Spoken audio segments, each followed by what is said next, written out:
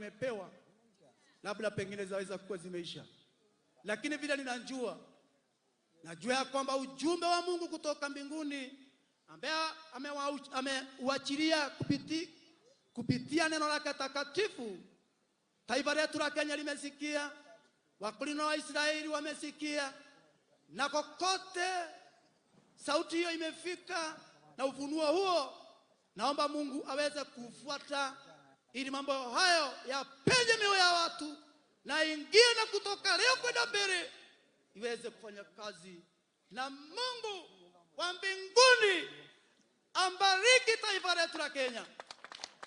Mungu wetu ambariki rais wetu, Mungu wetu ambariki gavana wetu, na Mungu abariki na hata pia viongozi wote wa kanisa letu. Amen. Jina langu ni JJ kutoka Girigiri ama Johana Josephat. Nitumuheiro herwega ni undu wa gutureithia kiroho. Riu turi andu atungatire, turi andu mena irio cia kiroho. Vita akirigwa Benjamin. Asante sana Askofu JJ kutoka Girigiri. Girigiri ti Githungu, Girigiri ni Gikuyu gibatithie. Eti wega akire niguo. Asante sana na tumefurahia sana, na nataka kwanza sasa tuweze kuenda kwa hiyo hotuba ingine, na leo tuguthie ibada-ini wengi. Na niguo tugukinyukithia. Uthira githori hanini ona nduka njuragithie. Uthira githori hanini. Eni. Na sasa tutakinyukithio iyo ikine ibada. Riu uhoro akunikiriria mbere ya muthamaki njarie githori itaramenya ri. Benjamin usijali. Nikujonolithia na ni aheaga wira. Atakuwa tu akikupea lugha ya Kikuyu. Unajua anasikianga Kikuyu rais wetu. Naiguaga. Anasikia. Muthamaki naiguaga. Asante sana. Sasa nataka kumwalika muimbaji mmoja diweze tukaweza akatupea pabio moja, na nataka kumleta one and only Karango wa Muraya. Tupigie makofi. Na ngwihoka Mark George we mwega. Karibu Karango. Na ikibamba sana unaweza simama. DJ wacha nisalimie rais. Rais wetu, mimi naitwa Karango wa Muraya. Na kwa niaba ya Wakorino wote nimesimama hapa, wamenituma nikuambie tunakupenda sana. Tumekuwa tukiambiwa na watu hatunanga holiday. Na tunakuomba tu kwa heshima, siku kama hii kila mwaka ikuwe holiday ya Wakorino. Thank you DJ, twende DJ.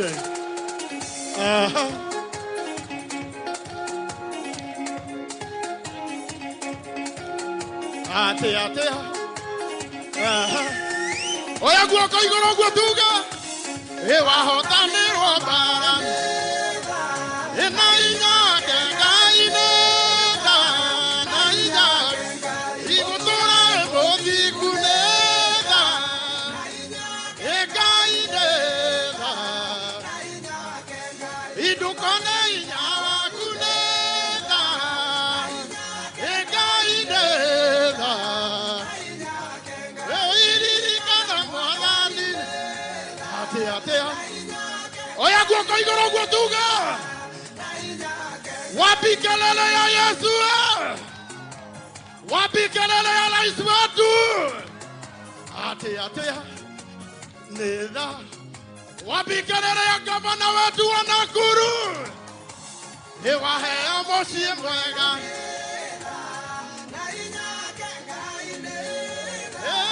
Naija. Iwage mutumia mwega. Ate. Senata Mezo. Nila.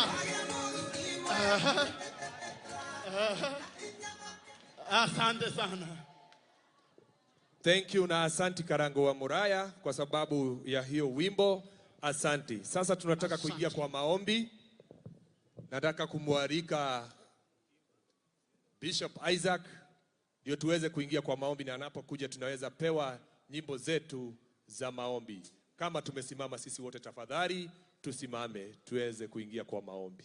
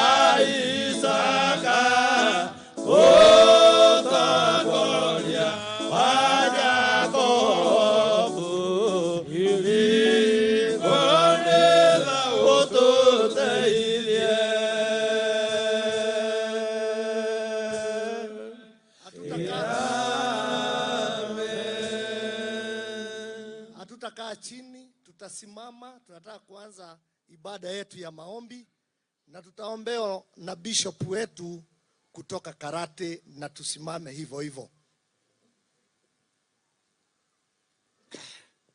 Newega ni undu wa Ngai ithe witu ucio wikite maundu ma magegania, ikio turuka mbere yake nigetha tuhoe. O mundu etware mbere ya Ngai, tuneane bururi uyu, tuneane ciana citu, tuneane mathina ma bururi uyu, nigetha Ngai ya iguru oke atuthondeke. Rekai tuhoe. Mwathani mwega, Ngai munene, Ngai mutungi, nituoka mbere yaku Ngai, tugikwambararia ihinda riri Ngai. Jehova ni wonete nitugakorwo haha Jehova, turi ruciaro ruru ruothe Mwathani, nituoka hari we Ngai. Twatherithia muthenya wa umuthi nigetha Ngai ithe witu bururi waku uke thayo. Amen. Tondu ni bururi waku Ngai, na niwe watumbire uguo tutarie, no giturugamia mbere ya uthio waku, na hindi iria gutari mukurino. Jehova Ngai witu ni wonire ati ni magakorwo ho. Jehova ni twahoya nigetha uhingie kirikaniro giki, twakoa ni undu wa muthamaki witu, ona nyinyi ake Mwathani, twagwita nigetha uikorokeria bururi uyu thayo, ona kuria kwi mbara kuhorere Ngai, ona kuria marahurana kuhorere. Ni twakurugamia twetia thayo kuma kuri ciana, kuri athuri aria akuru, kuri atumia aria akuru, kiria twaguthaitha bururi uyu ndukanarehwo ngoma cia ugeni. Nitwahoya bururi ucio wihinge mihingo yothe, nigetha Ngai witu turi wi Ngai. Twakuhoya kiambiriria kiega kuma haha nginya tukarikiriria. Twahoya uguo tukimenyaga twi guoko-ini gwaku, wega-ini waku na muruguo Jesu Mwathani twakuhoya.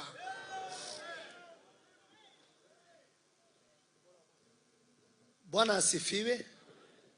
Unajua Mheshimiwa Rais, wewe ndio baba wetu, na leo wewe ndio mkorino namba 1.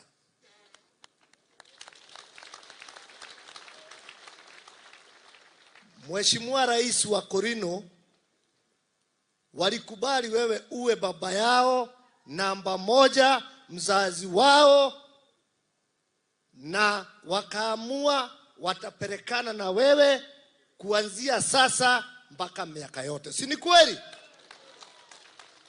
Kwa hivyo Mheshimiwa Rais, tutakuomba kwa heshima, mkuu na gavana, mtakaribia hapa, na wewe ni mkorino wetu namba 1. Kwa hivyo ukua kwa sisi tunasikia furaha.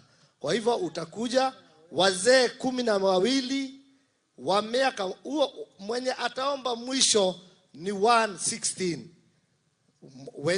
Mwenye anaanza ni 90 years. Kwa hivyo hawa wazee wataomba ukuwa pamoja nao na governor, na tunakuuliza tukianza kuimba wimbo wa maombi na wewe ukuje upole upole, tuendelee na ibada ya maombi ya siku ya leo.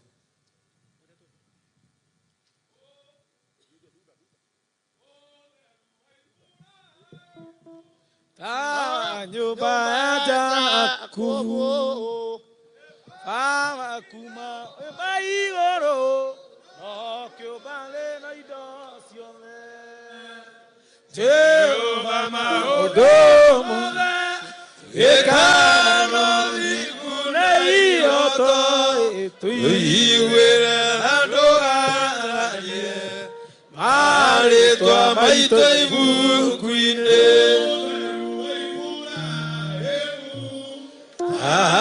nyumba ya Jakubu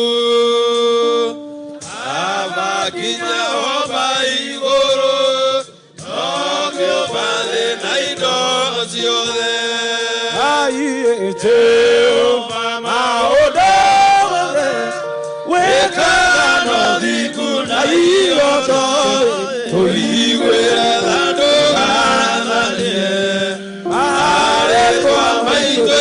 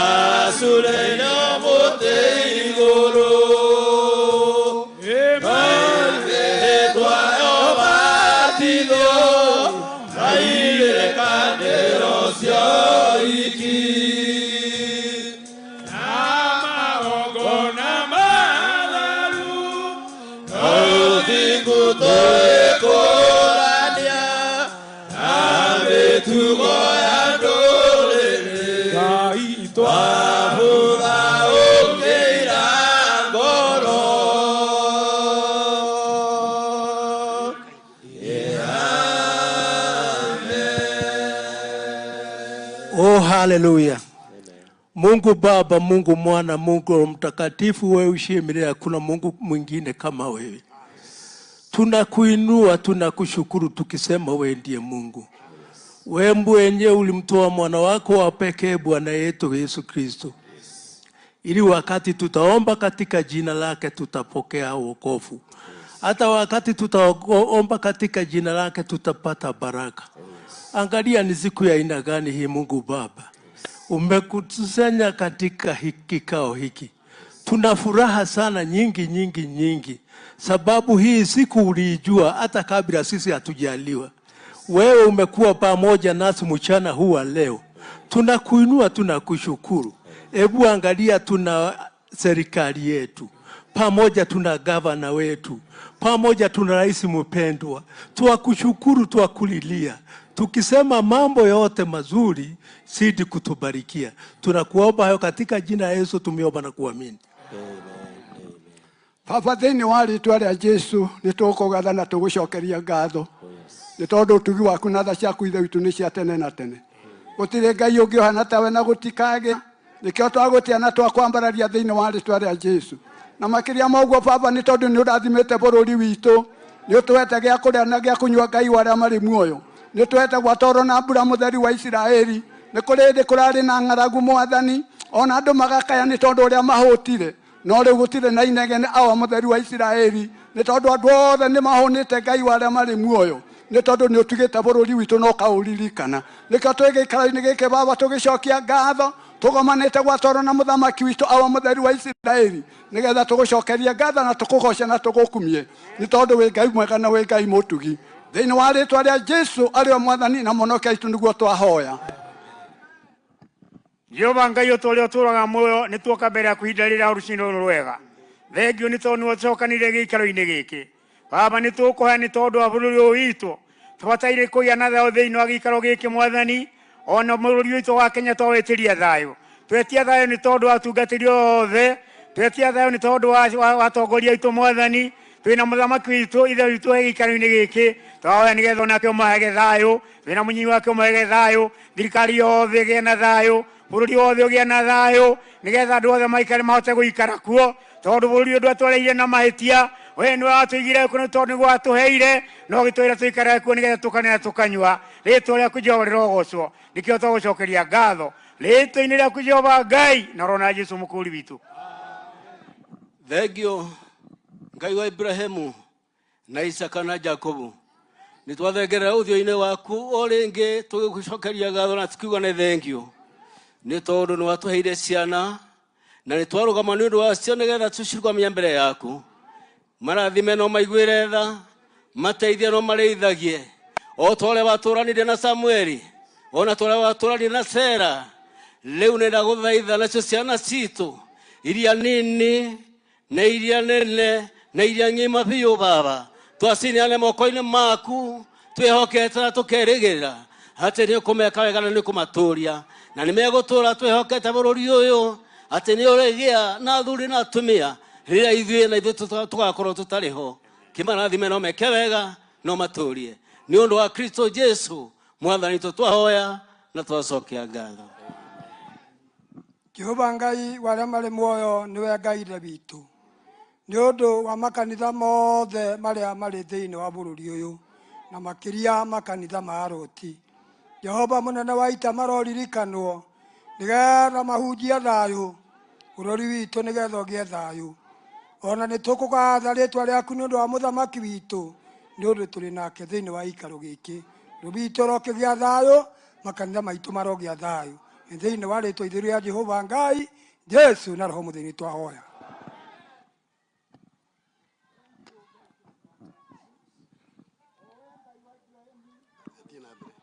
Jehova Ngai mũthingu na wa ma, ithe witũ nĩ twagatha ona twanenehia rĩĩtwa rĩaku.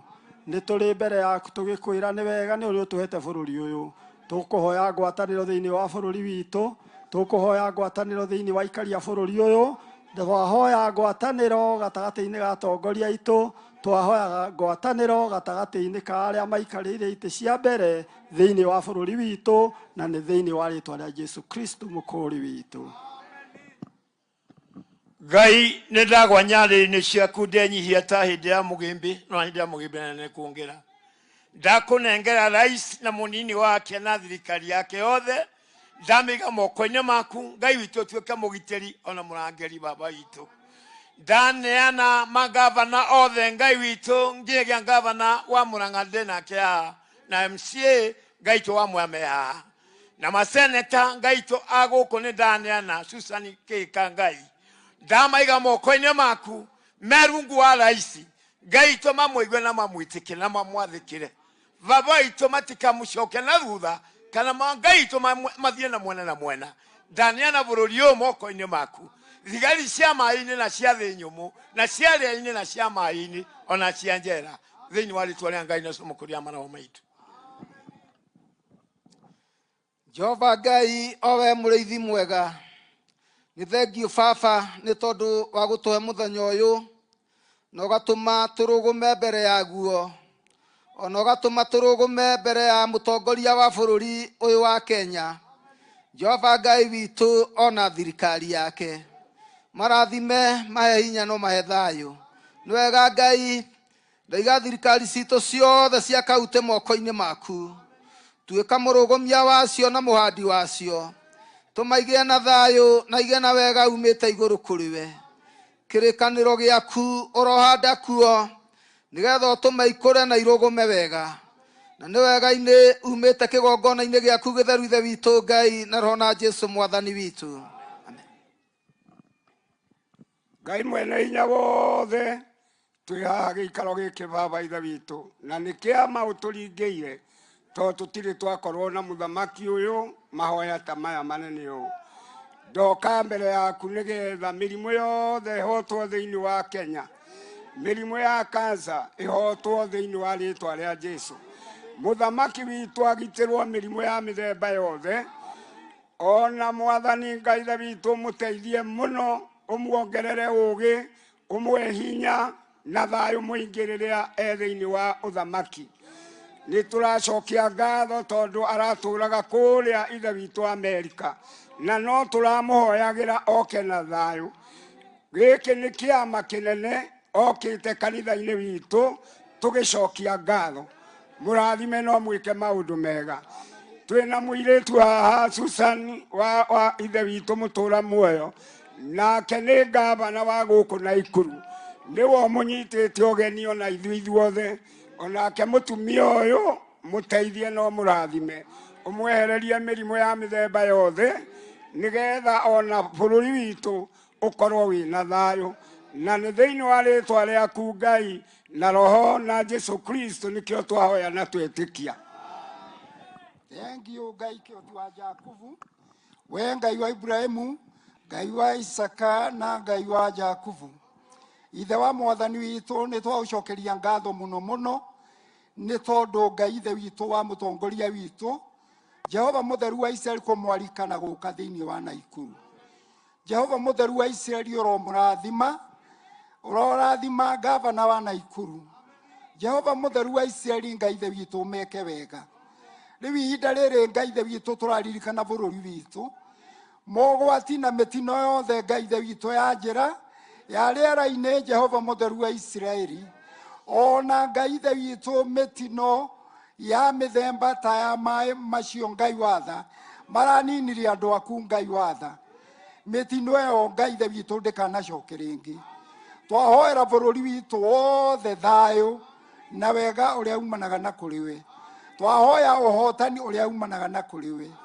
kĩrathime Ngai ithe witũ atongoria othe thĩinĩ wa rĩtwa rĩa Jesũ marathime Ngai ithe witũ meke wega maririkane ona mĩciĩ yao Ngai ithe witũ matũgĩrie na Ngai ithe witũ meke wega na nĩ ũndũ wa rĩtwa rĩaku itheru Jehova Ngai ithe na Jesũ na roho mũtheru.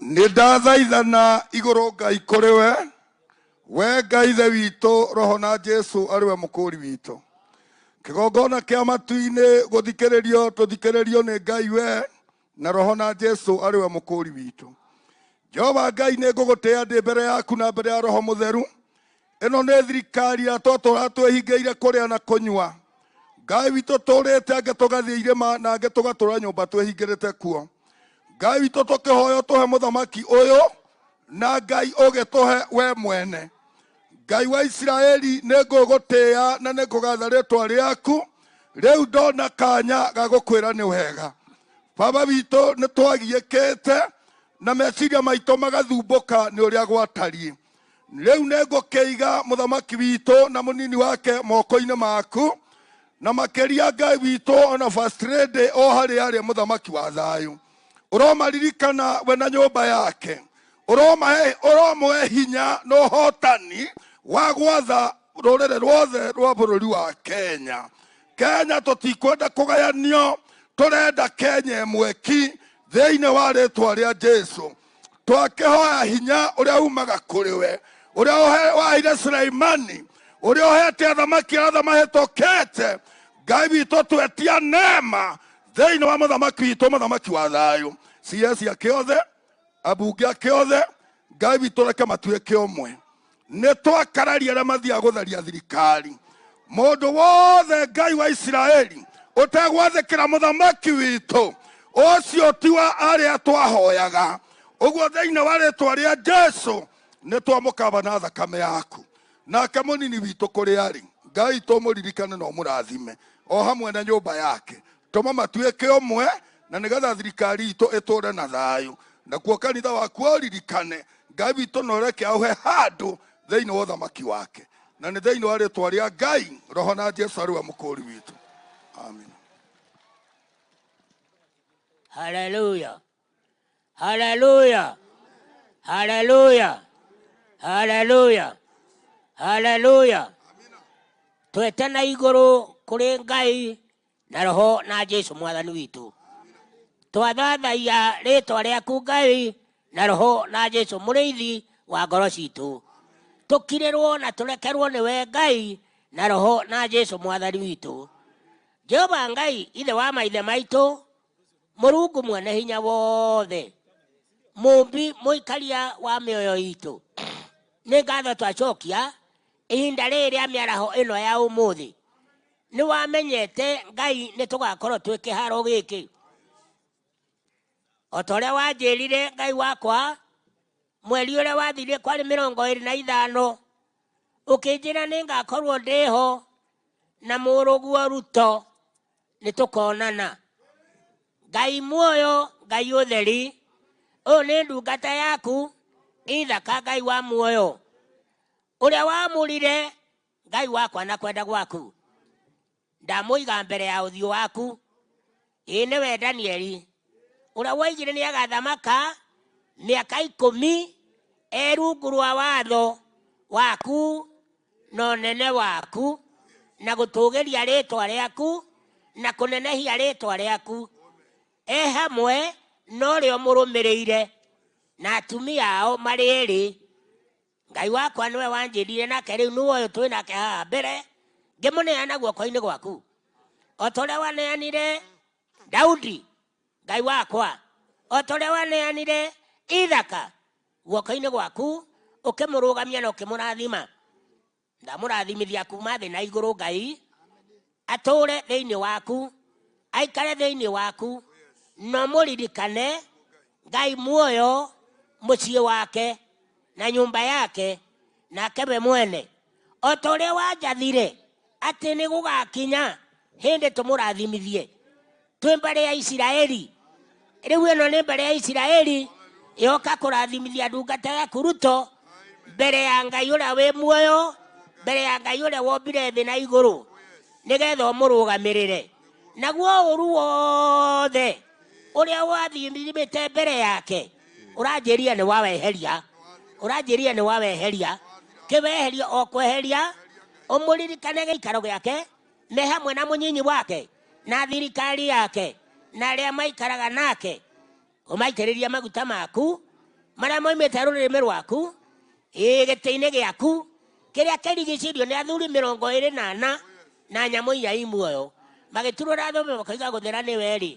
Ũmũririkane o ta ũrĩa waririkanire Ngai witũ Danieli aikio irima rĩa mĩrũthi, nĩwe wamũrutire. Ndungata ĩno yaku mũrũguo ndamũrathimithia kuma thĩ na igũrũ, hamwe na nyũmba yake na mũtumia wake, hamwe na thirikari yaku yothe ĩrĩa wathurire na kwenda gwaku, tondũ nĩwe wathurire. Watwĩrire tũtigetigĩre, watwĩrire twĩnyihie. Nĩ ũndũ ũguo thirikari itũ twamĩiga mbere yaku, na bũrũri ũyũ witũ wothe akĩrũgama na akĩaria rĩ, mwĩkĩre kanua ka thayũ na ngoro ya ũhoreri na gũtungatĩra andũ aku mena mũnyinyi wake, nayo thĩ no ito tũhe gĩa kũrĩa na gĩa kũnyua, no mũrathime no mũririkane kwenda-inĩ gwaku Ngai witũ na roho na Jesũ mwathani witũ. Amen. Mũtongoria imaga ndai igũrũ kwĩ Ngai ndo maga kwenda-inĩ kwa andũ athuragĩrwo ndani Ngai akamũrwo agaitĩrĩrio maguta mũgeithie tũthiĩte ũcio mũtherie na mwamũre nĩ Ngai nĩarũgamirio mbere andũ mamenye nĩ ũrathimĩre ũtongoria andũ aingĩ thekinye nĩ Ngai ũrathimanagĩra ona gũitĩrĩrio maguta na thayũ nĩ Ngai ũitanagĩrĩria ũcio mũtherie na mwamũre nĩ Ngai nĩarũgamirio mbere andũ mamenye nĩ ũrathimĩre ũtongoria. Samueli-inĩ ĩrĩa arathimagwo Thamaki mũgambo woimire na igũrũ kwa Ngai athuri aya thio ĩrwo arathime naũndĩ ũcio mũtherie na mwamũre Ngai nĩarũgamirio mbere andũ mamenye nĩ mũrathimĩre ũtongoria. Samueli-inĩ ndoraga mũthiũ mandu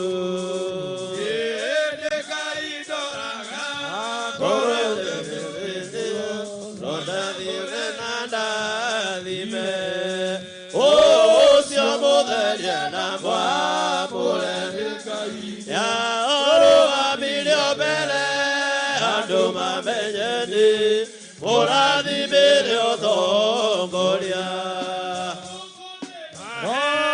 Akĩomeciria mbona mũthiũ mandu arĩa athaka Ngai akenagio nĩ ngoro ĩrĩa thingu na kĩoya nĩiguaga ũcio mũtherie na mwamũre Ngai nĩarũgamirio mbere andũ mamenye nĩ mũrathimĩre ũtongoria. Ana ĩkenaga ya ikũrũkia kĩheo ya mwana mũtherie Samueli wana ĩrwo arathimanage ũcio mũtherie na mwamũre Ngai nĩarũgamirio mbere andũ mamenye nĩ mũrathimĩre ũtongoria.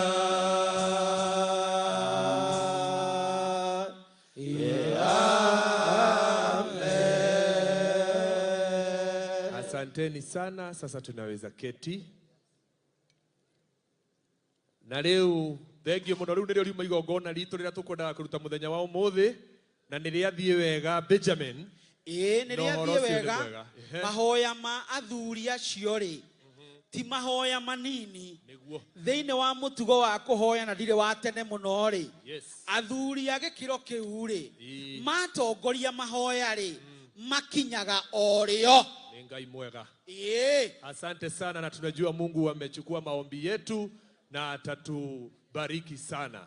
Sasa nataka tuende katika matoleo yetu ya sadaka, na tunapoenda kutoa sadaka hapo ndiposa ndio tutaweza kupata nyimbo zetu za sifa, na naomba ambao watu wenye wako na zile vitu rasmi za kutolea sadaka zetu wakaweza kukuja hapa mbele kidogo ndio tuweze kuwaonyesha watu hao. Nigetha tutigakorwo nange matoi ma kigongona mahota kuhotha mathie nacio muthuri ni manahotha magathie nacio ikamagia ni kuritohaga kidogo ihurunjukaga oro uguo ta kiria itakiria itekwenda kugweta ni undu wa itumi itiganite. Yes, na wandu aria mena thimu tondu andu ni mare miro ni gukuaga mbeca ni undu wa itumi itiganite ri twina thimu itu iria ugutuma mbeca niguo na thimu iyo ri igukurehera ritwa ria Stephen Kimani ucio ni tumuine ni tumwihokeire indo icio thimu iria ukuhuthira ri ta hingura thimu yaku wahingura thimu yaku ri na nitukenaga ni maendeleo maya ri kwandika namba ĩno tume mbeca na ndugatume cia kuruta Ngai ni arutite 0725 yes tuendelee kutoa sadaka zetu 33 asante 6823 ndimithome na Gikuyu nĩ kĩbũgũ mũgwanja 25 3 ithathatũ inyanya 2 Stephen Kimani watũma mbia icio nĩ igũtũkinyĩra thĩinĩ wa mũhothi. Asante tuthii na mbere kuruta indo citu ni ndirona andu aria mena ciondo iria turahuthira me hau mbere yaku ire tumatwitie maruti ma magongona ma kwiyendera ta mau igongona ta ru riendaga kiruti ta kiu kirarutwo nigetha riamukirwo ni Ngai mwitikiria Kristiano ende tuthii na mbere na kuhothana tukihothaga riu nigetha tuheo nyimbo icio ingi tuthii na mbere ni twiragwo ati ndukanathie nyumba ya Ngai moko matheri andu aria tunengerire ciondo ngwiciria ni mathire nacio thoko tondu ndiramona rugamai na iguru riu Martin Janet and the band Karango wa Muraya and the band tuendeleni tafadhali ukai nigetha twambe tugoce Ngai riu ni hindi tukugoca Ngai sasa ni wakati wetu wa sifa tunaweza kusimama tafadhali o andu makirutaga icunje ciao cia ikomi asante sana haya ketwitikirie Martin wa Janet na timu yake nigetha twitikire na aria tuikarite thi twitikire kurugama nyimbo cia Gikurino itinikaga na andu aya meha mbere tondu muronekana kamera na ihenya muoneke ta muraina wegega haya karibu haya ambia mwenzako akupatie space tugoce Ngai ingatho ici ndacituma wathi wakwa nĩ ũndũ wa cia manene ũndingĩire tũrakumagio hĩndĩ ciothe ndũndũ karũraku amũkĩra icio inua mikono kila mtu ugonini-inĩ wakwa wĩ mwega Jesu nĩguo mũthĩ na rũciũ nginya tene ĩcũthĩrĩria wone ngoma ũraiga tũtingĩtoria ekũigwo mĩrimũ mĩingĩ akare ekũigwo amũkĩra icio inua mikono inua ĩkuo nini-inĩ wakwa wĩ mwega Jesu nĩguo mũthĩ na rũciũ nginya tene ndirĩ no ndũ ingĩkiuga cia manene ũkaringa athuri ũkamahonokia atumia anake na airĩtu amũkĩra icio ĩkumo nini-inĩ wakwa wĩ mwega Jesu nĩguo mũthĩ na rũciũ nginya tene ndirĩ no ndũ ingĩkiuga cia manene ũkaringa athuri ũkamahonokia atumia anake na airĩtu amũkĩra icio gĩkumo nini-inĩ wakwa wĩ mwega Jesu nĩguo mũthĩ na rũciũ nginya tene.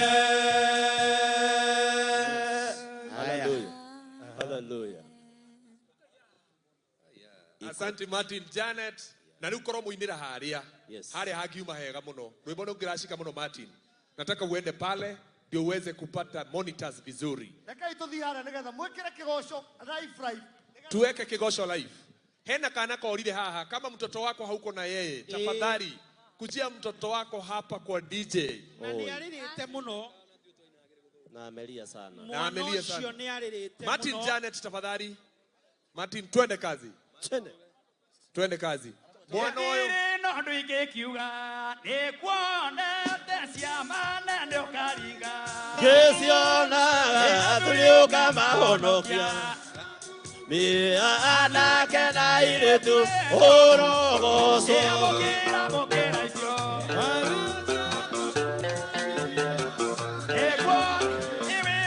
we mwega Jesu Ihomo na rucio kinya tene Inua mikono na useme ni Bwana Inua mikono useme ni Bwana Inua mikono yako na useme ni Bwana Inua mikono useme ni Bwana Inua mikono yako na useme ni Bwana Inua mikono useme ni Bwana Ni Bwana ni Bwana ni Bwana ni Bwana Ni Bwana ni Bwana ni Bwana ni Bwana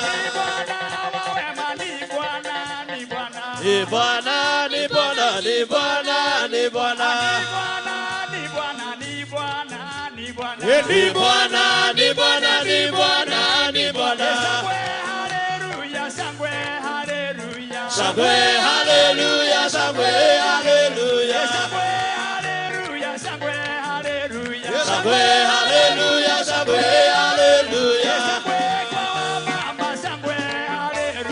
Shangwe haleluya shangwe haleluya Shangwe haleluya shangwe haleluya Bendera yake Yesu sasa inapepea Bendera yake Yesu sasa inapepea Bendera yake Yesu sasa inapepea Bendera yake Yesu sasa inapepea Bendera yake Yesu sasa inapepea Bendera yake Yesu sasa inapepea Bendera yake Yesu sasa inapepea Ukiona ninaimba imba moyoni nimepata Yesu Ukiona ninaimba imba moyoni nimepata Yesu Ukiona ninaimba imba moyoni nimepata Yesu Ukiona ninaimba imba moyoni nimepata Yesu Ukiona ninaimba imba moyoni nimepata Yesu Ukiona ninaimba imba moyoni nimepata Yesu Ukiona ninaimba imba moyoni nimepata Yesu Ukiona ninaimba imba moyoni nimepata Yesu Ukiona ninaimba imba moyoni nimepata Yesu Ukiona ninaimba imba moyoni nimepata Yesu Ukiona ninaimba imba moyoni nimepata Yesu Ukiona ninaimba imba moyoni nimepata Yesu Shangwe haleluya shangwe haleluya Shangwe haleluya shangwe haleluya Shangwe haleluya shangwe haleluya Niliragiria ebe yaku egokinya Yesu asoke Ngoro-inĩ yaku ĩgũcoka kwa Mwathani mũremi ũyũ wĩrire ũthamaki wa igũrũ ndũkuhĩrĩirie tondũ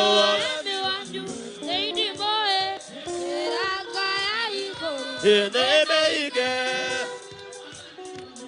mutetekagia ale mutetekagia ibagawagile ala mutetekagia moyo moyo kukana idega baba toa ko welira yo namaki wa igoro tubuereire de moe vera kwa igoro rebeike Adorere siadera de guasigwe Kore okinyagire andu aku ende nako Sande tondo ni mwega Itondo ni mojobi ende teithagia ngoro yakwa endera etereire Yukora kwa mwena ni ende nako Sande tondo ni mwega Imatia soke kunye andu matiga honoke Mirago mai mene tandore mwema Yutene yangora yakwa edera taraire Kora kwa bwana nene nako Ne tandore mwema Agedre yakana ine kore onawe mwema Ibura ebwa kya bataga tole kere maito Ebura adibane tandore mwema Itondone moyo biye Teza yakora yakwa ebere Ando mania ne yokora kwa bwana Renako Osane tandore mwema Shoboka shoboka Shoboka shoboka Shoboka shoboka Shoboka shoboka Shoboka shoboka Shoboka shoboka Shoboka shoboka Hallelujah. Tupe Mungu wetu sadaka za makofi tafadhali. Netugereria ikai witu wega. Asante sana. Sasa tunaweza keti. Thank you. Tangazo rasmi. Kama uko na mtoto wako na humpati tafadhali yako hapa na amelia sana. Kwa masaa matatu mtoto huyu amelia sana. Tatakarehe haha kama ulikuwa tafadhali kama ulikuwa umekuja na mtoto wako tafadhali amelia sana na ako hapa. Na ndungego tutigira mwana. Kamera tamurekira mwana oyo haha. Asante. One, kama mtoto yuko hapa, mama ndiye amepotea. Wewe mama umepotea, huyu mtoto anakuhitaji. Jina hata hakubuki kwa kuchoka. Asante sana. Thank you. Nare unagiteo giki ngwenda gwita Bishop Isaac nigetha riu tuingire uhoro-ini wa speeches no horo ucio ni mwega muno. Karibu sana baba askofu Isaac, karibu sana. Tumpigie makofi tafadhali. Mwadhani arogoshwa. Mheshimiwa Rais, kuna kifungo kimoja nataka kuimba tuingie kwa speech. Mwadhani tuarogoshwa. Wendo wa Jesu ni mwega muno. Ore wa gukule Igwa tumire oke buku ya tonokie endo bwegama ehotaburekana ezoka ore umodo monogu ore wendo usio Ogo tueta leu toka huro kawendo ide osio e mwega Jesu e mwega ma otagoreka e soka leu modo monogu kore wendo usio Enore saga e corositore con la Messia ona meia e vento muera o tagore cara e coka rĩu mũndũ mũnogu kũrĩ wendo ũcio.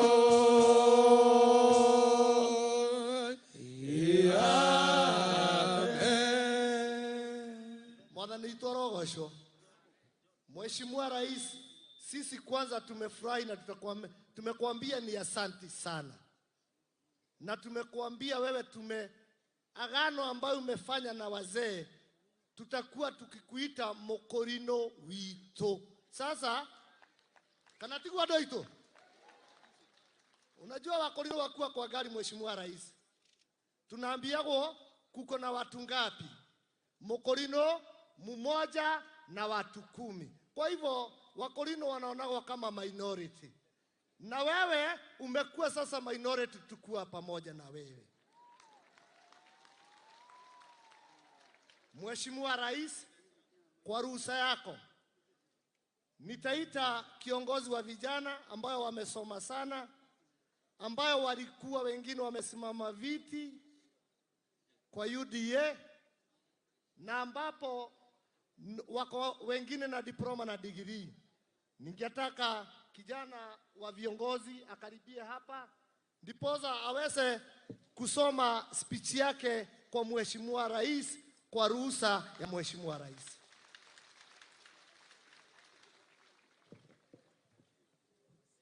Thank you, Bishop.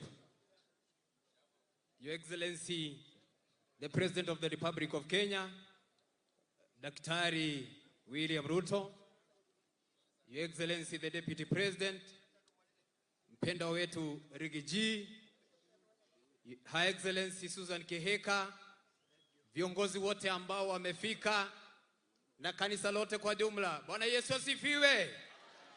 Bwana Yesu asifiwe tena. Thank you. Your Excellency, we as the Akorino youth, we greet you in the name of our Lord Jesus Christ. We are also grateful for according us this opportunity to be with you. Your Excellency, we express our deepest gratitude for the job position provided to us as a Akorino community. This far, you have generously bestowed upon us 30 National Youth Service positions, 5 KDF Ranger positions, and 5 director roles. Thank you for your unwavering support and opportunities for our community. Your Excellency, we have witnessed your commitment toward the youth of this country by various projects, e.g., the affordable housing, online opportunities, the TVET institutions, environment conservation, etc. In this, we support you. We support your good government 100%. Your Excellency, among ourselves, we have pilots, engineers, architects, accountants, designers, and other professionals who are not employed. We kindly request for your consideration. Your Excellency, as you consider our youths for opportunities in the military, we are kindly requesting that they be allowed to march in the parade and also work well. They are wearing their turbans as a sign of our identity, as it is in the police service. Your Excellency, as a nation we are humbled for your effort and contribution toward the international job opportunities. As a Akorino youth, we are requesting to be considered where such opportunity arise. Your Excellency, on behalf of the Akorino youth community, tunakushukuru sana kwa mengi ambao umetendea wanalika, wengi wamesoma, wote tuwapatiana mikononi mwako. And on behalf of this youth, I request to surrender this document unto you. Nikikubalika Mheshimiwa Rais. Thank you.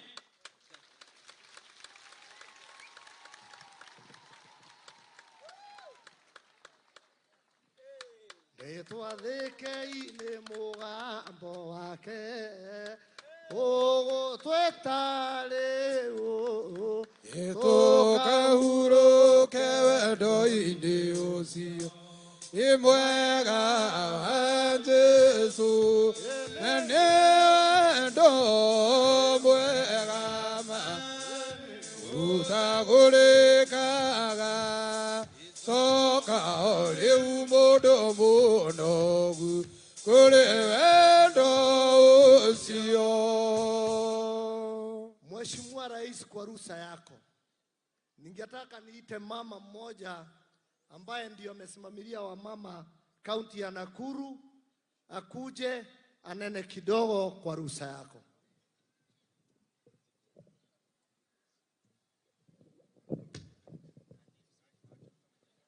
Thank you, our Bishop Isaac Kariuki. Kwa wakati huu nachukua fursa hii kumsalimu rais wetu Mheshimiwa. Bwana asifiwe. Gavana wetu Bwana asifiwe. Viongozi wote wa kitaifa Bwana asifiwe.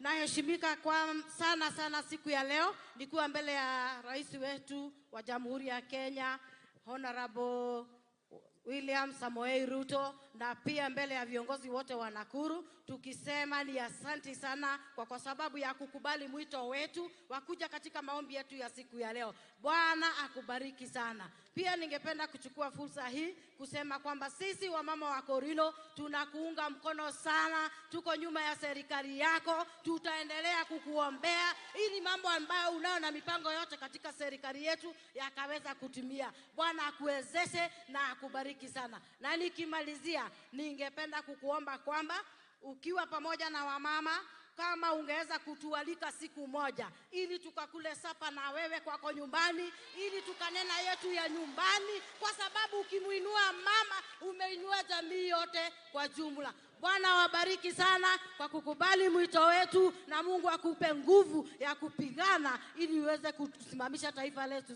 za Kenya. Majina yangu ni Miriam Wamboi Kamau nikiwakilisha wamama katika Nakuru County. God bless you all.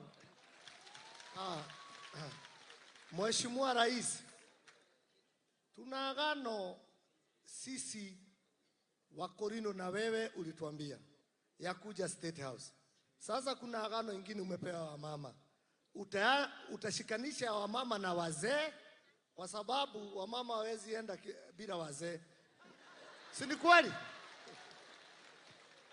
Mheshimiwa Rais, nataka kuita patron wetu Bishop Kadhuo na yeye kwa ruhusa yako anene kidogo.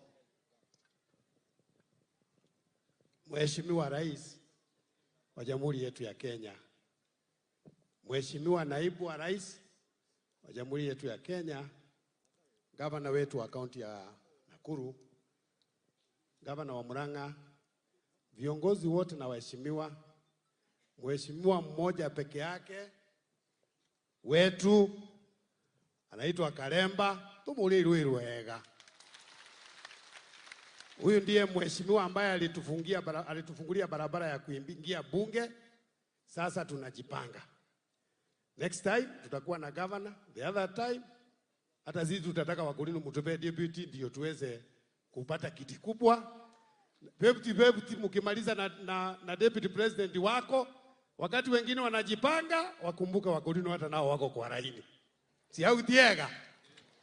Mheshimiwa Rais, nachukua muda mfupi sana kwanza kukushukuru kwa sababu ya kuja kwa hafla hii yetu ya Wakorino. Na tukushukuru sana kwa sababu mchango wako katika hafla hii ni mchango mkubwa sana. Umeweza kushirikiana na sisi pamoja na deputy president wako na kuhakikisha kwamba hatujabaki nyuma. Hii ndio serikali ya kwanza, ya pili, kwa sababu serikali ya kwanza ambayo ilipenda Wakorino vile umewapenda ilikuwa serikali ya hayati Mzee Jomo Kenyatta. Alikuwa anaita Wakorino waende State House wakakunywe chai. Na agent yake mkubwa ya kupeleka Wakorino huko alikuwa anaitwa Keheka Kemani. Vile saa hii muko na deputy na mko na Karemba, au wakitushika inakuwa vile wale walifanya. Kwa hivyo tukushukuru sana kwa sababu ya mchango wako na deputy wako na kuweza kufanya tufaulu katika hafla hii.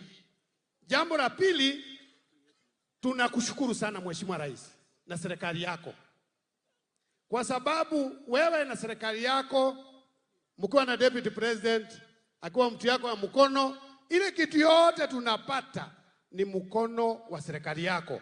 Umetupea wanayuthi wa National Service wakiwa na viremba 32.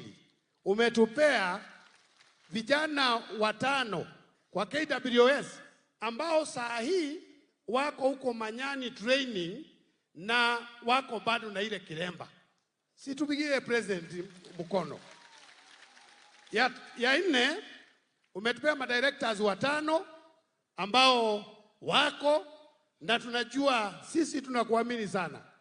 Unajua ukuwa na watu wawili, na unajua nyinyi Mungu aliwajua nyinyi na deputy president. Unajua mtu yule anaweka nyororo kwa nyumba ni mama.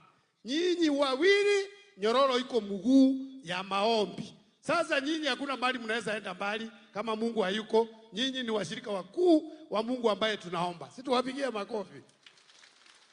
Mheshimiwa Rais, tunakuomba. Tuko na vijana wengi sana wako pale, na tuna wengine wako hapa. Simameni juu. Simameni juu. Simameni juu tu. Wale wako huko. Mheshimiwa Rais, sisi zamani hatukuwa mpaka tunataka mambo ya mashamba hata pesa. Iko wimbo tulikuwa tunaimba, ng'ombe na mboli na mbia itire na vata. Tukiimba hiyo hata ng'ombe hatutaki. Lakini baadaye wazazi wetu tukawaambia, ingawa sisi hatukusoma, waturuhusu sisi tusomeshane. Wako hapa Ketiti nchini ndio wameweza kuomba siku hii. Hao ndio wazazi wetu ambao wameanzisha hii dini ya Wakorino. Na watu wengi mpaka kina huyu senator unaona huko Nyandarua anasemanga walitoa viremba ndio wapate kazi. Ile mtu peke yake alikaa na kiremba na kuwe mkubwa, karemba peke yake. Lakini Roho Mtakatifu akiingia kwa hii ama yako hii wale waheshimiwa wazazi wao ni watu wa Korino, utabaki bila mtu hapo kama mzazi wake hana kiremba. Mheshimiwa Rais, tunakuomba. Tuko na shida na tungekuomba sana. Vijana wetu sehemu nyingi hawajakubaliwa kuingia kwa serikali. Umetufungulia mlango. Turuhusu tu Mheshimiwa, kwa serikali hii yako na deputy president, wakiandika askari, chukulia sisi hata kama ni 10. Wakiandika jeshi, chukulia sisi hata ni 10. Wakiandika hii watu au watu. Na Mheshimiwa Rais, ukisimama hapo, kwa sababu najua hujaona, tumejaa mpaka mimi nasikia wengine wamefungua kwa geti huko. Sasa sijui watasikia hii microphone wafungulie hawa. Hakuna watu hapa. Leo ni Wakorino. Leo ni Wakorino. Hii mkutano ni ya Wakorino. Na Mheshimiwa Rais, tumekuwa tukikusihi sana, usivute mtu kazi, hapana. Lakini wale unaandika ndani, waachia zi 10%.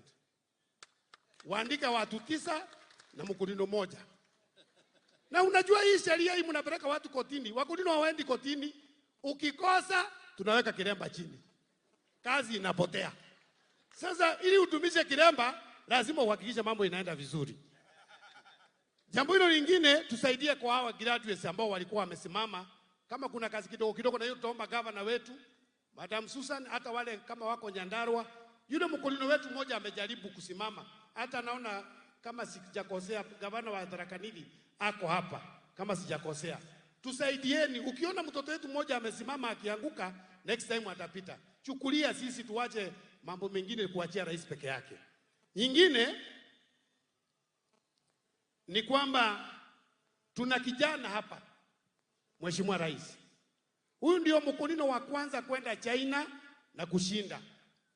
Hako wapi kijana? Udoga magara yenyewe ukaa. Anaogopa kwa sababu yeye ni askari. Sasa tunastaki kwa mdosi, sasa inakuwa shida. Ngoja tu, shida ikishatokea lazima tuseme ukweli. Huyu kijana wetu ni ofisa wa GSU na hii Kiremba.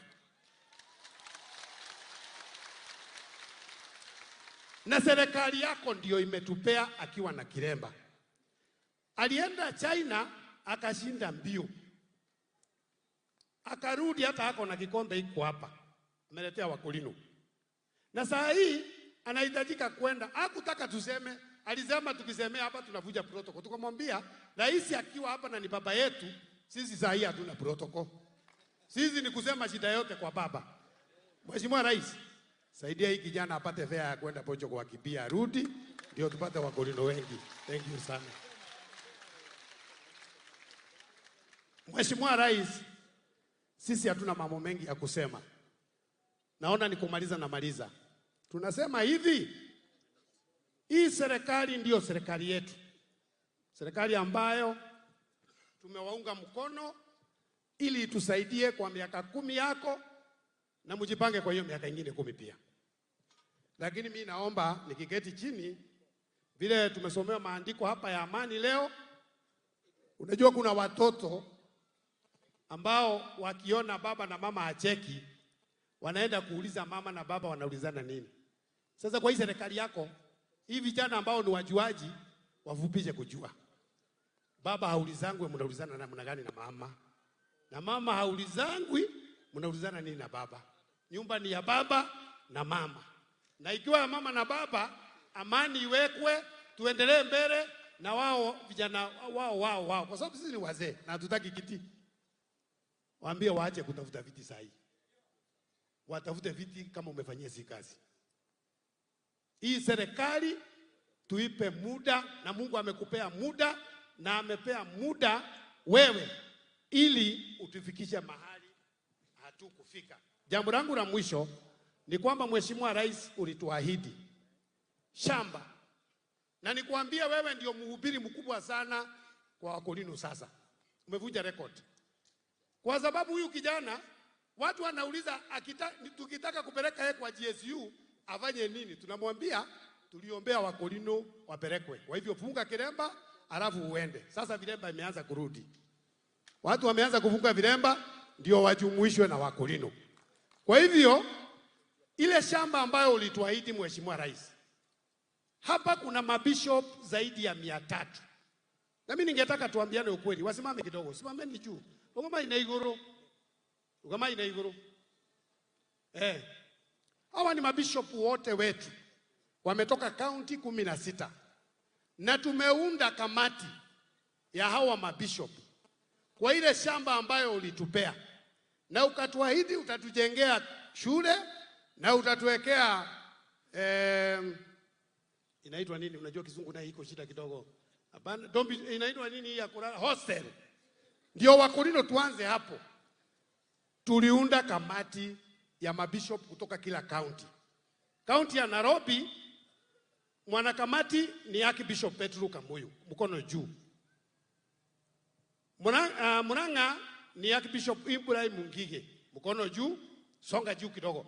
Wacha president aone hii maneno tumalizie hapa. Nakuru ni Bishop Daniel Dhuku, ambaye pia ni chairman wa SACCO. Kiambu ni chair Bishop Zakaria, hako wapi? Zakaria, songa mbele tu. Najua nataka president pia aone ni kina nani. Hii ndio kamati ambayo tumechagua ikiwa kamiti ya shamba. Ndio siku moja utupea appointment, na sisi hatuna ubaguzi. Hata wale walikuwa wako ndani wakuje tushirikiane tusonge mbele. Hakuna mtu anataka kutupa. Ile kitu peke yake tunaomba Mheshimiwa Rais isiandikwe limited. Ikuwe na hii kitu kingine inaitwa trustee. County ya Kiambu ni Zakari, county ya Uasin Gishu Bishop Aaron Njoroge. County ya Meru Bishop Rutere. Bishop ako wapi? Haya. Kama hako anasikia. County ya Embu tumeweka Archbishop Julius. Ako. Kama hayuko, yes. Wako. County ya Tharaka Nithi tumeweka Pastor Shadrack. Pastor Shadrack. County ya Kirinyaga tumeweka Bishop Daudi kutoka Kirinyaga. Ako wapi? Toke pande hii. Tokea pande hii. Lakini tuweka ile igogo nali tukiteti wega. Thank you. Kaunti ya Nyeri tumeweka Bishop Isaac. Bishop Isaac tokea pande hii. Mera ndo turekinya deputy president wito one kwa mundu wa kumanyire kwao. Yes. Kaunti ya Laikipia Bishop wa Jona. Bishop wa Jona. Yo huyo fungulie njia. Kaunti ya Trans Nzoia Bishop Ibrahim Kamau. Kaunti ya Kericho Bishop Jackson Kibiegon. Very good. Tumpigie makofi.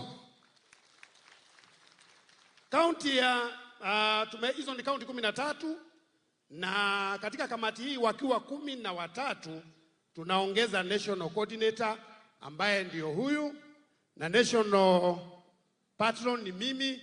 Tunakuwa kamiti ya watu 15 na ile kamiti nyingine iko pande ile, hatutaki kufanyia Mheshimiwa Karemba kazi ikuwe ngumu. Leta hao hata tukiwa 21 hatuna shida, bora sisi tunataka hii kitu ikuwe inaendelea. Tusifungie president na mambo ya makesi, na hatutaki tuachie hii shamba watu ianze kugawana ploti. Unajua mambo ikuwa Nairobi sisi tunashangaanga, lakini siku hapo pigia wa makofi na wakae chini. Kwa hayo machache na mengi, Mungu awabariki rais wetu na naibu wake, gavana wetu na viongozi wote. Mungu awabariki, awadumishe na wape neema itokaye kwake. Mungu awabariki. Mwathani arogoshwo. Mwathani arogoshwo. Nimukenete ni muthamaki. Acha nimukenete ni muthamaki. Nimukenete ni munyinyi wake. Nimukenete ni gavana wa Naikuru. Nimukenete ni magavana arĩa me haha. Ngai amurathime. Mheshimiwa Rais, kuna kitu ningekuomba, nimeambiwa na wazee. Kuna kitu wewe Mheshimiwa Rais ulipatia mtu mmoja akaikataa, ambaye ilikuwa ambassador. Na sasa wewe kwa sababu wewe umekuwa Mokorino namba 1, sisi ni namba 20 na huko, hiyo kiti ya ambassador si upewa Korino jameni. Na tuna watu wamesoma sana. Kaunti ya Nyandarua tuliandikio PS. Kama ingewezekana watu wamesoma sana, ukitupea hiyo ambassador, Wakorino tutakuja miguu kwako tulale tukiibaga ni kufurahi. Haleluya! Mheshimiwa Rais, nataka kukuitia mtu mmoja ambaye ndipoza ujue watu wanasemaga Wakorino hawaja. Tumejaa kwa nchi yetu yote ya Kenya. Tuko na mpaka wa ndugu zetu Wajaruo, Waruya, Wakarejins. Ningetaka tu ndugu yetu ambaye ako kwa ile kamiti kwa dakika moja asalimiane na aongee kwa lugha ya nyumbani.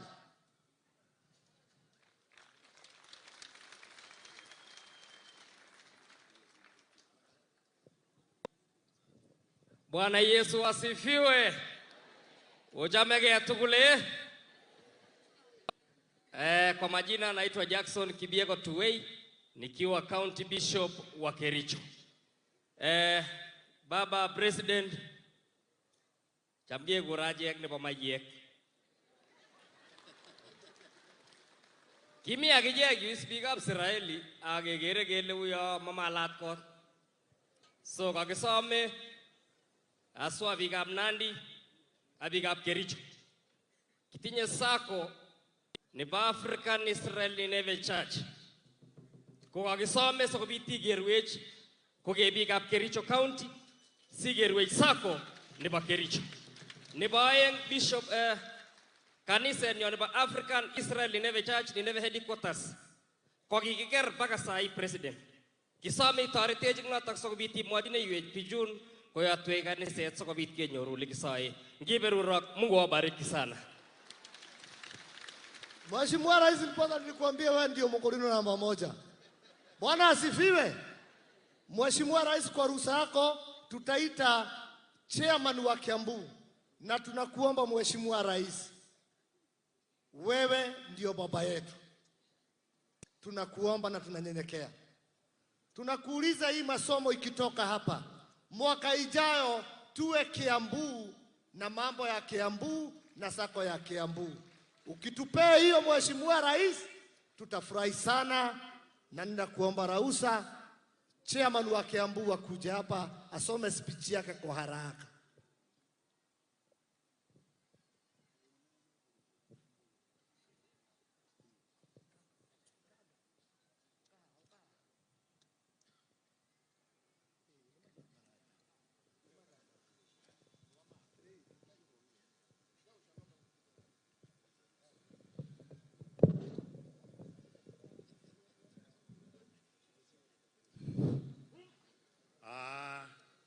Your Excellency, the President of the Republic of Kenya, Dr.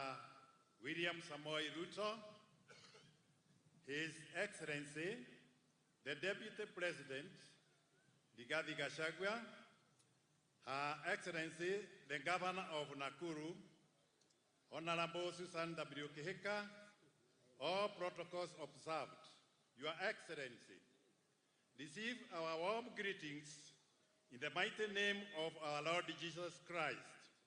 We wish to thank you, Your Excellency, and your Deputy for your overwhelming support during our prayers in Olokalao and here in Nakuru.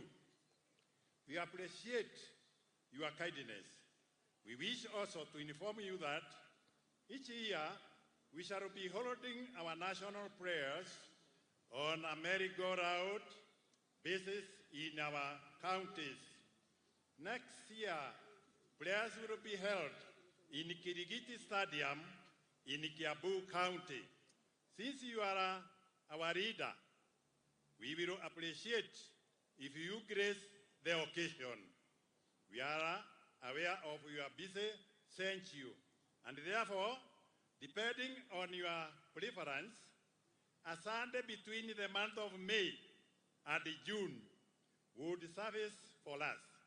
However, we are free to accept the day of your choice. May Almighty God bless you as you consider our prayer.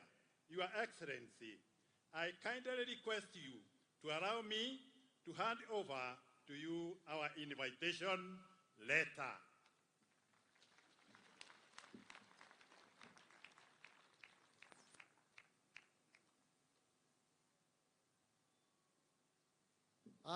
Mheshimiwa Rais, kwa ruhusa yako, ningetaka sasa tukaribishe chairman ambaye ndiyo host wa sako ya leo na mkutano ya leo, ndipoza na yeye asome speech yake.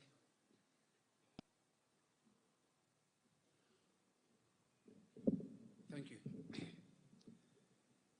Your Excellency, the President of the Republic of Kenya, Dr. William Samoei Ruto, His Excellency, the Deputy President of the Republic of Kenya, Honorable Rigathi Gachagua, Her Excellency, the Governor of the County of Nakuru, Madam Susan Kihika, all other invited guests, all protocols observed, ladies and gentlemen, may the peace of the Lord Jesus Christ be with you.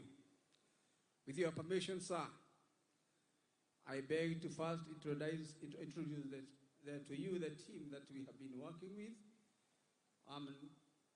in this Nakuru County, and may they stand.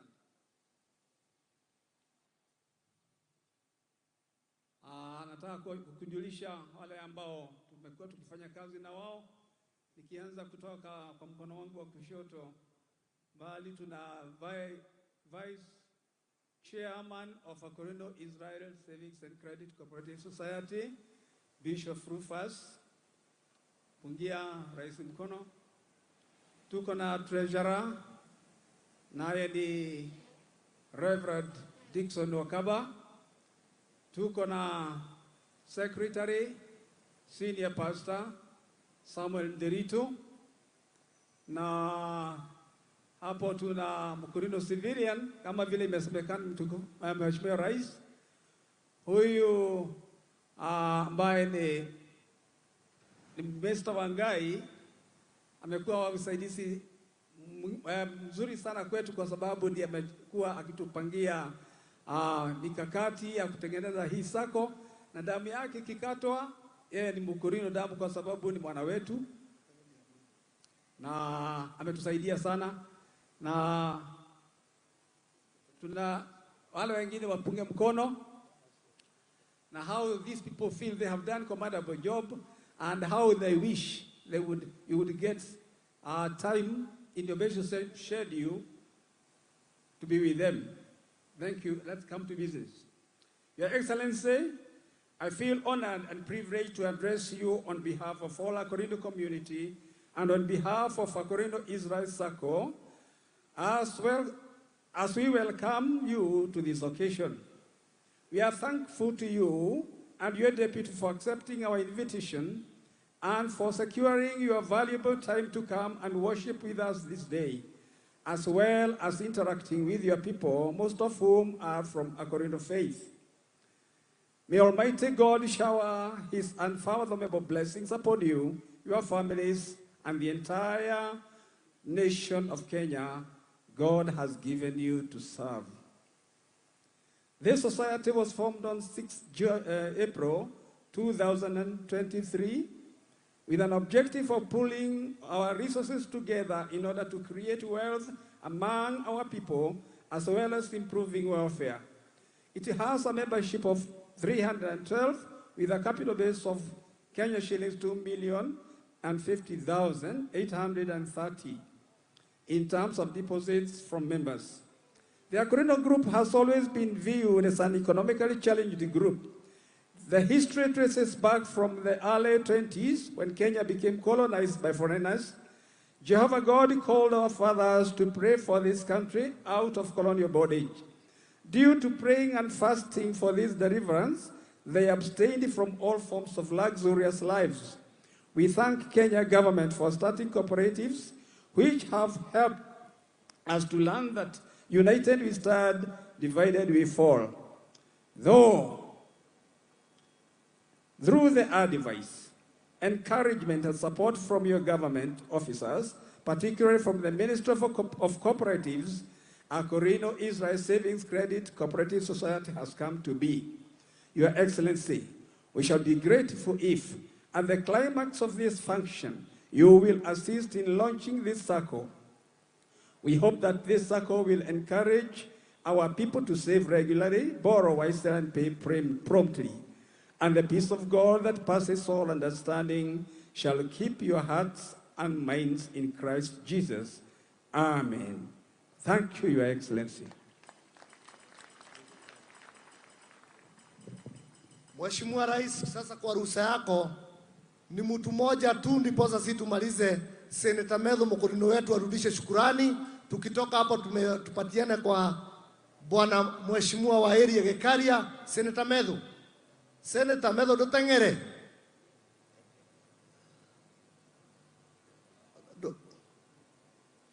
Shokia gatho, turado shokia gatho. Ukaa awe Mkurino. Na Mheshimiwa Rais ukijana unishikie vizuri. Mimi niko na kiremba yake. Bibi ni Mkurino na yeye anakataa kiremba. Tafadhali. Asante sana Bishop wetu, Mkurino wetu mkuu, Rais wa Jamhuri ya Kenya, Mheshimiwa William Ruto. Mkurino wetu mkuu, Rais wa Jamhuri ya Kenya, Mheshimiwa William Ruto. Naibu Mkurino wetu mkuu, Naibu wa Rais wa Jamhuri ya Kenya, Mheshimiwa Rigathi Gachagua. Pamoja na Wakurino wote walio hapa na viongozi wote.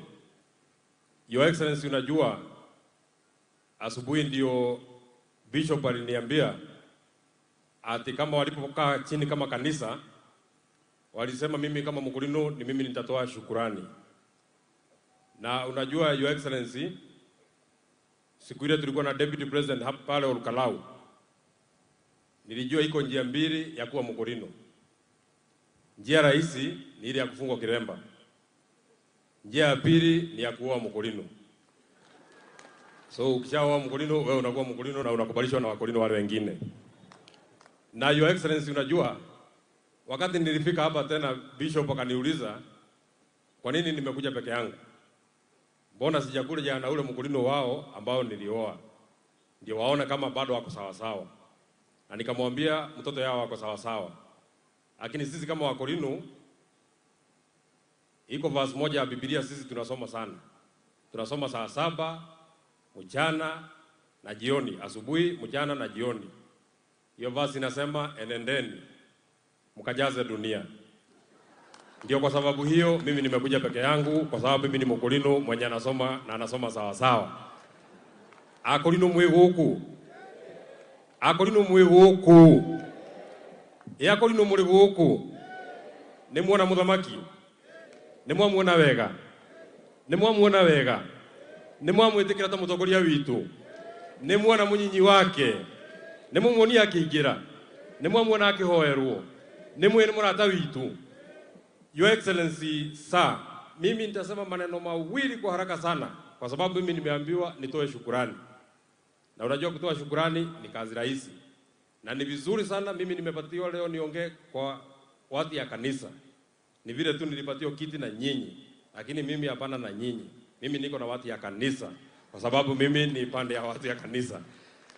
Na Deputy President anajua ile siku tulikuwa Lukalao hawa mabishop wali insist lazima nifungwe kiremba, lakini kawaambia ni sawa sawa, lakini wanikubalishe nikuwe nafunga na shift. Kulingana na vile maneno iko naweza toa kiremba niweke kwa mfuko niendelee na maneno yenyewe itakuwa imefanyika. Kwa sababu kwa hii kazi yetu najua maneno mengine inaenda na changanyika, na unajua hutaki kusema kama umevaa kiremba, lakini wakasema watanipatia kaju nikuwe ninavaa na ndio tukue sawa sawa. Mheshimiwa Rais, kwa niaba ya Wakorino wote ambao wako hapa, nataka nikushukuru sana sana sana sana kwa kutupatia heshima.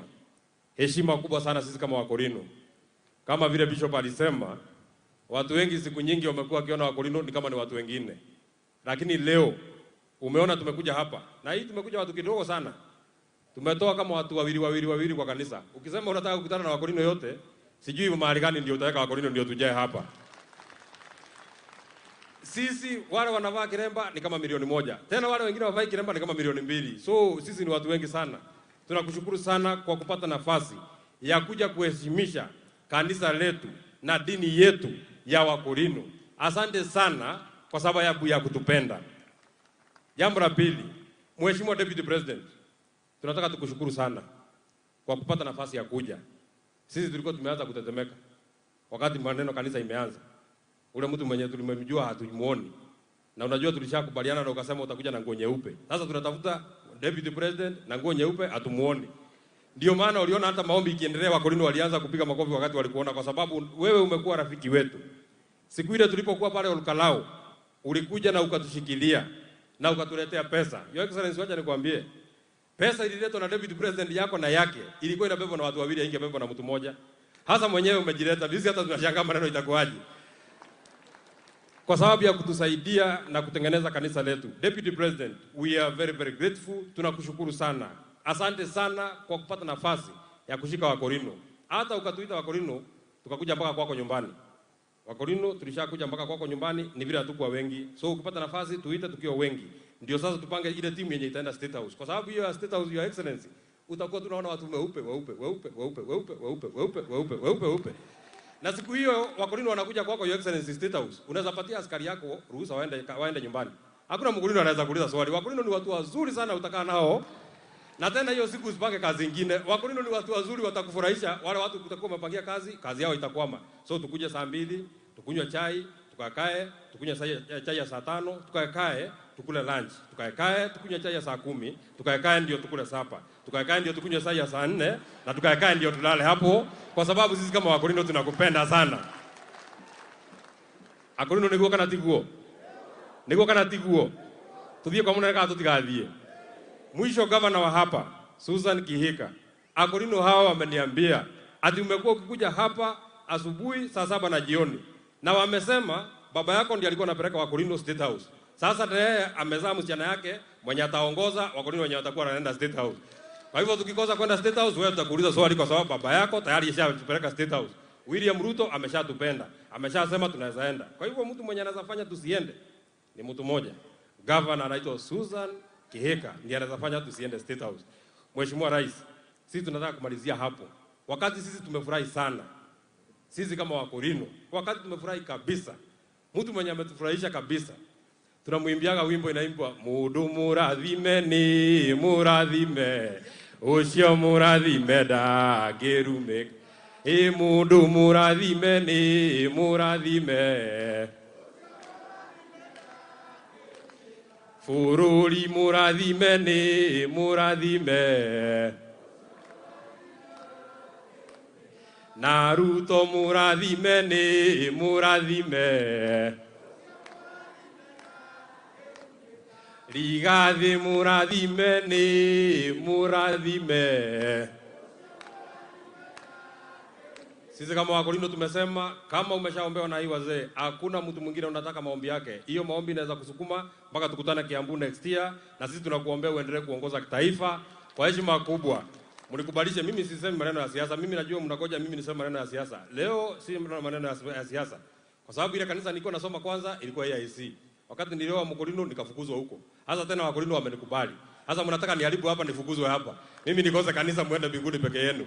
Nataka niwakaribishie mheshimiwa mbunge hapa, Mheshimiwa David Gikaria, ili naye aendeleze programu. Asanteni sana.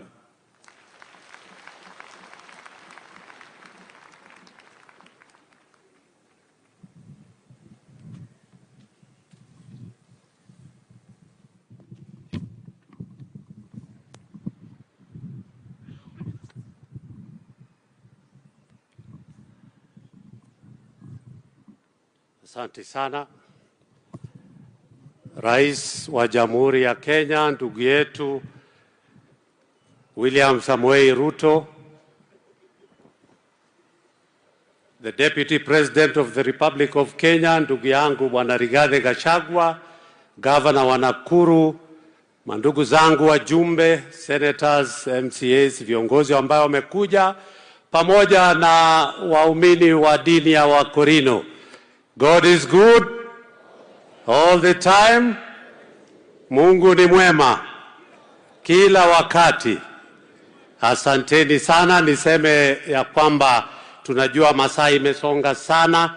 Mnikubalie tu kwa kifupi.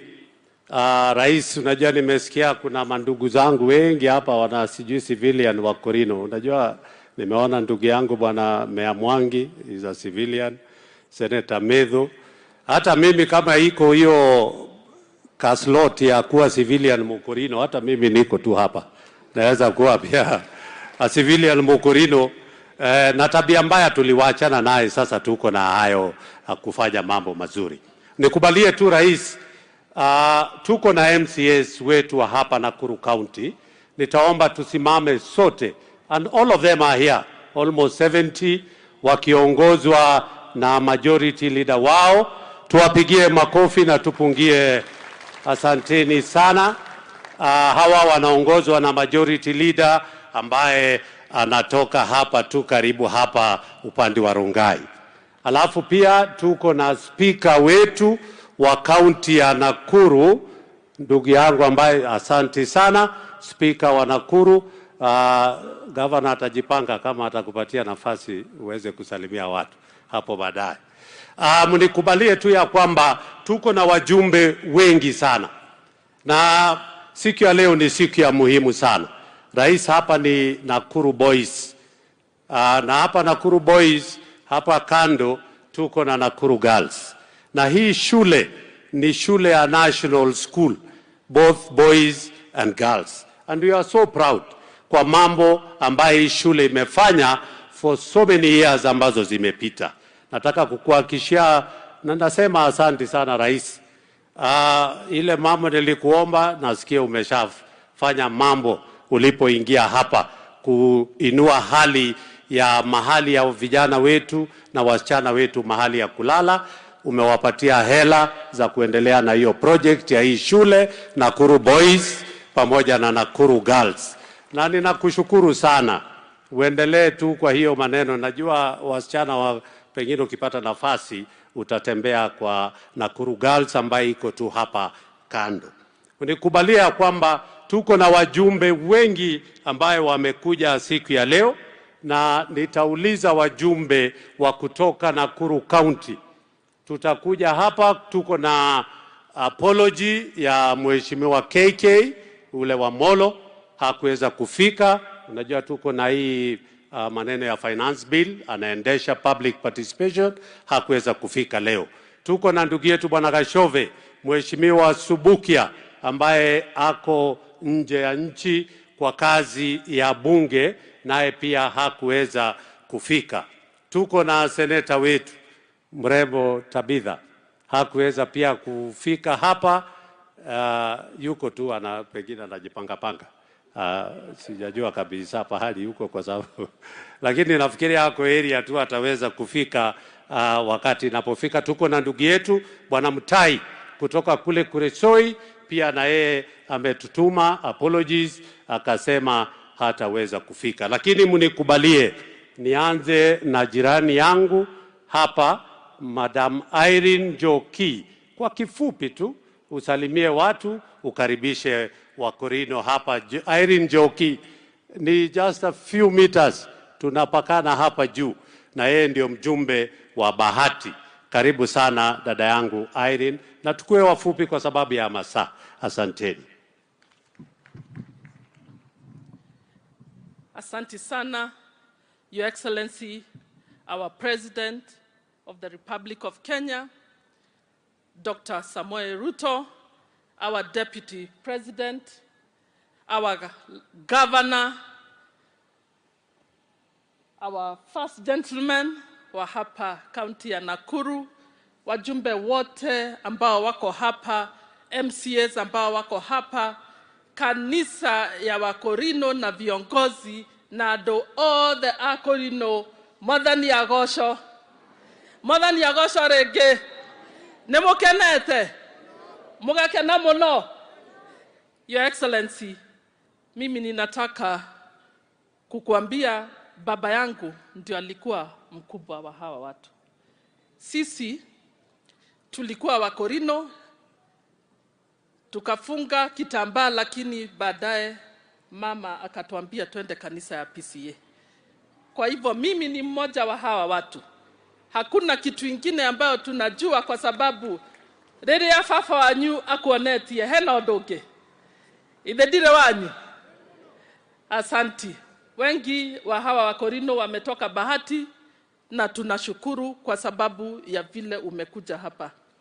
Mimi ningetaka nikueleza ya kwamba muthamaki niokete na tumemkaribisha. Hiyo sako ambayo itafunguliwa, nie ndiramuhoya tuweze kutumia hiyo pesa ambayo tutapatiwa hapo kwa sako vizuri, na nigetha hote guteithia ciana citu na hote guteithia family citu. Kwa hivyo ile kitu ambayo itatoka hapo, wacha ikue ni ya kwanza tuonie ado a bũrũri ũyũ wa Kenya, hata Wakorino wa mariokuo ithetiguo na Wakorino hata hawa wanaweza kuwa na sako na waweze kuendelea. Tukienda pale pengine, Your Excellency, mimi kidogo nilikuwa ninataka kusema, saa zingine ninaonekana kama nimenyamaza sana, lakini leo wacha niseme kitu moja. Sisi hatutaki kuona watu ambao wanataka kuleta ugomvi katika hii serikali. Tunawaomba Your Excellency, sisi kama very young leaders ambao tumeingia hivi karibuni, tushikeni mkono mkiwa na deputy wako, mtuoneshe njia vile ambavyo tunaweza enda. Nimesikia Mkorino mmoja ambaye ni mkubwa amesema atetotigirere anake. Tunajua hawakimbii na tunajua hawa vijana ni ciana citu. Vile umesema ya kwamba hatutakikani kuangalia ama kuuliza baba na mama ni nini nafanyika. Hata sisi kama wazazi ona weroru ithe tutitiga toshao tokoro tugakate tugatoroha. Ni sisi tuwaoneshe njia, na ni sisi utuoneshe njia. Hatutaki kuona mkiwa na kukiwa na matusi yoyote ama kukiwa na matusi kama huko bunge. Hatutaki kuona kukiwa na ugomvi wowote. Tafadhalini tunawaomba tukiwa hapa na ile maombi ambayo tumeombewa. Wacha ikue hivyo ambavyo tumeombewa ndivyo kutafanyika. Tumesikia huko bunge wengine wakiitana majina. Wengine wanaitana Gakonia, wengine wanaitana Komerera, na sasa tunataka kuambia tuongozeni tafadhali, kwa sababu ile maombi ambayo tumeombewa hapa ni ya kusema Your Excellency, watu tukue na reconciliation. Sisi kama watu wa Bahati tunakushukuru na tunakuambia yale maendeleo ambayo umetuletea, tunakushukuru sana na tunakuomba uzidi kutuletea hao maendeleo. Asanteni na Mungu awabariki. Haya, si amesema mambo yake. Tutasema ya kwamba nitaomba mandugu zangu tunapokuja, tafadhali, mwanzo tulialikwa hapa na hii ni kanisa. Kanisa ambaye kitu ya kwanza walituhubiria yule bishop aliposimama pale. Aliongea kuhusu amani, umoja na utangamano. Na hiyo ndio kitu tunataka tuendelee kuongea.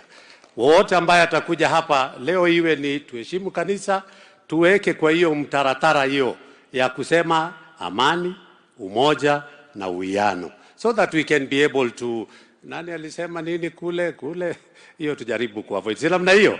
Na kwa sababu rais wetu kitu ya kwanza alipokuja, in fact sisi tunamuomba sana atusamee makosa ambaye tunafanya. Huwa anajaribu kutuleta pamoja, tunapigana mangumi na tulete pamoja wakiwa na deputy. Hivyo tunataka tuendelee. Unikubalie nimlete ndugu yangu, na mimi najua yeye ni mtu ya, unajua ni Mkisii na anajua Kikuyu kidogo, na mimi nataongea tu kama 30 seconds.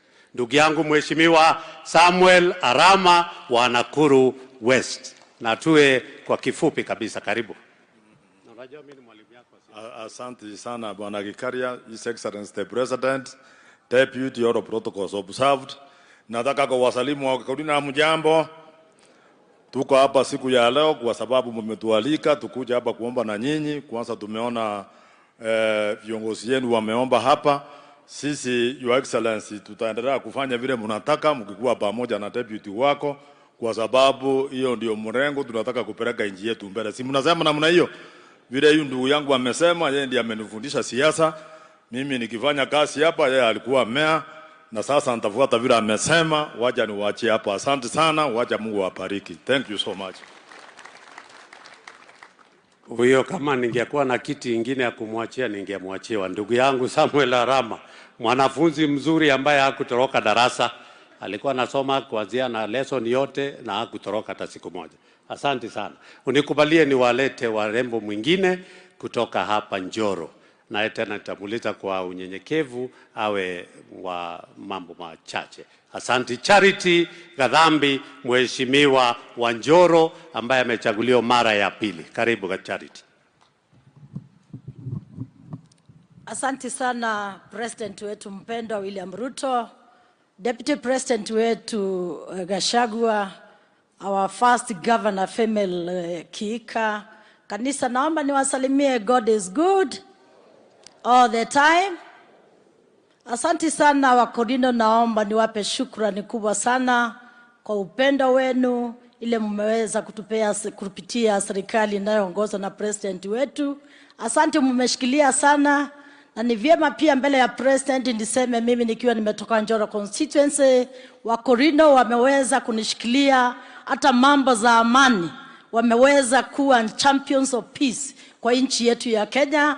Na nishukuru sana nikiona viongozi wote akibishops na bishops, nakumbuka hata Isaac na kina mzee wetu pale pia waliweza kuja kutuombea na kuongoza nchi yetu kwa mambo mengi. President wetu, nataka nikushukuru pia on behalf of Njoro constituency na mkiwa na deputy. Asante sana kwa ile kazi mmeweza kufanya nchi yetu ya Kenya, na tuwezi president wetu kusahau kutoa shukrani mbele ya hii kanisa kwa vile mmeweza pia kushikilia nchi yetu yote wakati tumepitia challenges ya mafuriko hapa na pale. Na pia nipate nafasi kushukuru mtu wako wa mkono Deputy President Juzi tulikuwa na shida mingi, akasimama na watu wa Nakuru County na kona zingine, na asante sana Deputy President, hata wale watoto waliweza kupatikana na tukawapata mema. Mungu awabariki sana, endeleeni kutuombea, na nikimaliza najua Wakorino mkimaliza mumeacha baraka kwa president wetu na deputy wake na governor na sisi viongozi kwa ile chorus yenu ya kusema Hocio mwamore morathime rugameirie mbere ya andũ morathimero. Nilikuwa namwambia niwachie hapo, pengine nimumalizie, na mimi sijui hata wimbo hata moja, lakini nitajipanga tu hapo hapo. Nikubalie nilete ndugu yangu Bwana Chebor kutoka Rongai, mheshimiwa wa Chebor ambaye ni jirani yetu hapa Rongai. Karibu Chebor. Bas, asante sana Mheshimiwa Kikaria, president wetu, deputy governor na viongozi wote walia hapa na Wakorino. Bwana Yesu asifiwe. Leo tumefurahi sana kwa miongoni ya Wakorino, na tumekuja kwa sababu tulialikwa. Bishop Isaac alinitafuta kaniambia kwamba kuja leo, lakini Bishop ile huku niambia ni mafasi, kwa sababu mimi sijaoa Mkorino kama Medhu, mimi nikakuja na suit, lakini next time I will improve. Kwa hivyo sina maneno mengi, nimekuja kwa niaba ya Wakorino ya Rongai, na Mungu awabariki sana. Asante sana chairman. Tupigie ndugu yetu Bwana Chebor makofi. Haya, unajua rais alituambia mambo ni matatu, si ndio?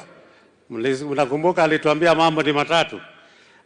Mimi niko na tumaneno lakini si tatu, ni kama 5 namna hii. Ya kwanza ilikuwa ni hii ya shule, ile vitu nilimuomba tayari ameshamaliza kuinua hali ya Nakuru High School boys and girls, na ninashukuru na wamekupromise rais ya kwamba they will attain a mean score ya 10, na wakiattain kabasi kanashuka hapa, na mimi najua unatimizaga.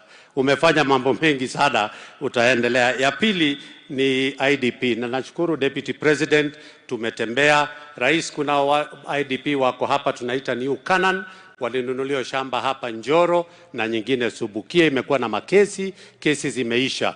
Tunaomba tu pengine you can direct your waziri wa lands wakuje wafanyie subdivision. Hawa ma IDPs wanataka kutoka kule New Canaan waingie ile shamba hapa Subukia pamoja na kule Njoro. Mnikubalie sasa nilete dada yangu madam ambaye tumekaa na yeye very long serving, ama nianze na huyu mrembo speaker wetu Mheshimiwa Martha Wangari ambaye anatoka pale Gilgil, na anapokuja tunataka kuambia yule sijui ni Isaac alikuwa akisema Kalemba ni kweli ni Mkorino wa kwanza, na rais hakuachia hapo, akampatia chairman wa kamati a very powerful committee kule kwetu bungeni. Kwa hivyo Kalemba is not only a member of parliament, he is also a chairman of a very powerful, na ninaona ni kwa nini wazee wengi hapo wanapewa ile pesa ya serikali, kwa sababu Kalemba ndio mdosi hapo. Na tunashukuru Kalemba for the good work. Karibu sana madam Martha. Asante sana, Your Excellency the President, Dr. William Ruto, Your Excellency the Deputy President, Honorable Rigathi Gachagua, Excellency Governor Susan Kihika, viongozi wengine wote, uongozi wa kanisa, bishops ambao wako hapa, na Wakorino wote. God is good. Nisalimieni tu hivyo. Ngai nĩ mwega na hĩndĩ ciothe. Your Excellency, tumezoea kwa mikutano huko na watu wengi na Wakorino wachache, lakini leo tuko na Wakorino wengi na watu wachache, na nafikiria hapa mafuta leo iko sawa sawa. Tunashukuru sana kuja kushiriki na Wakorino, na tumesikia hawa ndo watu wa kwanza kukua wameokoka na kuweka evidence kwa kichwa kwamba wameokoka. Wengine iko kwa roho, saa ingine inapotea, lakini ya Wakorino wanatembea nayo. Your Excellency, karibu sana Nakuru, hatuna maneno mengi. Tunajua wewe umetembea na dini zote, ikiwa ni Wahindi, ukienda kwa Waislamu, unaenda kwa Wakristo, umetembea na watu wote. Na leo sababu watu ongei mambo mengi, Your Excellency, allow me niguze tu mambo mawili peke yake. Ya kwanza, last week tumepitisha zile estimates kwa budget, na uko na maono makubwa sana ya watu wa Kenya, mambo ya ukulima, mambo ya education na mengine, mabarabara na kuingine.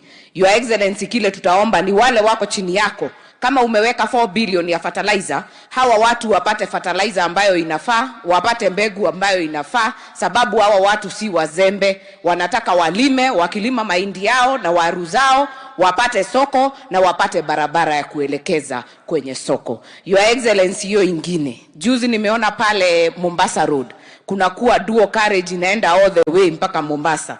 Na sisi kama watu wa Rift Valley tunasikia wivu sana, sababu sisi ndo tulianzia ile ya Rironi Mau Summit, Your Excellency.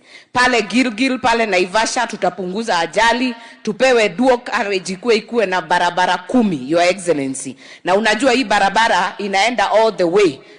Hii barabara ndo inaenda Sugoi, ndo inaenda Uganda, ndo inaenda Western, ndo inaenda hii area yote, Your Excellency. Sasa tunaomba ukumbuke eneo hili, tupate hiyo barabara, ifungue maendeleo na kuko sawa sawa. Sitaki niongee sana, Your Excellency. Ile tu nitasema ya mwisho ni kwamba sisi kama viongozi tulichaguliwa na maombi, na tutadumisha hii serikali kwa maombi, si kwa maneno na kutupiana mishale. Mungu atuongoze kwamba tujue hao watu wako na hope nyingi sana na sisi, waweze kutuelekeza na wanatuangalia, tuwaonyeshe njia. Mungu atusaidie tuongee maneno ambayo yanapatanisha na sio ya kupiganisha au kutenganisha watu.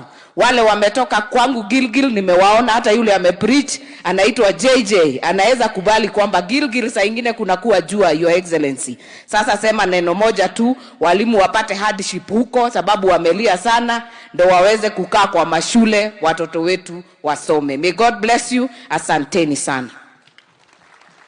Thank you, my dear sister. Huyo ni speaker wa bunge. Nyingine tu nilisema hatutaongea siasa, lakini rais unikubalie niongee kidogo tu, kitu kadogo tu ka siasa. Ya kwamba katika chama chetu cha UDA tuko na party leader, tuko na deputy party leader, alafu tuko na the chairman wa chama mahali. Kuna hizi viti zingine the assistant party leader. Sisi tumejipanga, tumeanza kuongea na watu ya Western, Nyanza na kule kwingine. Hata sisi hapa Nakuru County tunataka kwa hizi nafasi 3 za assistant party leader, hata sisi tujipange tuone kama tunaweza karibia hapo. Kwa hivyo rais, ninakuambia sisi tumejipanga, tutaanza kuendelea, and we are working very closely under the unity of Madam Susan Keheka. Unajua hapa Nakuru tumekaliwa kidogo na warembo, lakini sio sana, lakini sangia wanatuamkia kidogo. Madam Keheka, I want to thank you for the unity ambayo umeleta, being our leader, political leader hapa katika county ya Nakuru. We want to take this opportunity kukushukuru kwa kutuleta pamoja. Rais, hapa hakuna vita yenye imekuwa katika awamu hizo zingine 2 za magavana. And we want to thank our leader, Madam Keheka, for the good work that you are doing. Endelea hivyo kutuleta pamoja, tulishikanishe kwa amani. Kwa sababu bila amani mambo mengi. Nilikuwa nasoma Bijumini Mkatoliki leo. Soma ambaye Simon Mark, karibu hapo hivyo, nitakumbuka hiyo ingine. Mark inasema hivi, that a kingdom that is not is divided cannot be able to stand. Even a house that is divided. Na wewe rais umetuelekezea kwa hiyo barabara mkiwa na deputy wako. Muendelee tuna hiyo barabara kushikanisha nchi hii moja, kwa sababu that is vile tulivyokuja katika serikali hii kwa maombi na kuambia Wakenya ya kwamba never again watu watakuja kupigana, na mumeshikana mkatuletea hiyo amani. Munikubalie sasa nimuite Jane Kihara ambaye amechaguliwa mara 3 kutoka kule Naivasha. She's a 3rd member of parliament. Yeye sasa anapata pension. Karibu sana Honorable Jane Kihara kutoka Naivasha.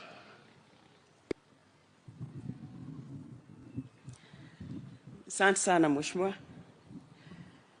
Your Excellency, the President of the Republic of Kenya, Your Excellency, the Deputy President Rigiji, Excellency Susan Keheka and all the governors present, viongozi wote, kanisa, waumini wote, Jesu ni mureithi, etogegeuka. Bwana asifiwe. Bwana asifiwe. Your Excellency, karibu Nakuru. na tena ni kushukuru tulipoenda huko Olkalao. I had this leadership ya Wakorino wakituma your deputy ati wapatie siku Nakuru. So nilipoambiwa umepeana siku, nikaenda nikapima nguo ndio nisikue na ile ya siku hiyo, ndio nikae Mukurino. Your Excellency, wale tuisikiza mahubiri, hii serikali iliwekwa kwa maombi. Kuna mambo mengi imefanyika. Wakorino wakasema tuombee nchi hii. Na asante sana kwa sababu kuna wengine tunakaa kama tulisahau ya kwamba hii serikali ilikuja kwa maombi. So thank you very much kwa kuwa ulipeana hii siku ambaye nilisikia ikiulizwa. Your Excellency, wacha nikushukuru kwa mambo ya ile janga ilifanyika kule Mai Mahiu. Pia huko tulipoteza watu wengi zaidi ya 60 na Wakorino pia wakawa hata wengi mpaka walilete maombi. Your Excellency, tumejaribu kuwatoa kwa kambi ndio waanze life upya. Ile imebaki ni resettlement. So nakuomba tu kulingana na vile uliahidi, utumane ile mahali angaliwe ndio resettlement ianze, kwa sababu huko ni kubaya. Na pia jana hapo Mai Mahiu tulipoteza watu 10 kwa ajali ya barabara. Tuendelee kuombea nchi yetu. Your Excellency, hii kanisa ya Korino, hata kama mimi sio Mkorino, Mkorino nusu, wanajua tunafanya kazi na hao. Yule kijana ambaye ni youth alilete memorandum ya youth ni wa Maela, ni wa Naivasha, na hata alikuwa amesimama ile kiti ya MCA. Kwa hivyo ukiona nataka kazi ya uongozi, Your Excellency, jaribu kumfikiria. Hata hapa mimi niko na Mkorino. You challenged us Wakorino that we don't employ Wakorino. Nikawaambia mimi niko na Mkorino. Nimeona Mary Muthoni anafanya kazi ofisi yangu. Kwa hivyo hata kama serikali inaajiri, na sisi viongozi tujaribu. Asanteni sana. Mungu awabariki na muendelee kuombea nchi hii kwa sababu itasimama kwa maombi. Asante. Thank you very much. Tupigie dada yangu Jane Kehara makofi. Sasa kuna wajumbe wengi wametembea. Unajua rais pamoja na naibu wake wanatembea na watu wanawapenda. Kila function wakienda utakuta watu kutoka tabaka mbalimbali wanafika pale. Mnikubalia kwamba tu hawa tutawajulisha kwa majina, mjue ya kwamba wakati rais anaongea kuhusu unity katika chama chetu cha UDA, we have mjumbe almost kutoka Kenya nzima, na hiyo ndio barabara tunataka kwenda. Tuko na mheshimiwa George Kariuki ambaye yu hapa, ndugu yangu, yeye anatoka MP wa Ndia. Tumpigie makofi. Na si MP tu namna hiyo, yeye ndio chairman wa mambo ya mabarabara. Rais ameniambia nikwambie ile mabarabara ya Maumau tayari imepewa bajeti, barabara zitaendelea kutengezwa. Tupigie rais wetu makofi. Tuko na ndugu yangu Wainaina, mheshimiwa Wainaina ambaye ni mjumbe maalum kutoka Eldoret. Yuko hapa kwa niaba ya serikali. He is a nominated member of parliament kutoka kule Uasin Gishu. Tuko na engineer Kirago, rafiki yangu, engineer wa kutoka kule MP wa Rimuru. Tumpigie makofi. Haya, tuko na unajua hapa tunatembea pia na chama kwa sababu tuko katika election. Treasurer wa chama chetu cha UDA yuko hapa. Ndugu yangu mheshimiwa Japheth Nyakundi, Honorable Japheth Nyakundi kutoka kule Kisii yuko hapa. He's a very youthful leader. Rafiki ya harama sana. Wanaongeaga lugha zingine, saa zingine sielewi. Tuko na mheshimiwa kijana anajiita kujituma. Unajua hiyo ndio slogan yake, kujituma, kuituma. Yaani ukitaka kitu, mheshimiwa very young member of parliament anaitwa Gitonga Mukunji, mheshimiwa wa Manyata constituency. Huyo slogan yake ni kujituma. Now he's a very young legislator. Now, we are happy. The caliber of the young legislators wale wamekuja hapa, tunashukuru. Tuko na rafiki yangu, tulianza kansela pamoja, tukakuwa mamea pamoja, sasa tuko bunge mara ya 3 pamoja. Mheshimiwa Bazu ama kutoka Nairobi anaitwa Mheshimiwa Gakuya. Huyu ni rafiki yangu sana, tumekuwa naye bunge mara 3, amekuwa kansela mara 2 na ameshakuwa mayor, deputy mayor kule Nairobi. Ni rafiki yangu mkubwa sana na karibu sana bwana Gakuya. Mnikubalie sasa, kuna watu wawili nitaita kutoka nje ambaye watatuongelesha kwa kifupi, alafu na mimi nimalizie hapa ndio nilete. Lakini kwa ile mambo 5 nilikuwa nikisema, Mheshimiwa Rais, niko kwa ya 4, second last. Mheshimiwa Rais, mimi nimekuomba, hata sitaki Mau Road, na nimekuwa nikikuambia sitaki, mimi nataka tu lami kilomita 3 tu peke yake, 3 kwa mwaka. Na ulinihakikishia utanisaidia hiyo 3 kilometers. Akinipea 3 kilometers kwa mwaka, mimi nimekuwa sorted hapa na Nakuru Town East constituency. Na ninajua GK ambaye chairman wa barabara hapa ako hapa, na unajua utampatia ako ka instruction anisaidie ndio aweze. Mnikubalie sasa nimulete KJ. Mnamjua hii mwana sarakasi? Ilikuwa ile mambo ya kina walikuwa wanafanyaga mambo ingine hapo. KJ, mheshimiwa kutoka Nairobi, karibu. Your Excellency the President, Your Excellency the Deputy President, the Governor of Nakuru County, the First Gentleman, Nakuru County, all elected leaders, all leaders present, the House of Clergy, akorino othe mwathani arogocwo, agocwo rege.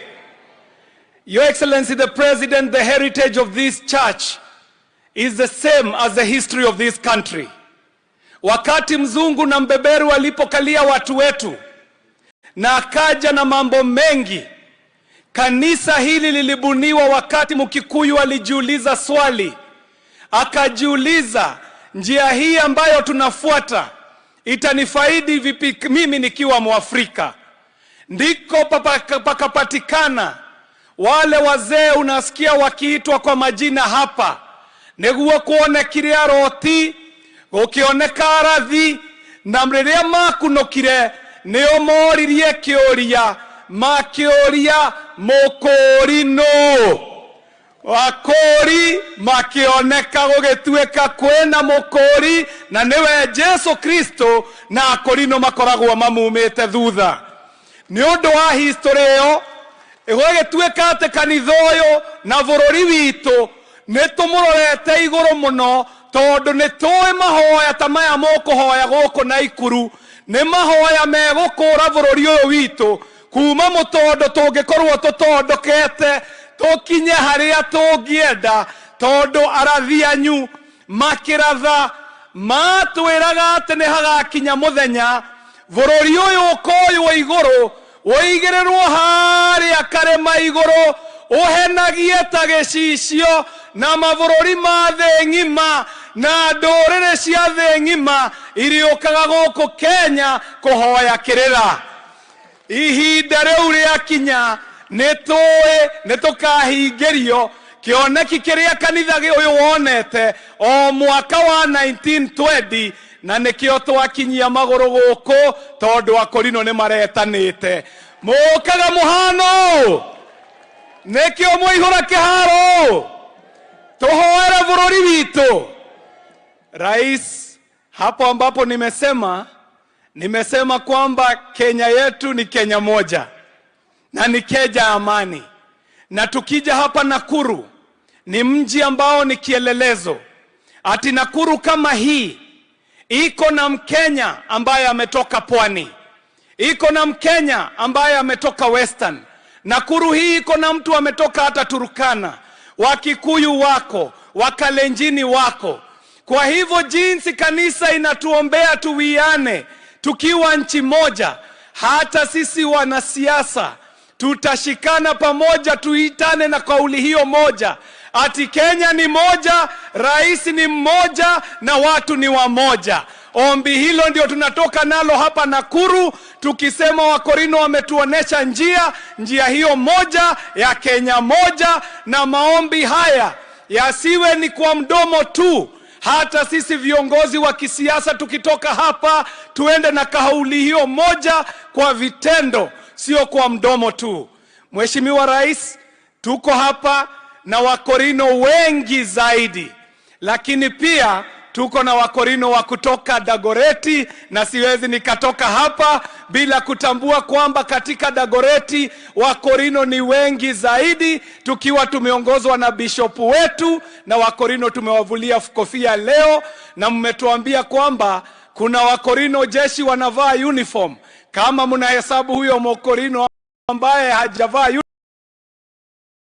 uniform, muhesabu mjumbe wa Dagoreti kama Mkorino namba 1 yule hajavaa uniform. Asanteni sana na Mungu azidi kuwabariki. Asante. Thank you very much. Tupigie KJ makofi.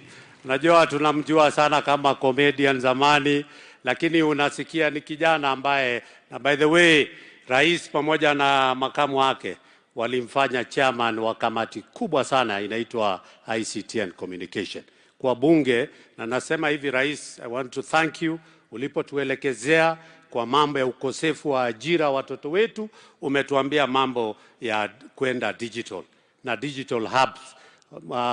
Rais, nataka kuambia hapa katika institute Kiti hii ambaye iko hapa juu, actually it is just here, up here, tumeweka hela pale, and we have 250 desks kwa maneno ya ICT. Hata nilikuwa nimemjulisha ndugu yangu Kiairie, ndio watoto wetu waanze kupata ajira.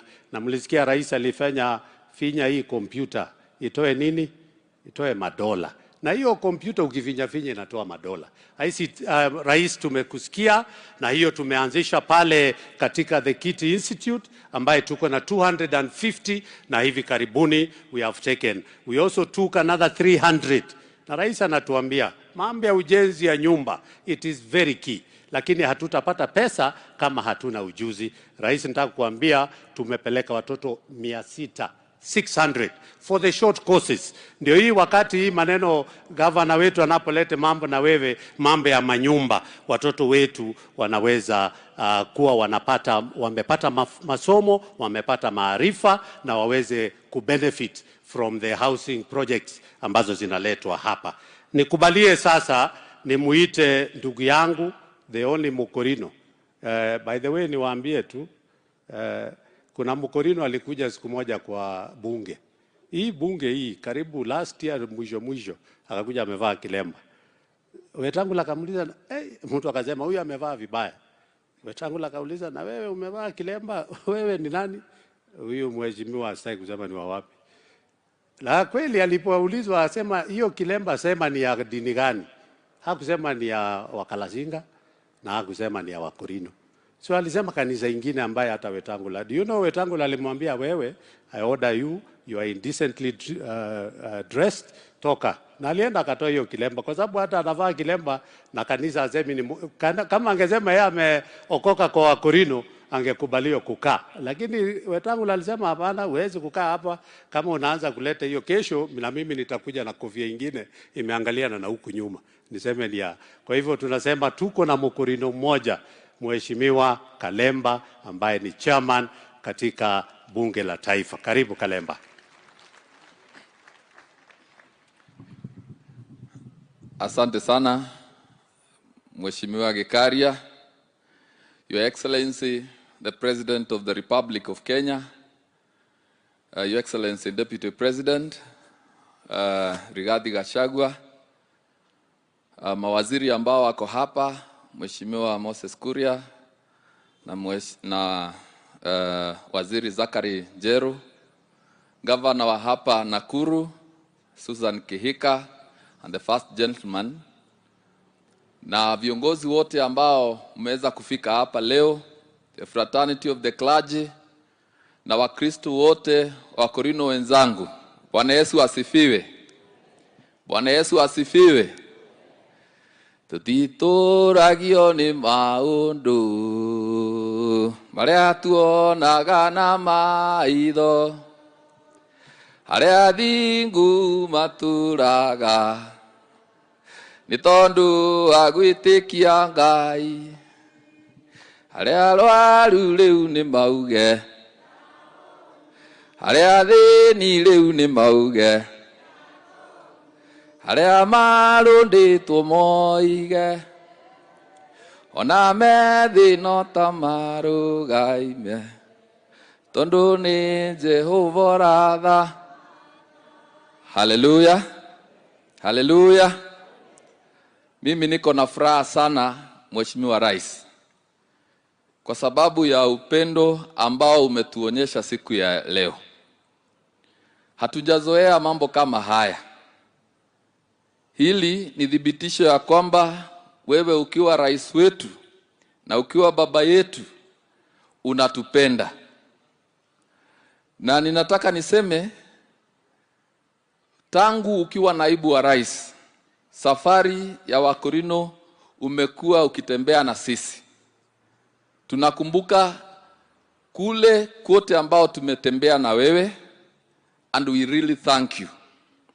We want to thank you, Deputy President, kwa sababu pia wewe umetembea pamoja na sisi. Ni juzi tu tulikuwa pale Nyandarua na ulikuwa pamoja na sisi.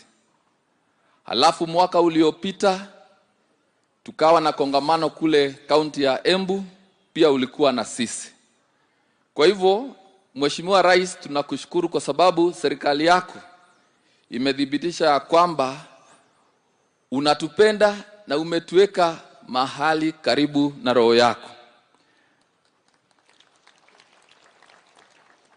Nasema hivyo kwa sababu nyinyi wachungaji na Wakristo wa Korino, si siku mingi sana tumekutana, na wakati mwingine huko mbele tunakaa mahali hakuna hema kama hizi, si ndio? Lakini kwa upendo wako Mheshimiwa Rais, tumeona vile ambavyo umetusaidia na pia ukatuleta pamoja ili tumuombe Mungu na tusikie neno lake. Aliyezungumza neno la Mungu si amehubiri vizuri sana. Akasema tusiwe na deni lolote la mtu yeyote isipokuwa deni la kupenda jirani yako. Sasa huu ni upendo mkubwa Mheshimiwa Rais. Secondly, I wish to thank you because in your workspace you have really accommodated the Akorino fraternity in your government. From where you sit, I am a witness. You have really accommodated us.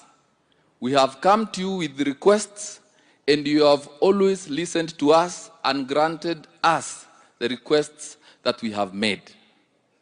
Your Excellency Deputy President, I wish also to acknowledge that in your workspace you have also accommodated the Akorino fraternity around yourself, including right now. So we don't take that for granted, na tunasema Mungu awabariki sana mnapoendelea kushirikiana na sisi. Mheshimiwa Rais, tulijuana na wewe mwaka wa 2017 wakati nilikuwa na wania kiti ya umbunge huko constituency ya Runyenjes, na tukawa marafiki. Na nataka nitangazie hawa wachungaji na Wakorino wote ambao wako hapa, I am a product of your mentorship. Wakati nilichaguliwa, ulinishika mkono pamoja na viongozi wengine vijana, na umekuwa ukitembea na sisi every step of our political journey. And you even came very close to us and ensured that we won our elections in 2022. You have a space for the young leaders of this country. And we don't take that for granted. Mimi, ombi langu, unapoendelea huko mbele. Na kwa sababu, wakati nilichaguliwa mimi, na nikiwa Mkorino hivi, uliona ni vyema, because your party and your coalition formed government. Mimi uliona ni vyema niwe Mkorino wa kwanza kuwa mwenyekiti katika kamati ya kitaifa, which is the Departmental Committee on Labor in the National Assembly.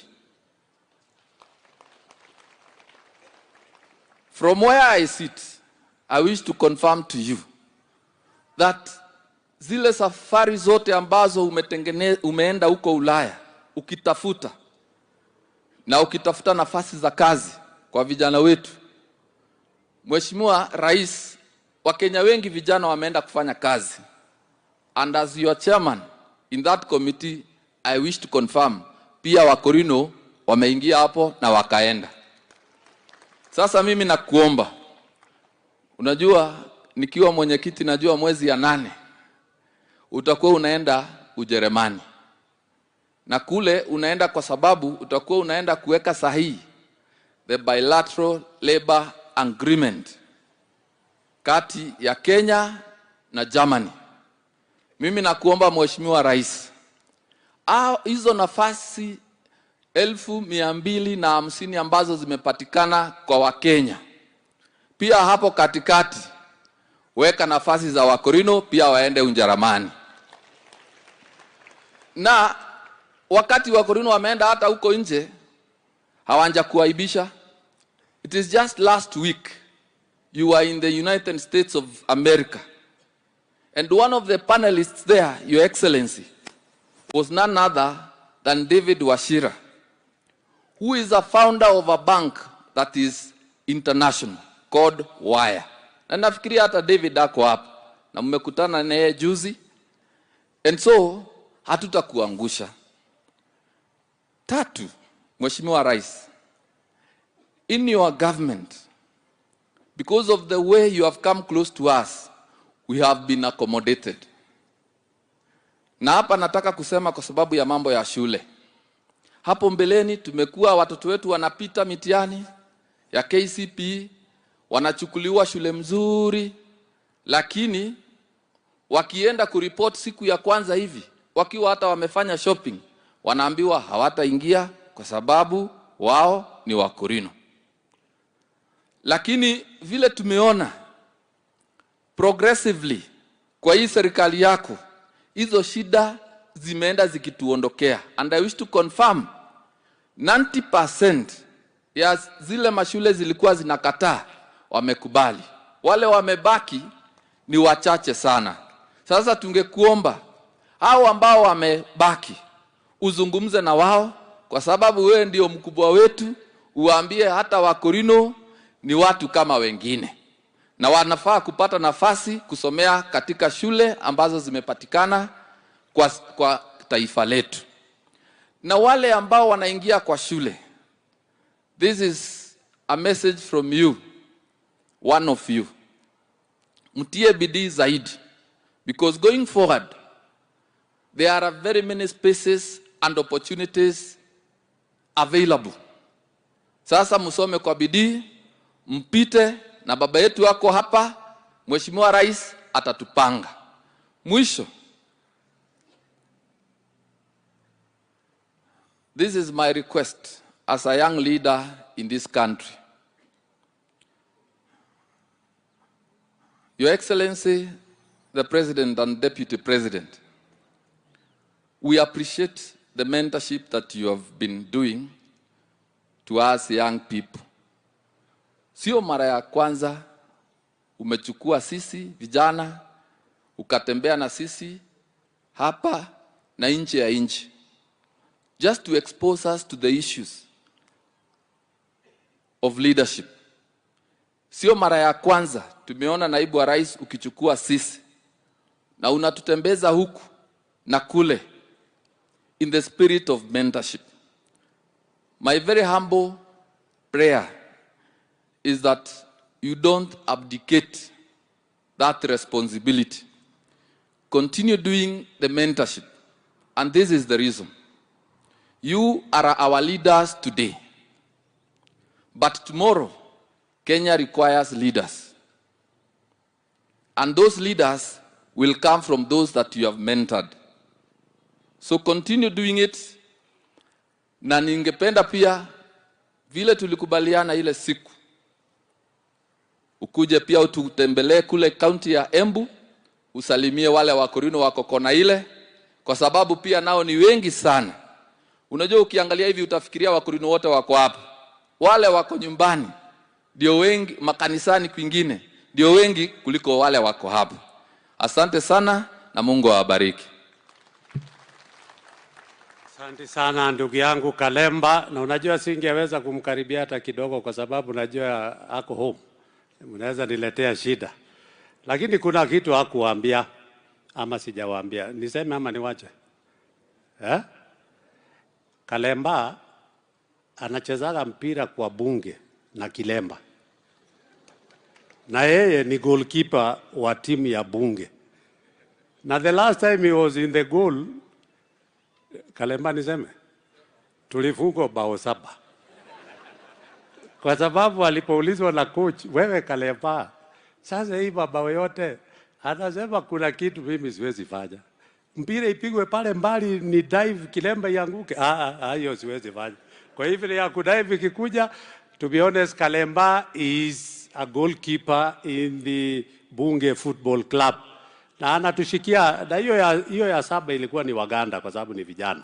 Lakini anatuokoaga sana kwa sababu he's a goalkeeper. Yeye ni mchezaji by the way, na tunakutana kwa gym, atoe Kilemba, tunaenda kucheza football, atoe Kilemba, tunakushukuru.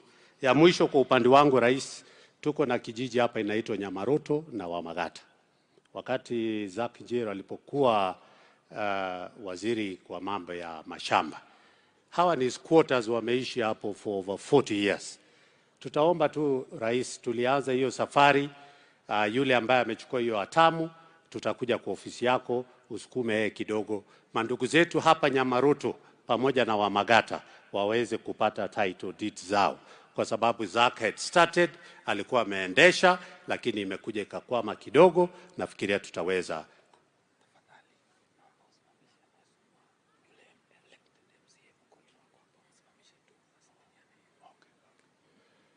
Asante sana. Unajua zamani, unajua mimi natoka hapa Tao, na wanasemaga kuna methali ama nimemsemo, Wakorino wanajulikana kwa Kalemba anakuja ananiambia iko the only lady amechaguliwa Kenya nzima na ni Mkorino. Mheshimiwa huyu mrembo ambaye anachaguliwa hapa Gilgil. Tulitoka hapo kwake na gavana wetu kwenda kuzindua soko kubwa sana.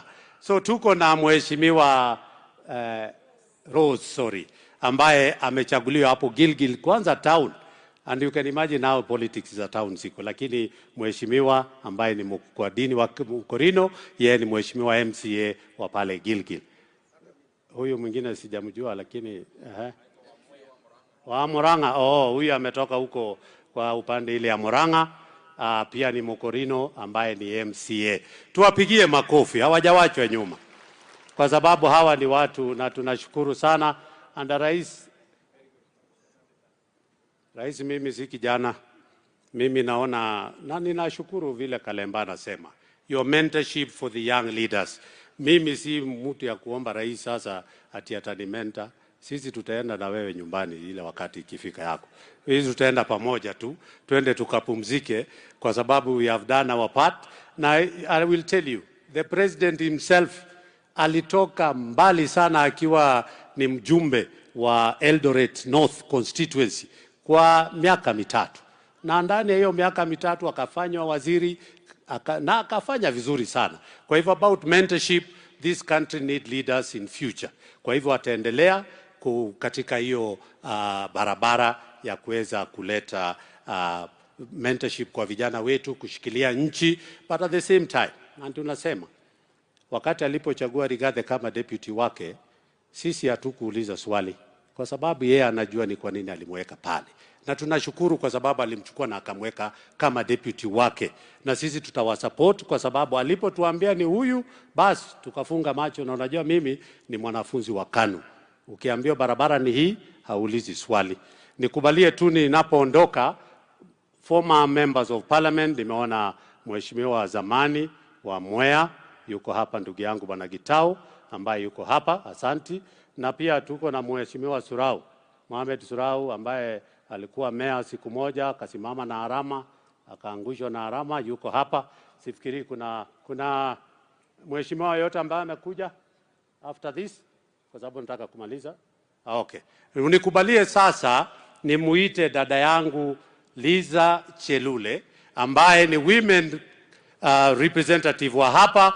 Akimaliza mimi naondoka, yeye ataweza kualika mheshimiwa gavana wetu. Asante sana na Mungu awabariki.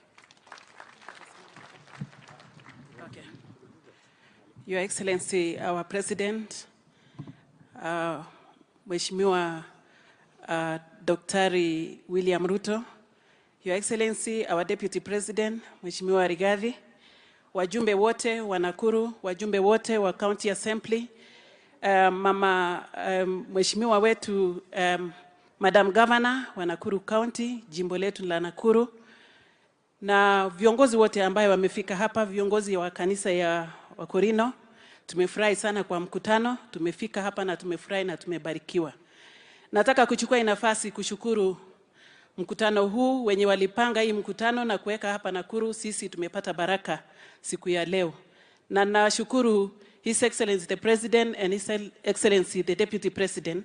Every time wanakuja Nakuru kututembelea, hiyo peke yake ni ishara ya kutupenda. Nataka kuchukua nafasi, Your Excellency, kuwashukuru sana sababu mliweza kututembelea wakati tulikuwa na shida ya mafuriko ama floods.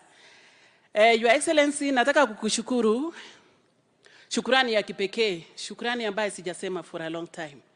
Mimi ni Liza Chelule, mama county ya Nakuru, na kuna wakati ulinishikilia, umenishikilia tangu mbali sana.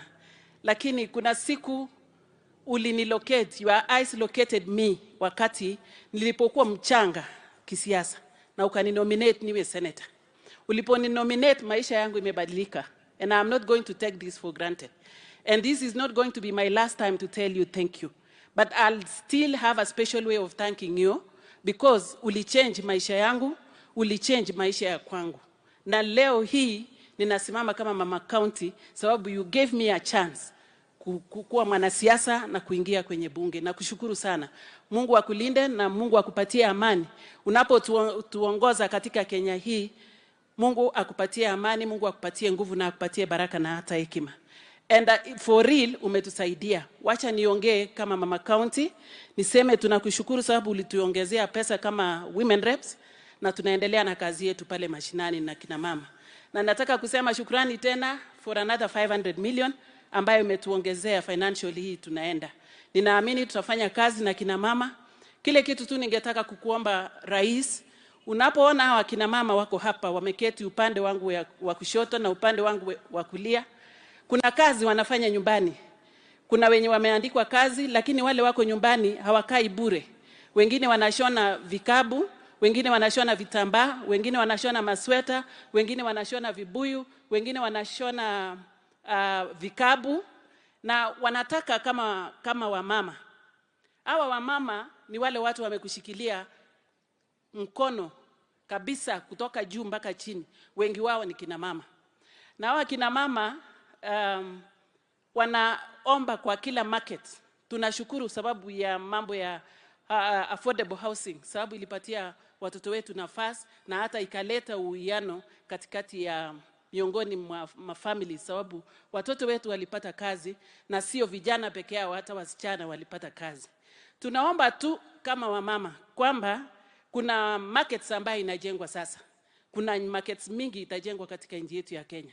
Wamama wa mashinani wanaomba hall kama hii mahali wamekaliwa na hawa Wakorino. Hall kama hii ambayo tunaweza weka vitu vyetu, tunaweza weka masweta, tunaweza weka vibuyu, tunaweza kuweka anything, hata mishono yetu ya utamaduni. Tuweke na tuweze kumarket katika katika soko hilo.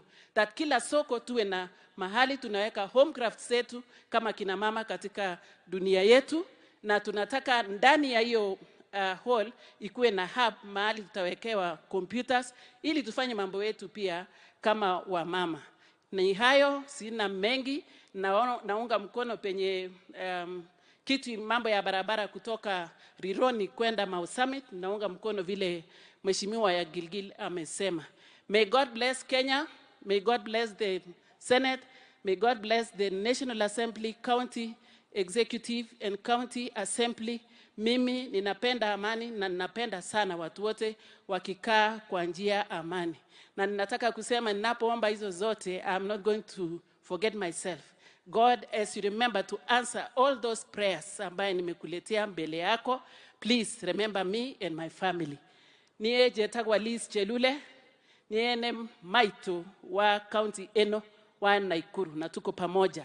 Nashukuru sana Mheshimiwa Mchungaji Isaac, tumekuwa tukifanya kazi ya amani na yeye na wengine wenu. Ninapenda amani sana, na kuwa na amani ni kitu ya maana sana. Kwa hivyo amani na umoja ndio nguvu yetu kama nchi yetu ya Kenya. Mungu awabariki sana.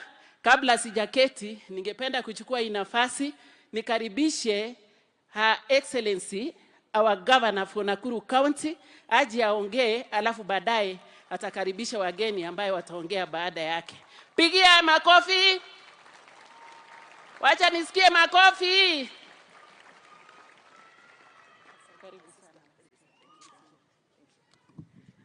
Asante sana. Thank you very much.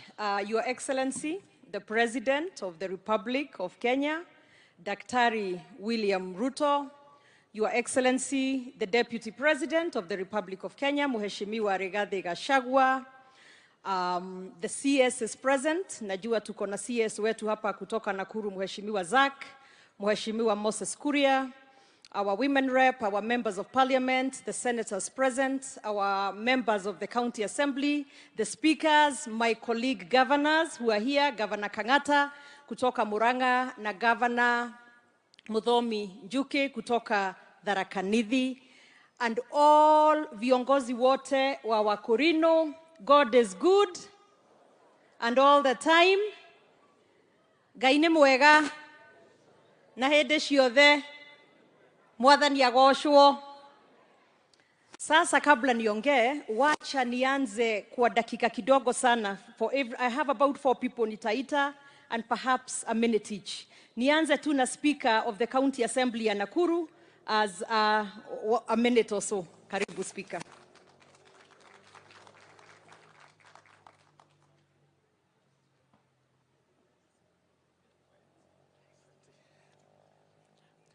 Your Excellency, the President of the Republic of Kenya, Dr. William Samoei Ruto, Your Excellency, the Deputy President, Rigathi Gachagua, itifaki zote za uongozi zikizingatiwa, viongozi wote wa kanisa na Akorino wothe, mwathani agoshwo. Your Excellency, the President, wewe ni mtu ya maombi. Na siku ya leo hata ukisikiliza, laini za binguni zimefunguka. Na hata network za binguni zimefunguka. Na tunashukuru sana kwa sababu ya your commitment, Your Excellency. Kwa sababu ya kufanya kazi na madhehebu yote. Na haswa kanisa la Wakorino, tunajua kwamba ni kanisa moja ambayo inawakilisha the real bottom up agenda. Mheshimiwa Rais, asante sana kwa sababu ya kushikilia kanisa hili, na pia hata kwa sababu ya jambo ambalo wanalo siku ya leo ya sako. Tunajua kwamba itafanya mambo makuu sana. Your Excellency, asante kwa sababu ya nafasi hii. Na pia Governor, ni kushukuru ukiwa umesimama hapa kwa sababu ya vile ambavyo hata katika county unapeana nafasi. Tuko na askari ya enforcement ambaye ni Mokorino hapa na Wakorino wengine, na pia umeniambia utaajiri hata daktari Mokorino na nurses wale ambao ni wa Korino. Kwa hivyo asante sana kwa sababu ya hayo. Thank you. Thank you. Asante sana, our dear Speaker of Nakuru County. Sasa wacha nisimamishe pia our Deputy Governor kutoka County ya Nakuru, Mheshimiwa David Kones. Ako pale na akoragwo nake pastor uguo kuria na ikuruti koru muno. Twambata muno agatucokia thi na mahoya. Aya, alafu tuko na, thank you Mheshimiwa David Kones. Tuko na members executive wasimame tu kutoka Nakuru County, wafanyikazi wa County ya Nakuru. Ni wengi, quite a few of them. Asante, thank you very much. Na sasa wacha niwaitie governors, marafiki wangu wenye wamekuja kutusupport, na nidono na nyie kwanyu kwina Korino aige. Twajie na governor uria wa Murang'a wetagwo Governor Kang'ata wandikaga marua. Ni mumui Governor Kang'ata?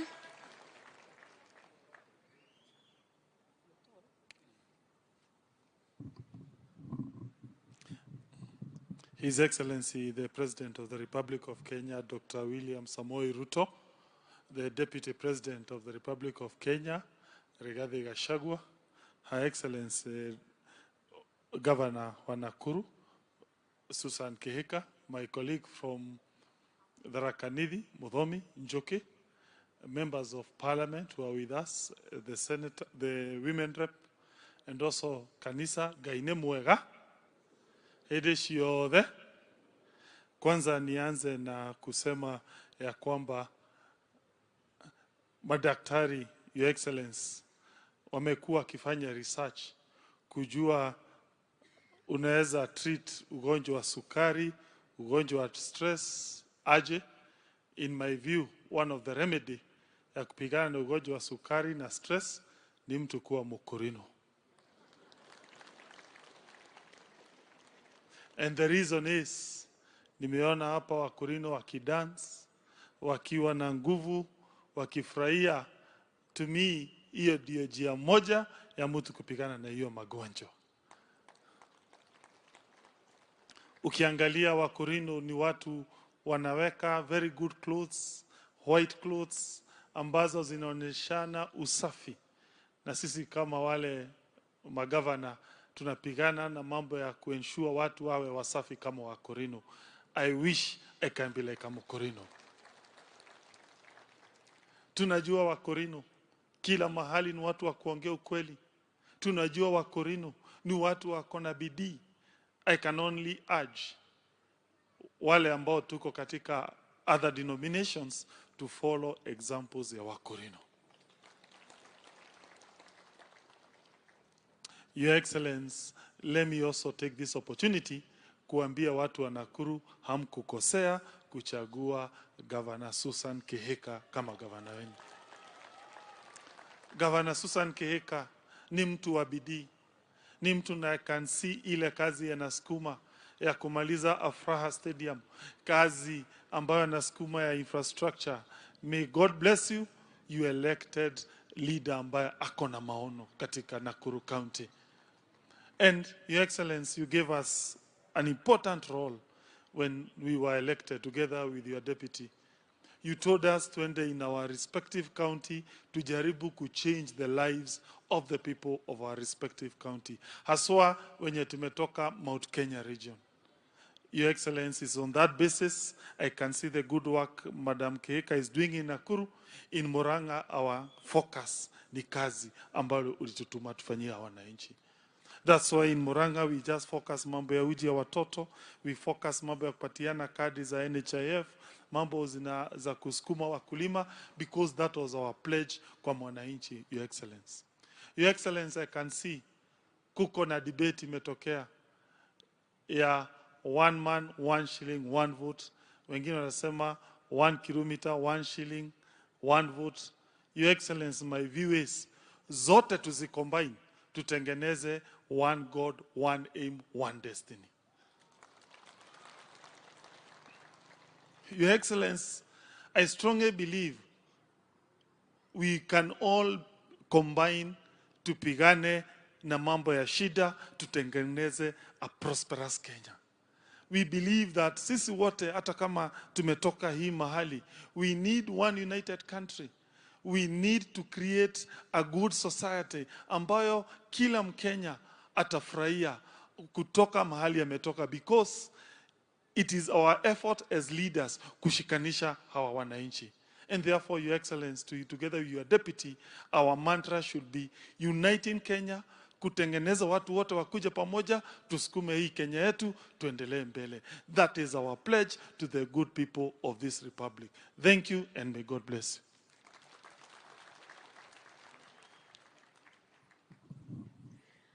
Asante sana, Governor Kang'ata kutoka Murang'a. Sasa let me invite Governor Muthomi Njuki kutoka Tharaka Nithi. Karibu my chair wa health.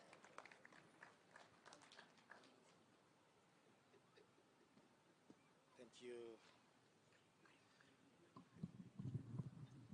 Your Excellency, the President of the Republic of Kenya, Dr. William Samoei Ruto, our Deputy President, Rigathi Gachagua, Governor wa Nakuru, magavana wenzangu wale wako hapa, Bwana Kang'ata, wajumbe wote, senators na viongozi wote ambao wamechaguliwa na wengine hawajachaguliwa, na viongozi wa kanisa wote wa Korino. Mungu ni mwema na kila wakati. Kwanza kabisa nishukuru Mungu na nishukuru wa Korino kwa sababu ya kuamua kukuja Nakuru huyu mwaka wa 2024, kwa sababu tukiwa dunia mzima, wakati tumetoka kwa El Nino, tumeona ile county ilikuwa imewezwa zaidi na janga la El Nino ni Nakuru.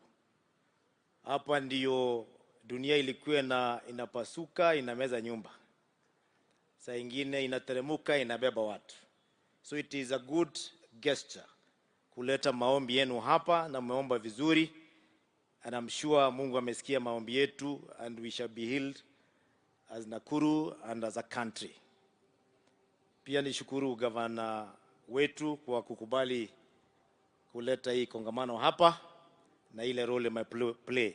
Watu wa Nakuru ambaye najua mko hapa wengi, hamkukosea kuchagua huyu mrembo ambaye akona first gentleman ambaye rafiki yangu Bwana Mburu ashikilie Nakuru, kwa sababu mimi nimechaguliwa tamu ya pili. Alinipata pale Council of Governors, lakini mara mingi saa nyingine anakuanga mbele yangu hata kwa kukimbia, kwa sababu ukitaja Nakuru isipokuwa unaitaja kwa kitu ambayo italeta kitu ya maana, mko na yeye na sauti yake inakuanga kali. Saa nyingine unamwepa tu kwa sababu yeye ni mtu wa kushikilia pahali watu wako wanasaidia. You never made a mistake. Na pia ningeappeal kwa sababu vile anafanya kazi, hata huko mbele muangalieni vizuri, msifinye yeye. She can even do better when she has experience of those 5 years kwa ile kazi anafanya. Neno la pili ambaye ningependa kutaja, Your Excellency, ni kwamba nimesikia leo wa Korino walikuwa pale inaitwa Embu, karudi mkaenda Olkalao, sasa nasikia mnaenda pale inaitwa Kiambu. Nikauliza jameni, na vile nakuanga na wa Korino wengi, yani Tharaka Nithi mtafika siku gani?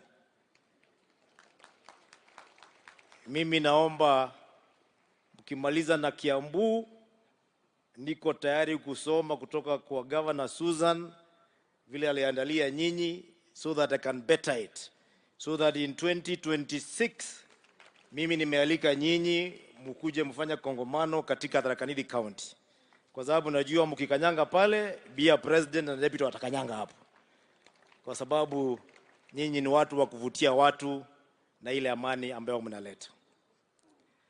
Ya mwisho niseme viongozi wengi sana wameongea, and we appreciate their sentiments.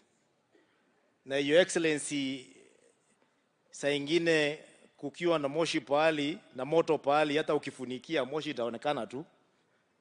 Kwa hiyo vizuri saa ingine kwa badala ya kunyamazia hiyo moshi, ukisema hiyo moto itachoma, ni vizuri kujaribu kuizima.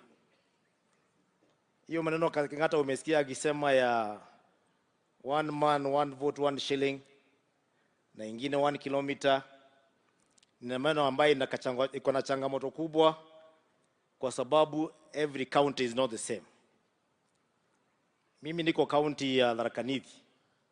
Last time hiyo proposal ilikuwa inaletwa Senate, tukiongea mambo ya Mount Kenya vile watabahitika kwa sababu ya 1 man 1 shilling, ya Tharaka Nithi ilikuwa inashuka. Kwa hivyo wakati wa kupigania hiyo, mimi nilikuwa napigania na watu wa Eastern ama kule Northeastern, kwa sababu hapo ndio tunaguzwa. But with the wisdom of the leaders, it is possible to have a formula that can equalize everybody, ambaye inaweza tumika kuhakikisha Mkenya yote mdogo na mkubwa atafaidika akitumia hiyo formula. Si lazima tukue na moja ambaye itafinya wengine na inue wengine. As leadership, Your Excellency and your Deputy President, it is possible to have a formula through our parliament that can be able to balance everybody, ili kila Mkenya akuwa amefurahi. And that is our wish. Na tumetoka uchaguzi ya 2022 ambaye ni vizuri kusema kwamba tulikuwa tumetafuta hiyo serikali ya 2017 na shida sana. And I tell you, haikumaliza muda kabla wengine sisi wa kaunti zingine tuingie msitu, either kwa kuogopea ama kwa kusukumwa. Na wakati naongea mambo ya msitu, ni msitu wa siasa, sio msitu ya ile ya Maumau. Na saa hii vile tulisafuta hiyo serikali, Your Excellency President and the Deputy, jameni, sisi hatuwezi afford saa hii kurudi msitu tena. Ni ngumu kwamba kuna wanaweza jitoa saa hii waenda kumsitu kupigania haki yao katika ile serikali tulipata. Tunataka serikali ambayo inaunganisha kila mtu, tukae pamoja, because tulitafuta ile serikali and we want to benefit all of us. We must speak peace, we must speak unity, we must say things that can unite the whole country, even if sometimes it means sacrificing our own interests as a community, as a county, because Kenya is one. And when one part of the country is hurting, the rest of the country will also be hurting. And therefore, it is our pledge that ile issues ziko kidogo ambaye mnajua ziko, let them be sorted, kwa sababu watu wakitaka kuingia msitu. And as governor of Tharaka Nithi, and I say as myself, nikisukumwa kabisa kwamba lazima tuingie msitu, I want to say hiyo msitu nimeienda mbeleni na mimi sirudi huko tena.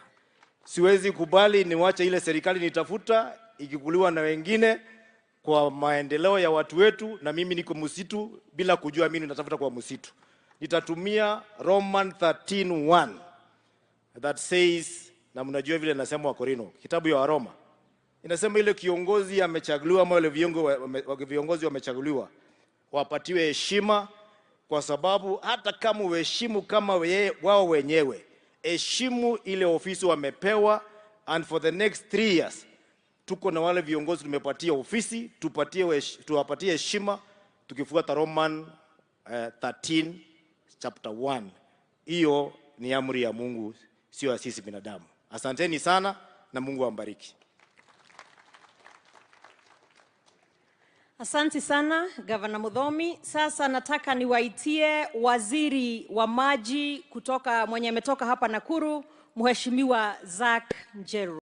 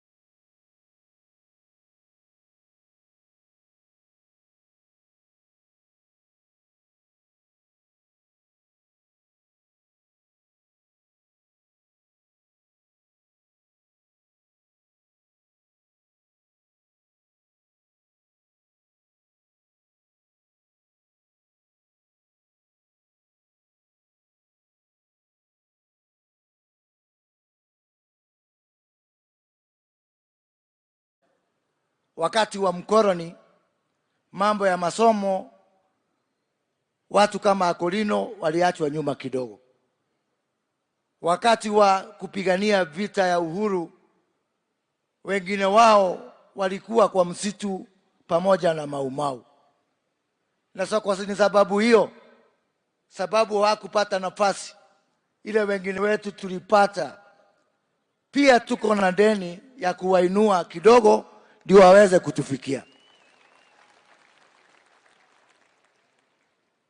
Na kwa hivyo vile wamesema, tukiangalia mambo ya wale marginalized wengine, watu wa Akolino pia tuwaweke katika hiyo ratiba ya wale watu ambao wanahitaji ile tunaita affirmative action. Mambo ya kazi, nimefurahi kuona tuna askari ambao ni Akolino, na mimi kama waziri wako wa wafanyikazi, ukinipatia tu amri, nitakusanya Akolino hapa na pale niweze kuwasongesha mbele. Muna chairman wangu ambaye anaangalia mambo yangu huko bunge, Mheshimiwa Kalemba, na ambaye anafanya kazi mzuri kuonyesha ya kwamba wakati mwingine sana watu wanakuwa mbele ya Akolino, lakini inawezekana pia Akolino wafanye kazi mzuri kuliko watu, na Kalemba ni mfano mwema ya hiyo maneno. Niko na vijana wengi hapa, tunasaidiana nao kazi yako. Tuko na kijana kama Karango wa Muraya, kijana kama Martin wa Janet. Mheshimiwa Rais, nikuja kwako na hao vijana wa Akolino, uniangalie kwa macho ya huruma, kwa sababu hawa ni watu wetu. Lakini nyinyi pia Akolino, hata kama nitawatetea, nataka kuwaomba mkae pamoja, hata nyinyi na Akolino msikubali kugawanywa, mkae kama kanisa moja. Tumefanya kazi kubwa sana kuunganisha watu wa AIPCA, na sasa wako pahali pamoja. Hatutaki sasa mgawanyiko itoke kwa AIPCA ingie kwa Akolino, na mimi kama mmoja ambaye anafanya kazi na nyinyi, msifanye kazi yangu ikuwe ngumu. Tukae pamoja, kanisa yote na watu wote tukae pamoja. Ya pili, Mheshimiwa Rais, ni kukushukuru kwa ile kazi umefanya katika hii kaunti ya Nakuru. Tukianzia hapa chini upande wa Naivasha, na sina shaka kwamba uchumi mpya Kenya, headquarter na center of gravity of the new economy ya nchi itakuwa hapa Nakuru, hapa Naivasha. Mambo ya viwanda, mambo ya green industrialization ambao tunafanya hapa. Kule upande wa Jolo, unajua tunajenga ile industrial park huko. Hapa Lanet tuko na maneno ya airport. Huko Molo, wizara yangu hata contractor kwa site umeniamulisha nikatoa shilingi milioni 100, tunajenga huduma center hapo Molo, ndio watu wa Molo, watu wa Njolo, watu wa Kuresoi, watu wa Rongai, mpaka watu wa Kipkelion. Mambo ya ID na huduma zingine ya serikali sio lazima wakuje Nakuru town, na hiyo kazi inaendelea. Mheshimiwa Rais, pia umewapatia kazi vijana wetu, watoto wetu, wakiongozwa na huu waziri mwenzangu, Waziri Njeru. Tuko na PS wetu Festus Ngeno. Juzi kabla jana uliniamrisha na PSC wakaidhinisha mkubwa wa delivery service zote, government delivery service, kitu kubwa sana. Tukapea kijana anaitwa Dr. Peter ambaye kutoka hapa Kabazi hapa Nakuru, na kwa sababu wewe unajali hawa watu wako wa Nakuru, nataka kwa niaba ya dadangu kukushukuru kwa sababu hii Nakuru iko katikati ya roho yako. Mwisho, wacha niseme, watu wa Nakuru, nyinyi mnajua pahali tumetoka. Na mzungu anasema yule mtu ambaye hajui pahali tunatoka hawezi kujua pahali tunaenda.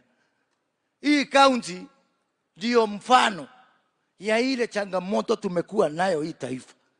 Ni mwaka wa 2013 tulikuja hapa Afraha na Uhuru Kenyatta. Wakati wengi hawakuwa wanaamini ya kwamba hii Kenya tunaweza kuweka ukabila kando. The signature, the poster boy, the emblem of our determination kufukuza ukabila ni hii kaunti ya Nakuru. Mheshimiwa Rais, Wakati tulikuwa na changamoto ya machafuko ya kikabila, hakuna county which paid a bigger price than this Nakuru County. I remember, because I was in the middle of that process. We were almost overrun by people who are coming from other counties to look for somewhere to settle here. If there is one place, mtu hawezi kutuletea ujinga ya ukabila ni Nakuru County. Because we have paid the price. Because we have seen it only too often. Na Mheshimiwa Rais, mimi nataka kuhakikishia kwamba pamoja na wale viongozi umewapea kazi, pamoja na wale tulichaguliwa pamoja na wewe, county ya Nakuru, every time mtu akifikiria ukabila, afikirie Nakuru na afikirie mingine. Na uniruhusu niongee Kifaransa kidogo kwa sababu kuna mambo mengine haina translation, kama jina Mkurino haina translation. Ando itu. Ngũrani ya mũndũ na nyamũ nĩ gũkũrana mahĩndũ, nĩguo. Na nĩngwenda mũririkane rwĩmbo rwa Julia Rusi. Aigire atĩa gũtũra na ũhoro wa ma, amũkĩte kĩ?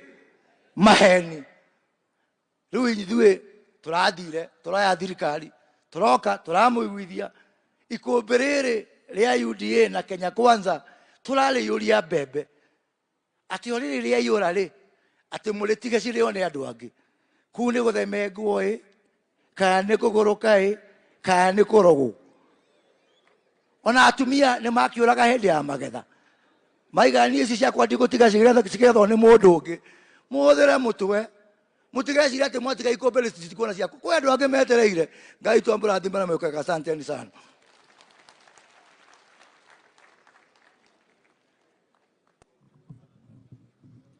Ũcio etagwo Musa. Haya, I have a small girl, very briefly and very quickly. Mheshimiwa Gikaria, where is our little poet? Ai. Haya. Kama hayuko, lakini unajua ni Nakuru girls, sasa nikikawacha nje.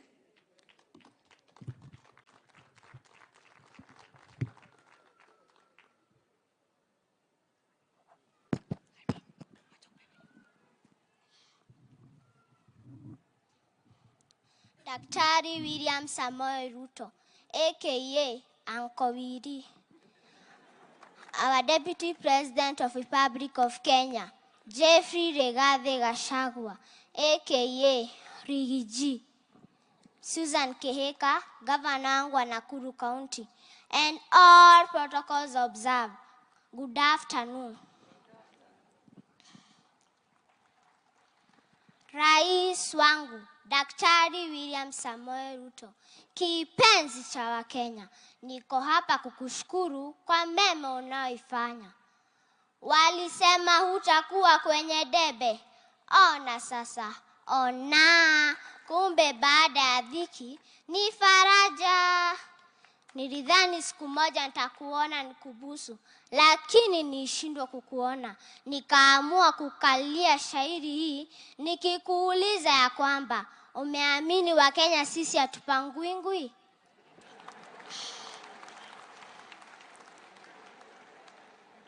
Nilikuombea dua mwaka uliopita wa 2022. Mungu Maulana akasikia dua zangu. Sasa tuwasherehekea ushindi. Sifa zote kwa Mungu kwa kukutunuka fanaka hii. Uchumi wetu wa Kenya umeimarika kisawasawa. Ndio maana tulikuaminia kwa kuwa yeye ni mtu wa kusema na kutenda. Ninashukuru nikisema hatimaye Ruto yuko ndani ya State House.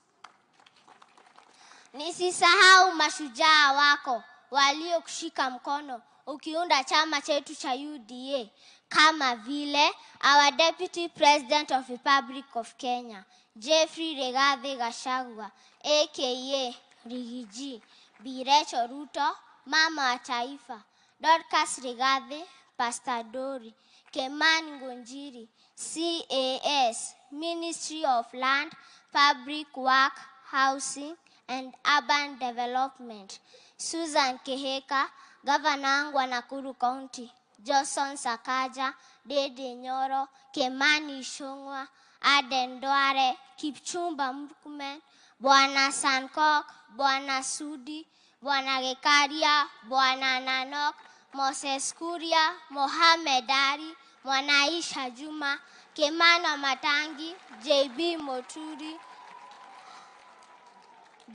Moturi, Mwalimu Kahiga, Mike Sonko, Wetangura, Madividi, Mama Miradi, Madam Alice, Liza Cherure, Minji, Gedhure Kindiki, Kang'ata Mabarua na wengineo.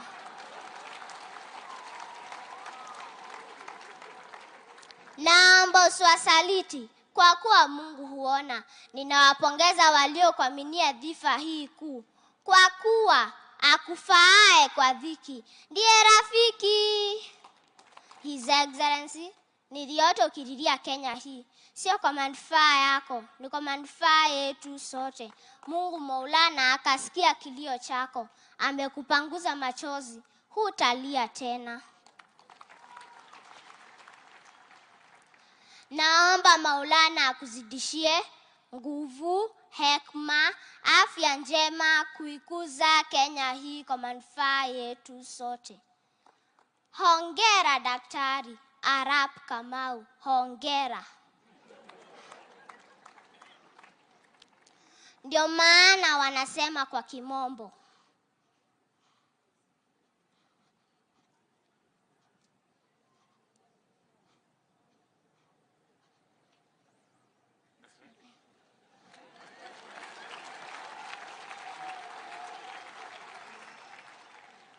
every successful man, there is a great woman behind. A prayerful Mama Rachel Ruto, mama wa taifa. His Excellency, you may sit.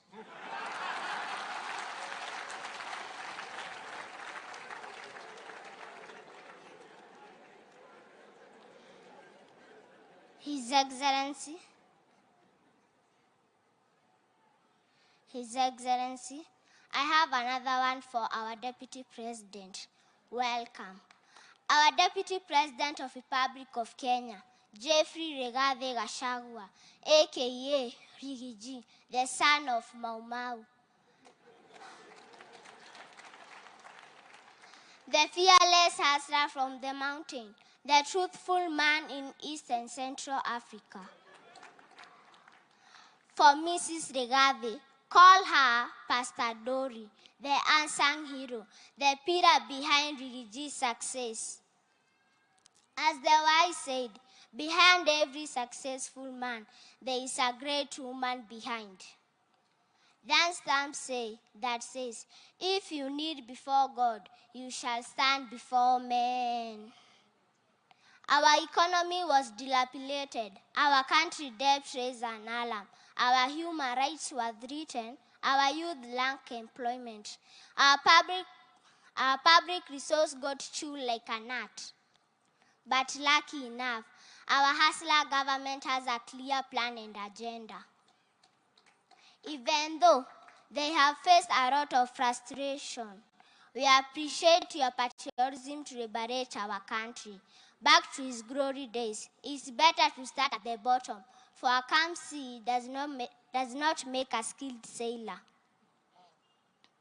Kenya is now civilized, moreover decolonized. We can now rectify whatever that was jeopardized. We live to beautify whatever that was dirtified. We uphold sanity to bring forth sanctity. Surely power is transient, freedom is here. Becoming your friend is no longer a crime. I'm not a prophet, but believe me, come Vision 2030, Kenya will be the best African country in the world. Watch the pace of our heroes. Kenyans, let's trust the process. Let's not listen to critics, for barking dogs seldom bite. It has been my dream to meet you and sit with you for a chat. But please allow me to break the protocol and make a request. Can I, His Excellency, I would love to become ambassador of UDA so that I can help talented kids like me. Makofi. Na ndari handu wa guthomaga kindu.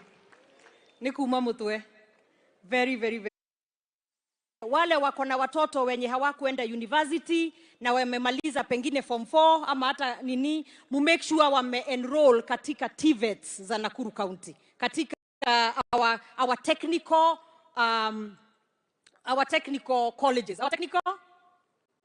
colleges, so that sababu mumeona vile mheshimiwa rais Zawadi si zitafanya, mnachagua kazi, nione wale mason ni wakorino wako huko kwa hizo colleges zetu, so that waweze kusoma kupata zile skills ili waweze kupata kazi. Mheshimiwa rais, tena kama Nakuru County tukushukuru kwa sababu umetuletea industries huko kwetu Naivasha, huko ICD huko Naivasha, na hizo zitaweza kuleta kazi hapa county ya Nakuru, ku make sure uchumi yetu iko juu na iko mzuri, kwa sababu kila mahali ukitembea kazi imekuwa shida sana. Kwa hivyo mimi nawauliza mu make sure watoto wamesoma, so that those jobs ziwe available kureshiana shitu. In addition to that, Your Excellency, nataka nikushukuru tena sana. Juzi tumepata pesa ya hii aggregation center. Hawa wakorino ni wakulima pia, na kwa sababu ni wakulima na tulisema hii serikali yetu ya Kenya Kwanza tunainua wakulima sana, umetusaidia. Tulipoingia fertilizer ilikuwa karibu 7,000, sasa fertilizer imeshuka iko 2,500, na mimi kwa kushikana na wewe tumezipeleka katika every ward huko mashinani, last mile distribution, so that wakulima wetu waweze kupata hiyo fertilizer iwasaidie kwa kupanda. Lakini sasa ndio tunasema kuna aggregation center, so that hiyo chakula ikishavunwa isiharibikie nyumbani ama kwa mashamba ama kwa stores. So hiyo ni kazi ingine kubwa sana. His Excellency the President ametusaidia hapa Nakuru County. Sisi kama county government tukaweka 250 million, na yeye president ametupatia 250 million, so that to make sure kuna hizo centers za kuleta chakula ili tuuze kutoka hapo, cold storage, so that kama mnalima nyanya, kama ni maziwa haziharibiki, na tunaweza kupata bei mzuri kwa chakula zetu. So Your Excellency, I cannot thank you enough. Your Excellency, ile tu kitu moja tunataka utuangalie tu kabisa. Tumelia sana miaka mingi, najua hata ukikaa tu chini saa yote na kuambia hiyo maneno, najua umechoka, lakini najua uko na plan. Ni hii barabara yetu ya kutoka Rironi paka past Eldoret na kwenda huko mbele, paka perhaps even Malaba na huko. Hiyo tafadhali Your Excellency tusaidie, so that watu wawache kukwama kwa barabara. Wakati mingi watu hata wanalala kwa barabara katika hii county, na kwa sababu najua uko na plan, najua utatuambia hapo mbele what we need to do. Pia ile waziri wa maji ameguzia maneno ya Itare Dam, hiyo itatusaidia sana, kwa sababu vile tumesema watu wa Nakuru ni wakulima. Pia we are a water scarce county, hatuna maji, na maji ni uhai, na tunataka ku make sure watu wetu katika county ya Nakuru wako na maji. Your Excellency, niliposimama hii kiti ya ugavana, nilisema agenda yangu ya kwanza ilikuwa maji. Nikasema hawa wamama wangu sitaki waendelee kubeba maji na mgongo na mitungi. Nataka to make sure maji imewafikia karibu, so that they do not continue to carry water on their backs. The way our grandmothers did, our mothers did, now we are doing, we shall not allow our daughters to do that. Kwa hivyo tunakuomba Your Excellency tusaidie, so that hiyo maneno ya Itare iweze kuwa na maji tutakuwa nayo ya kutosha katika hii Nakuru. Na sisi tunaendelea kusukuma upande wetu, vile nimesema bursaries, tumefanya 5 constituencies school feeding program, na sasa hii wiki na hii inakuja tunamaliza zile zingine 6, so that katika every corner ya hii county ya Nakuru watoto wanaweza kula shule. So that is one of the very big agendas, Your Excellency, that tunafanya katika hii county.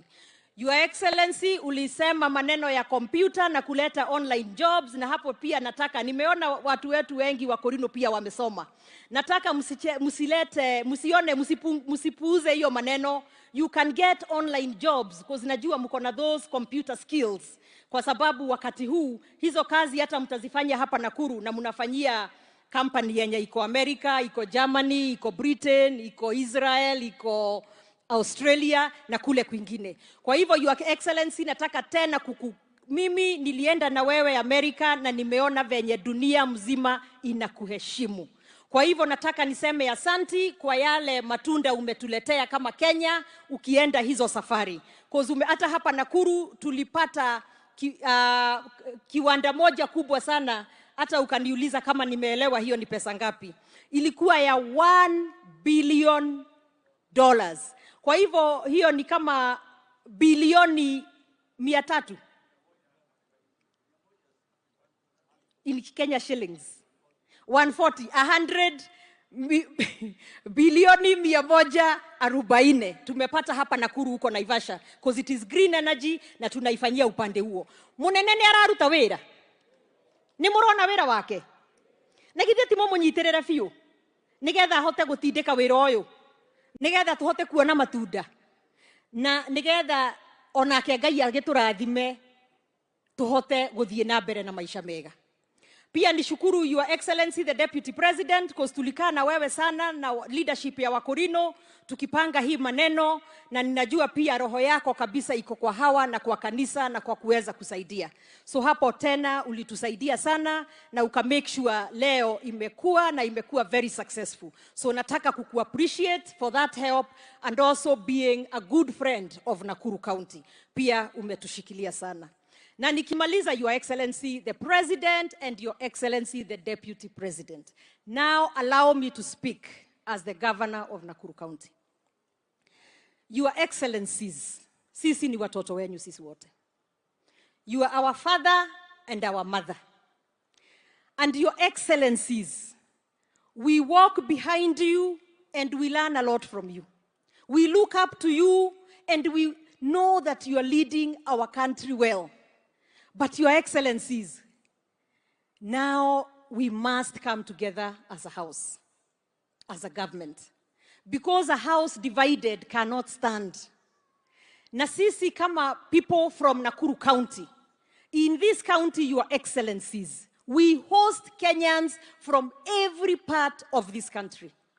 From the mountain, from the lake, from the coast, from the valleys, from the hills, from every part of Kenya, you will find them in this county. And Your Excellencies, as you have heard, Nakuru County in the past was ground zero for violence. Now we have done a lot of work together with the two of you to make sure that Nakuru has remained peaceful, Nakuru has remained united, and everybody pulls together. Your Excellencies, allow me to ask you not to allow the direction that I am seeing things are going to proceed. Because if that happens, Your Excellencies, we shall not be able to deliver to these people of Kenya, whose hopes and aspirations are with us, Your Excellencies. They expect water, they expect roads, they expect markets, they expect hospitals, medicines, schools, children of university need to go back, and as long as we are fighting, we cannot focus on delivering to these people. So Your Excellencies, very humbly and in a very humble way, let me ask you that you lead us from the front, you lead us in a united way, you bring Kenya together.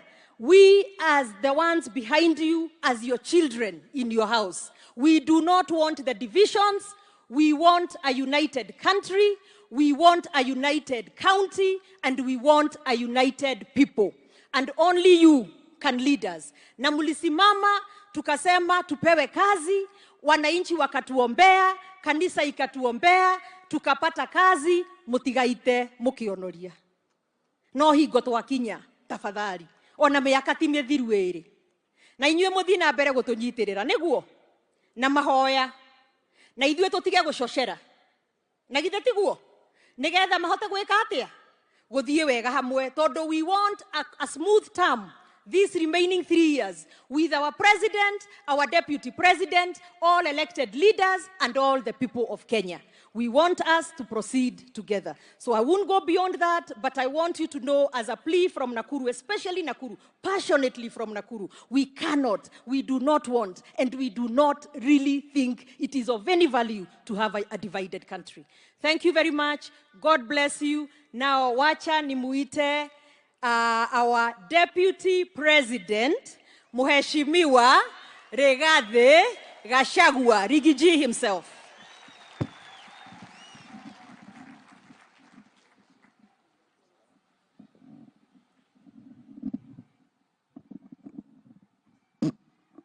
Asante sana Susi. Kiongozi wetu Rais wa Jamhuri ya Kenya, Daktari William Samoei Ruto, baba wetu maaskofu wetu wa Korino na kanisa la Kristo, gavana wetu wa Nakuru Susan Kihika, viongozi wote waliofika hapa na Wakristo wa Korino kutoka kila pembe ya Jamhuri ya Kenya. Ngai nĩ mwega na hĩndĩ ciothe. Ngeithia iciarĩra Mwathani agocwo. Mwathani agocwo rĩngĩ. Kanitha nĩndanyiha mbere ya kĩgongona na ndatĩa maguta.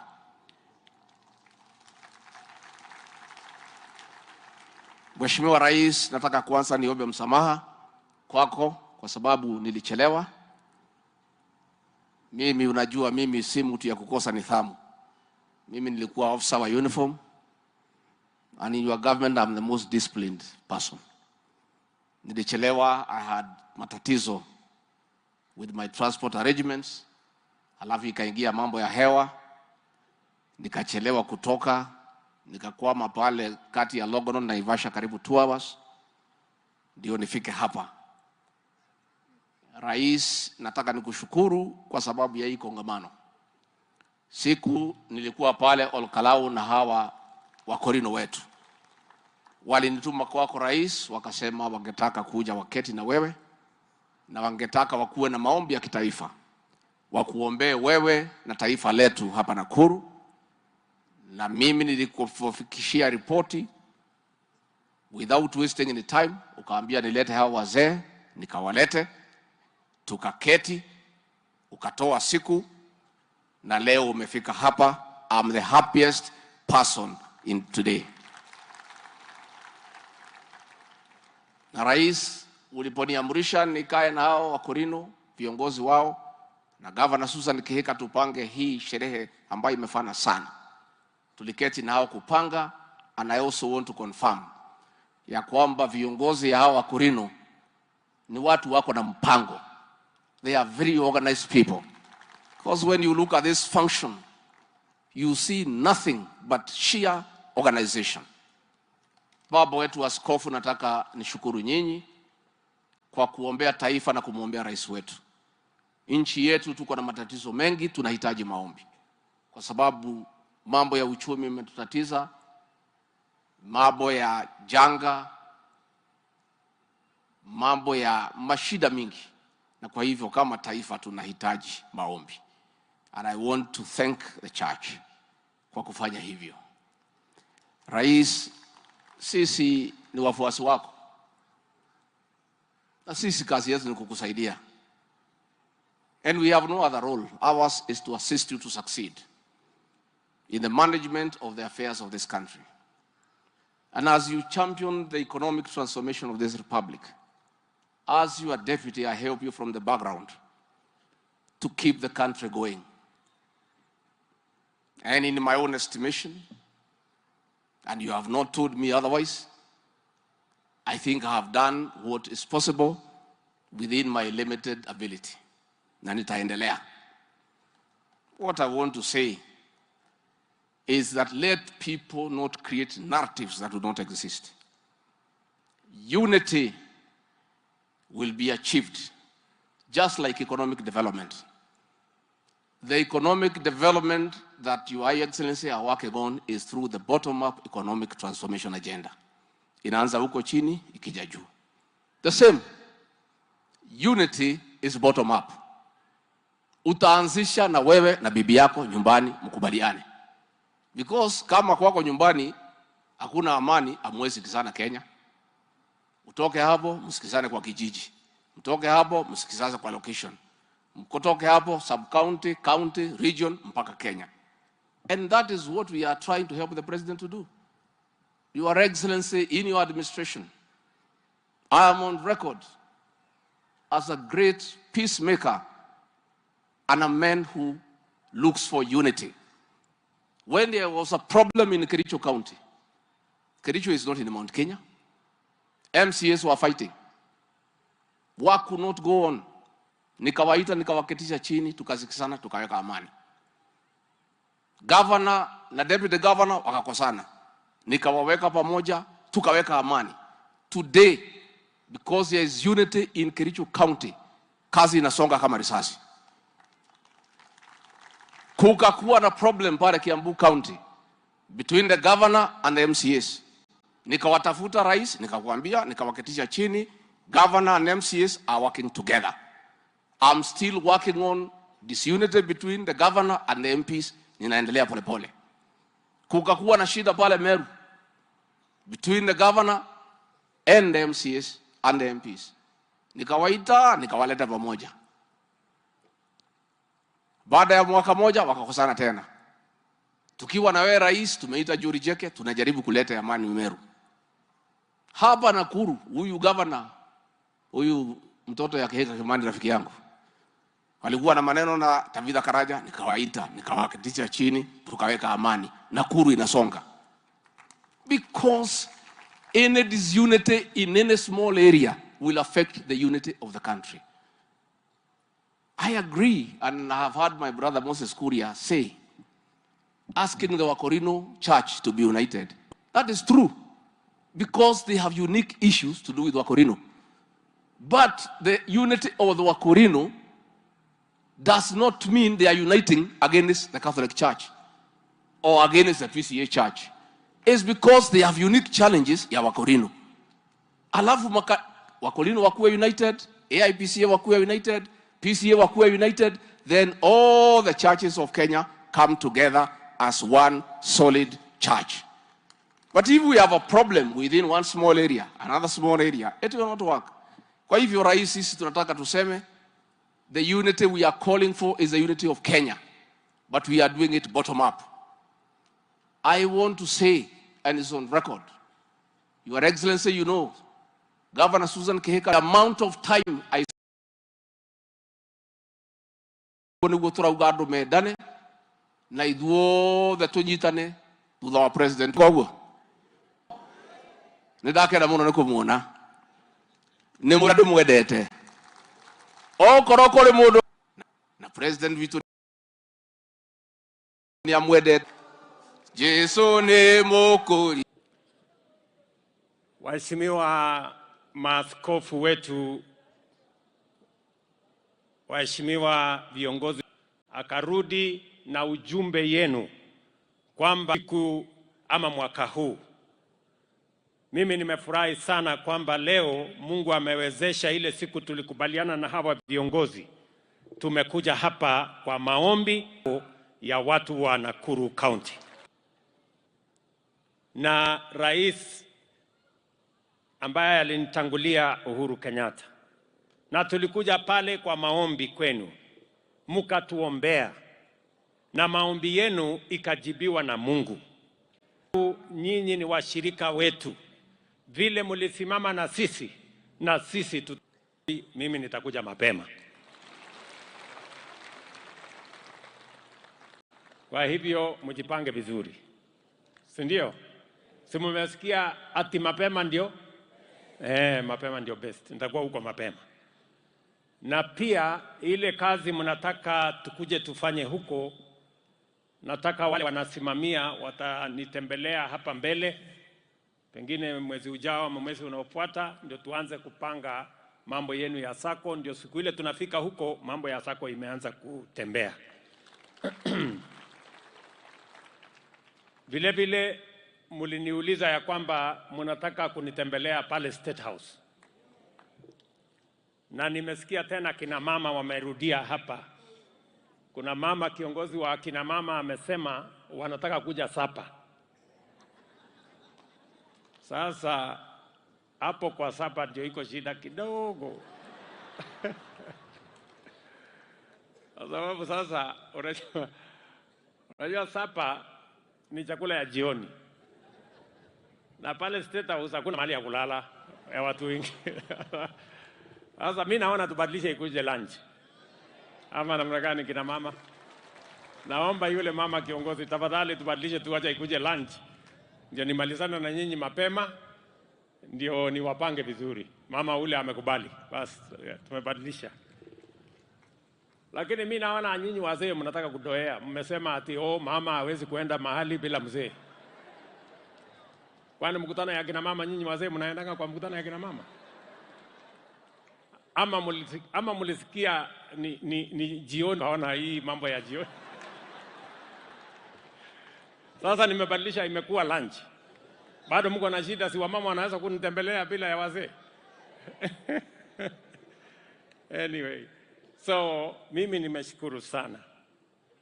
Na mimi nataka niwahakikishie ndugu zetu, watu wa kanisa letu la Korino, ya kwamba mimi niliwaambia pale mbeleni, mimi nataka hawa maaskofu wetu ambao wanatuombea pia tuwasaidie, tuwe na chuo ya Korino mahali wanafundishwa mapasta watakaohubiri neno la Mungu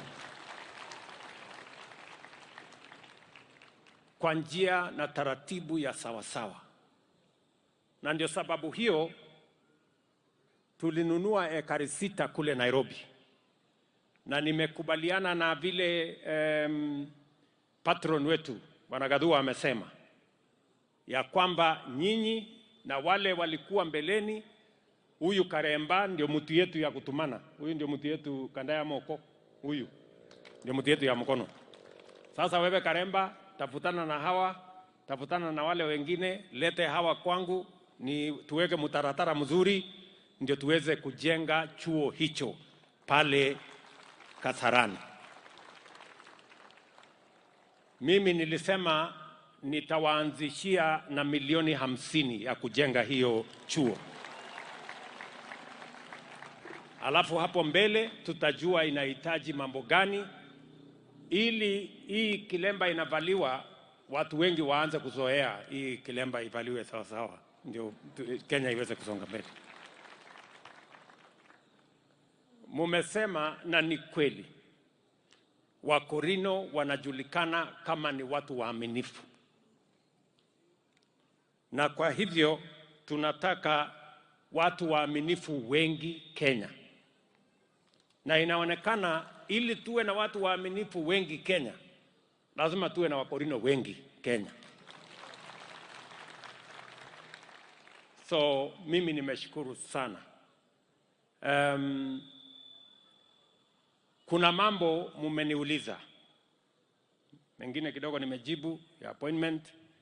Hawa vijana wenu wameniuliza ya kwamba wanataka wakati tunapanga ajira ya Kenya, pia kule ndani tuwe na Wakorino wamepangana hapo ndani, na nimekubali. Na uzuri nyinyi ni watu wa maombi, kwa sababu mnaniambia haya maneno wale watu wanahusika wakiwa hapa. Hapo kwa wale vijana ambao tunawapangia waende ng'ambo, nyinyi hamna habari.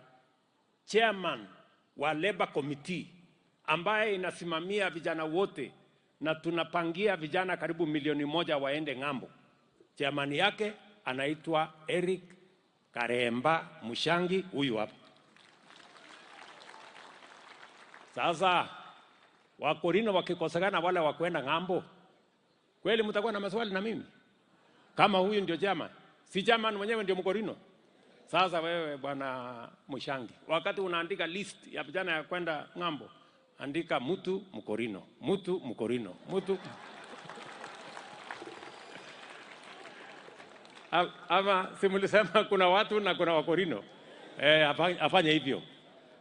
Na sasa nimesema hapa wazi, hauhitaji ruhusa ingine. Ruhusa nishakupatia. Na nitaambia wizara wapangane na wewe. Vile vile yule kijana mwingine ambaye anahusika, mulisikia hawa vijana wakisema pale kwa ICT hub, pale kwa mtandao kuna kitu inaitwa digital jobs. Yule kijana mwingine ambaye anasimamia kazi ya ICT Kenya mzima ako hapa tena, anaitwa John Kiarie. Huyu si umesikia vile Wakorino wamesema? Sasa wakati wanapanga mambo ya digital jobs, mtu Mkorino, mtu Mkorino, namna hiyo ndio iendelee.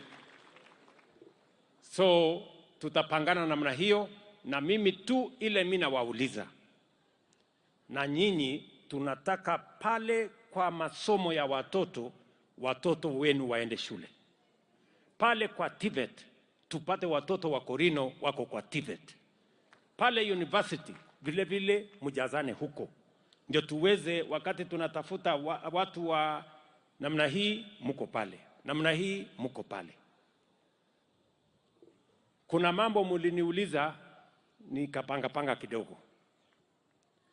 Mnajua mwaka uliopita, kwa sababu ya vile niliwaeleza ya kwamba mambo ya masomo ya watoto wetu Kenya ni ya muhimu, na ndio sababu hiyo tumeweka mtaratara mzuri, mpango sawasawa ya mambo ya elimu ya watoto wa Kenya. Hata ile ilikuwa na kasoro kidogo pale kwa masomo ambayo haikuwa na kueleweka vizuri pale CBC. Hapo CBC tumenyorosha, sasa iko sawasawa, na tukaajiri walimu 56,000 mwaka uliopita. Mwaka huu nimekubaliana na hao wabunge, na hao wabunge wanafanya kazi mzuri. Nikipanga maneno kwa budget wanapitisha, ndio inaniwezesha tuweze kufanya ile kazi tulikubaliana na nyinyi. Mwaka huu tena tuko na nafasi ya walimu wengine wa kuajiriwa. Kwa hivyo, kwa sababu mmeniuliza, sasa nyinyi mwende mjipange. Walimu wa Korino wa secondary school 20, walimu wa secondary school wa Korino wa primary school 20, nitaambia TSC waajiri ndio waweze kuwa na wanasimama mbele ya darasa na kilemba na kusomesha watoto wa Kenya. Mtakosa wale wamefanya kosi ya walimu, si wako ni wengi, sio? Mtapanga hivyo. Wewe Karemba, umesikia? Wewe ndio kanda ya Moko, wewe utaenda kupanga hiyo kazi. Sasa umesikia, 2020 40 tuende na hawa watu. Na ile ingine mmeniuliza ya askari na ingine hapo,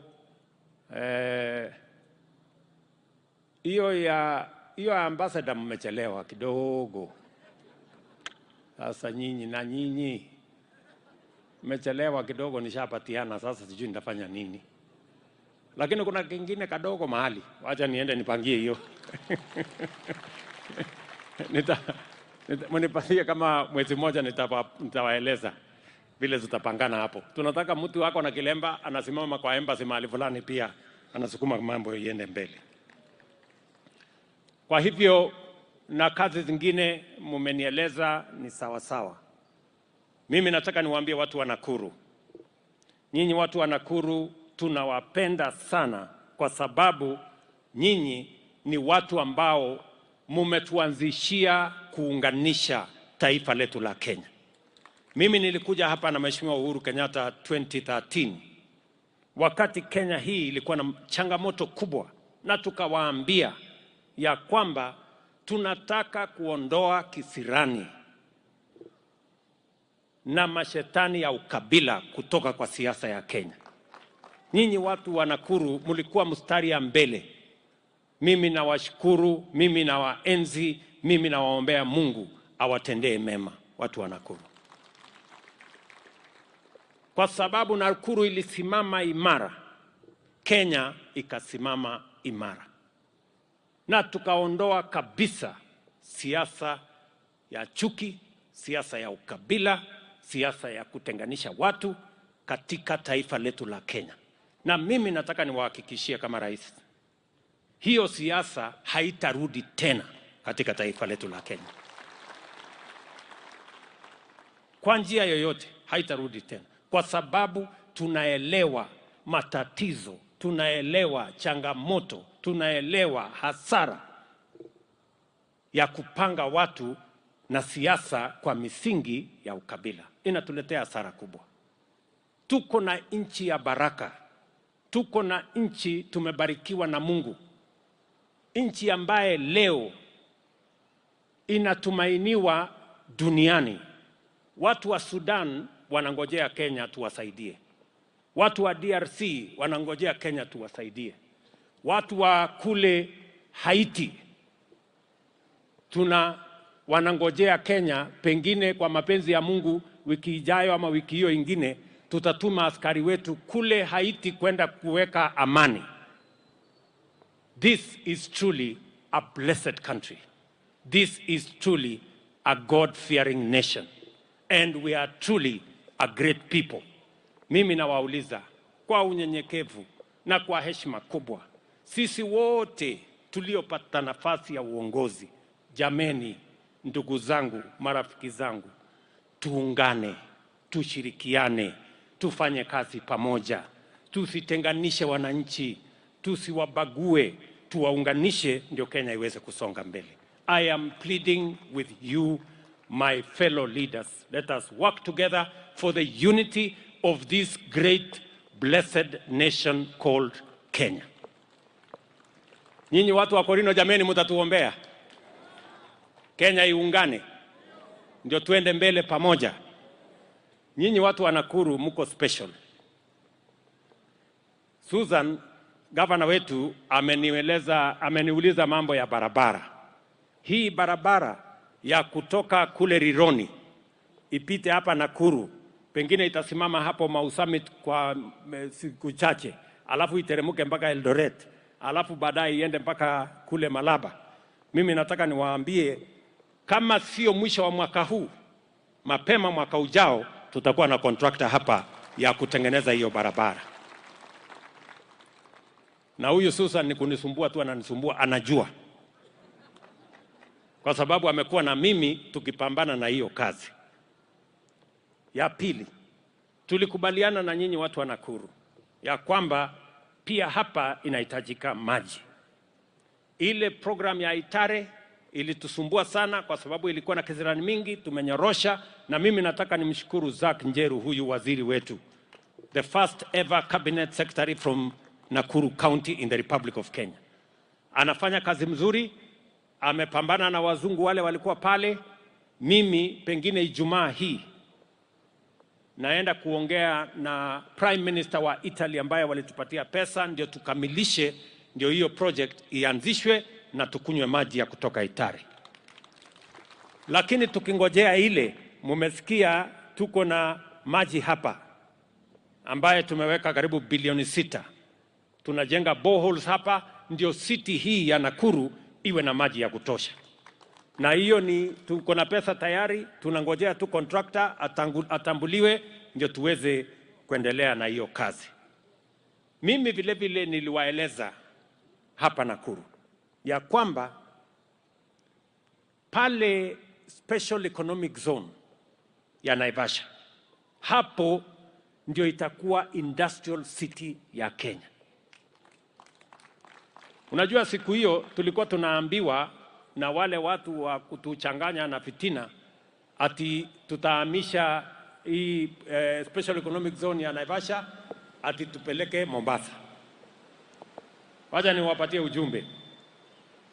Nikiongea na nyinyi saa hizi hapa Naivasha, kampuni za kwanza za kutengeneza bidhaa tumeanzisha pale Naivasha. Mimi mwenyewe nimekuja mara 2 to start the program of Naivasha as an industrial city in the Republic of Kenya. Jambo la pili, mimi nilikuwa na huyu Susan. Tulikuwa Marekani, na hatukuenda Marekani matembezi. Tulienda Marekani kutafutia nchi yetu ya Kenya. Kule Marekani na rais wa Marekani, kampuni ya Microsoft, kampuni ingine inaitwa G42 ya kutoka kule Ugaibuni, na serikali ya Kenya. Sasa tutajenga hapa Naivasha data center ya shilingi dola bilioni 1, the largest in Africa, itajengwa hapa Naivasha. Watu wa Naivasha tunaelewana? Very relax. Okay.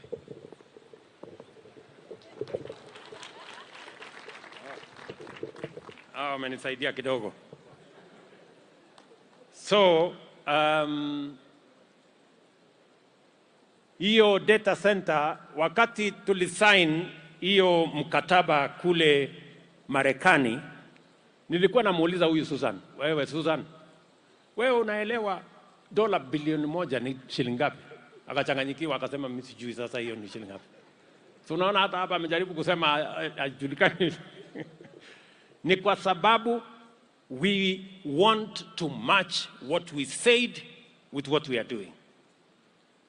Mimi vile vile niliwaambia watu wa Nakuru, hii special economic zone yenu tutaipanua. I am sure you are aware, and your member of parliament Jane Kihara is here. Pale sasa tumenunua ekari ingine 5,000 ya kutengeneza industrial city ile tulikubaliana na nyinyi. Na hiyo industrial city is the only one in Kenya yenye iko na stima ya shilingi 5 per megawatt. This will be the center of economic activity in Kenya, and we are committed to making sure that it is done. Mimi nataka pia niwaeleze watu wa Nakuru, mnajua ile kazi ingine yote tunafanya. Tulikuwa na matatizo mwaka uliopita kwa mambo ya kilimo. Tukapanga, Mungu naye hii mvua, tumshukuru Mungu jameni. Mungu ametupatia mvua. Sasa tumezalisha chakula, na nyinyi watu wa Nakuru ni watu wa maana zaidi, kwa sababu mmezalisha chakula ya kutosha watu wa Nakuru na mnatusaidia kulisha Wakenya wengine. Pongezi sana watu wa Nakuru. Mimi nataka niwahakikishie tutasimama na nyinyi. Mbolea itazidi kuja kwa wakati, na tutazidi kuhakikisha kwamba kama ni Pareto tunasimamia vizuri, kama ni kahawa tunasimamia vizuri, kama ni maziwa tunasimamia vizuri, kwa sababu tukibadilisha kilimo, uchumi ya Kenya itabadilika na Wakenya watabadilika na mambo yao yataenda sawa sawa. That is our commitment. Hata mkiona katika ile budget saa hizi inajadiliwa kule bunge, tumeweka pesa ya kutosha katika sekta ya kilimo. Tumeweka pesa ya kutosha kwa mambo ya stima. Tumeweka pesa ya kutosha kwa mambo ya mabarabara. Nyinyi mnajua tulikuwa na barabara nyingi tulianzisha kabla ya 2021 pale nyuma, lakini hizo barabara zilipata matatizo ya pesa. Last year tukasema wacha kwanza tutatue matatizo ya uchumi tulikuwa nayo. Nyinyi mnaelewa saa hizi mambo ya cost of living tumeitengeneza vizuri, gharama ya chakula imerudi chini. Mnajua mambo ya dola ilikuwa imefika 160 something, saa hii niliona juzi Ijumaa imefika 129, inateremka na kukuja chini. Mnajua tulikuwa na mambo yale mengine yote ya madeni. Mimi nimetafuta marafiki wengi ili Kenya yetu tuweze kuwa na marafiki wa kuweza kuendesha mambo pamoja na sisi. Watu wengine wananikosoa, wanasema nimeenda Marekani, sijui nimeenda wapi, sijui nimeenda wapi. Sasa mimi si mtu wa rege. Mimi ni mtu ya Gigosho. Kama niende nitafute mambo ya Kenya, si nipange mambo ya Kenya? So mimi nataka niwaulize, mambo haya tumepanga vizuri. Mimi nataka niwaulize wabunge, mambo yanakuja sasa kwenu kule bunge, mtusaidie kwa sababu katika budget yetu tumeweka pesa ya barabara za Kenya. Zile zote zilikwama, zile za Mau Mau zilikwama, zile zingine za Nakuru hapa zilikwama. Tumeweka saizi mpango ya vile tutazikwamua kutumia budget hii. Tumeweka pale pesa ya mambo ya stima. Kwa Nakuru hii iko bilioni 2 ya kuunganisha stima kwa nyumba 30,000 mpya hapa Nakuru County. Huyu Gikaria ameniambia ya kwamba anataka kilomita 3 ya barabara. Hiyo kilomita 3 nitakuongezea ikuwe kilomita 10. Na tayari nimepanga hiyo maneno. Huyu George Kariuki ambaye ni chairman wetu wa mambo ya mabarabara katika bunge atakueleza ya kwamba hiyo mpango tushaweka tayari. Wewe kazi yako ni kupanga wote wapitishe budget, mimi nikuje nianze kazi. Lakini ukienda kuzubaa kung'edhia hapo alafu budget ipotee, sasa usikuje kuniuliza. Ama namna gani? Gikaria, si utafanya hivyo kabisa. So mimi vile vile nataka niwaambie ya kwamba pale Mai Mahiu nilituma my deputy hapa wakati tulikuwa na mazishi, kwa sababu nilikuwa na wageni marais karibu 20 walikuwa wametutembelea Kenya, na niliwaambia ya kwamba wale watu wote walipata matatizo pale, wakaadhirika, wapendwa wao wakapoteza maisha, na mahali ya kuishi hawawezi kurudi pale kwa sababu inaweza kuteleza tena. Mimi nilikubali ya kwamba tutawatafutia ardhi ingine na tuwanunulie kama serikali na tuwajengee manyumba yao. I wanted to say it myself so that ijulikane that is the position of the government of Kenya. Saa hizi tunatafuta hiyo shamba. Mimi ninaamini kabla ya mwisho wa mwezi huu wa 6 shamba itakuwa imepatikana, and then we will see how to resettle the people who are affected by the landslide pale Naivasha. Kwa hivyo Jen, I have heard you loud and clear, na hiyo kazi nitaishughulikia. Tutahakikisha kwamba hiyo kazi inasonga mbele. Ndugu zangu watu wa hii maneno imekuwa mzuri tena. Wacha turudi hapa. Maana hii mvua ilikuwa inatisha sisi. So lakini naambiwa ni mvua ya baraka, inasema mambo ni sawa. So mimi nataka nimalizie hapo na niwaeleze ya kwamba mambo yenu kama kanisa mtuhesabu kama wenzenu. Ikipatikana upungufu mahali, muitane, tutaitika na tutashirikiana pamoja na nyinyi. Na waomba sana muzidi na kuombea taifa letu la Kenya. Muzidi na kutuombea sisi ambao ni viongozi. Najua hata kiongozi ni binadamu. So sisi hapana malaika, so mtuombee ndio tupangane vizuri na tupange nchi yetu vizuri. Mwisho kabisa nataka niwaambie hawa vijana viongozi. Naona karibu wanalalamika kwetu. I want to assure these young leaders ya kwamba ile nafasi mimi niko naye na deputy president na sisi wengine wote, hiyo nafasi, kazi yetu ya kwanza ni kuunganisha watu wa Kenya wawe kitu kimoja, kwa sababu umoja ni nguvu. Na katika kuungana kule tuwe na uwiano. Kenya tutembee tukiwa pamoja. Kazi yetu ya pili ni kuunganisha mambo ya maendeleo, transformation ya nchi yetu ya Kenya, kilimo, barabara, stima, watoto wetu wapate ajira, tuwe na nchi yenye iko na chakula, tuweze kupanga Kenya vile inaenda mbele. Na mimi nataka niwahakikishie hiyo kazi tutafanya na bidii. Nyinyi ndugu zetu viongozi, na waomba, Waswahili wanasema heshima si utumwa. Sote tuheshimiane, tufanye kazi kwa pamoja. Wengi wenu mnajua mahali tulianza.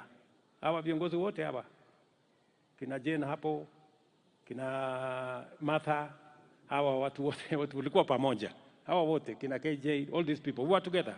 Mnajua tulianza vile tulianza, na vile Mungu ametusaidia. Tumefika hapa sio kwa bidii, sio kwa kujua, ni kwa maombi. Mungu ndiye ametufikisha hapa. Jameni, tusije tukasahau vile tulifika hapa kwa maombi. Na tulikubaliana na nyinyi sote tukiwa pamoja ya kwamba tunataka kutembea pamoja. Na mimi niliwaahidi, and I intend to keep my promise. Mimi niliahidi hawa vijana, mimi nitawalea. We will mentor them so that they become better leaders tomorrow. Better than us even. We will be very proud that we mentored people who became better than us, because that is the surest way of having a greater nation tomorrow. So, msikuwe na wasiwasi. Naona mnapata wasiwasi kidogo. Msikuwe na wasiwasi. Unajua, hawa wanajua wakati tulikuwa tunapangana pale, tukapangana, nikaita wabunge hawa, nikawaambia sasa nyinyi wabunge, kwa sababu tumepangana vizuri, mimi nataka munitafutie, mnaona tutapangana namna gani, tuwe na deputy wa kunisaidia. Hawa wabunge wakaongea, nikaona wananielekeza kwa vijana. Wakaniambia kijana fulani ni mzuri, kijana fulani ni wa bidii, kijana fulani ni wa namna hii. Lakini mimi niliwaambia hapana, wacha mimi nipangane na huyu Rigiji. Ni kweli ama si kweli? Si ni kweli? Kwa sababu huyu Rigiji ni mtu ya rika yangu, so tunaweza kupangana na yeye, ndio tuweze kusongesha mambo mbele. Na niliwaambia hawa, hata kama nimesema sijakubaliana na nyinyi kwa wale vijana mlikuwa mnapendekeza, lakini hata nyinyi hatutawaacha, tutawamenta polepole. Ndio leo mimi nafurahi sana kwa hawa vijana. Niko na vijana wa bidii. Kwa hii kamati yetu ya bunge tuko na vijana wengi na wanafanya kazi mzuri. Muko na kijana anatoka Molo hapa, anaitwa Kimani Kuria. Yeye ndio chairman wa finance ya Republic of Kenya. Na huyo kijana anafanya kazi ajabu. Huwezi hata kujua ni mtu wa miaka 30. Niko na huyu Karemba, yeye ni chairman ya mambo ya labor. Kijana mwingine mzuri sana, anafanya kazi ajabu. Niko na huyu chairman, huyu unaona hata huyu Medhu, huyu kijana kadogo, huyu pia ni chairman kule Senate ya mambo ya environment. Anapanga mutaratara inakaa kama laini ya stima huyu. Niko na chairman anaitwa Ndindi Nyoro, kijana mwingine anapanga budget ile inasimama, haikuna mahali ya kulainisha. Niko na kijana mwingine anaitwa Aaron Cheriot, yeye ndio leader ya kule Senate. Niko na kijana mwingine anaitwa Kimani Ichung'wah, yeye ndio leader ya kule bunge. Niko na kijana mwingine anaitwa Kawaya, anatoka kule Ukambani, pia anasimamia mambo ya energy. Na tuko na wazee pia, hatujasahau wazee. Tuko na mzee anaitwa Mheshimiwa Gakuya Buda, yeye ni chairman wa trade, yako hapo na experience. Tuko na huyu, umesikia hata huyu Gikaria amesema yeye si kijana tena. Huyu Gikaria pia ni chairman ya environment. Ndiye anapanga hii miti yote inapangwa Kenya. So tumegawana hii kazi vizuri. Sisi ambao tumekomaa kidogo tuko na nafasi. Nyinyi vijana mko na nafasi. Sisi kazi yetu ni kuwakuza. And our aim is to make sure that we have better leaders for our nation tomorrow. I promise you, we are going to mentor you. Nyinyi tu mtupeleke pole pole. We are going to mentor you so that you become better leaders and our nation can have an inheritance of a better country with better leadership going into the future. So, maneno tusichangie maneno ambayo haina maana, inagawanya watu. Unajua sisi Kikuyu yetu ni kidogo. Tuko na vocabulary, tunajua Mwathani Agosho, Moriega, Ngaino Mwega, hapo. Si ndio? Sasa tunangangana hapo. Sasa msiturudishe nyuma tena tutafute dictionary. Kwa sababu tunasema tumesikia iko ingine sasa inaitwa Komerera. Sasa hiyo hatujajua ni gani hiyo tena. Tumesikia iko ingine inaitwa Tugunia. Sasa hiyo ingine. Sasa jameni, siwacha tu tusoe hii ya Mwathani Agosho na tuendelee mbele. Ama mnasema tufanye namna gani? Si namna hiyo. Na waomba jameni. Kwa sababu sasa hii vocabulary yetu ni kidogo. Sasa tutachanganyikiwa hapa katikati. Sisi wengine tutapotea.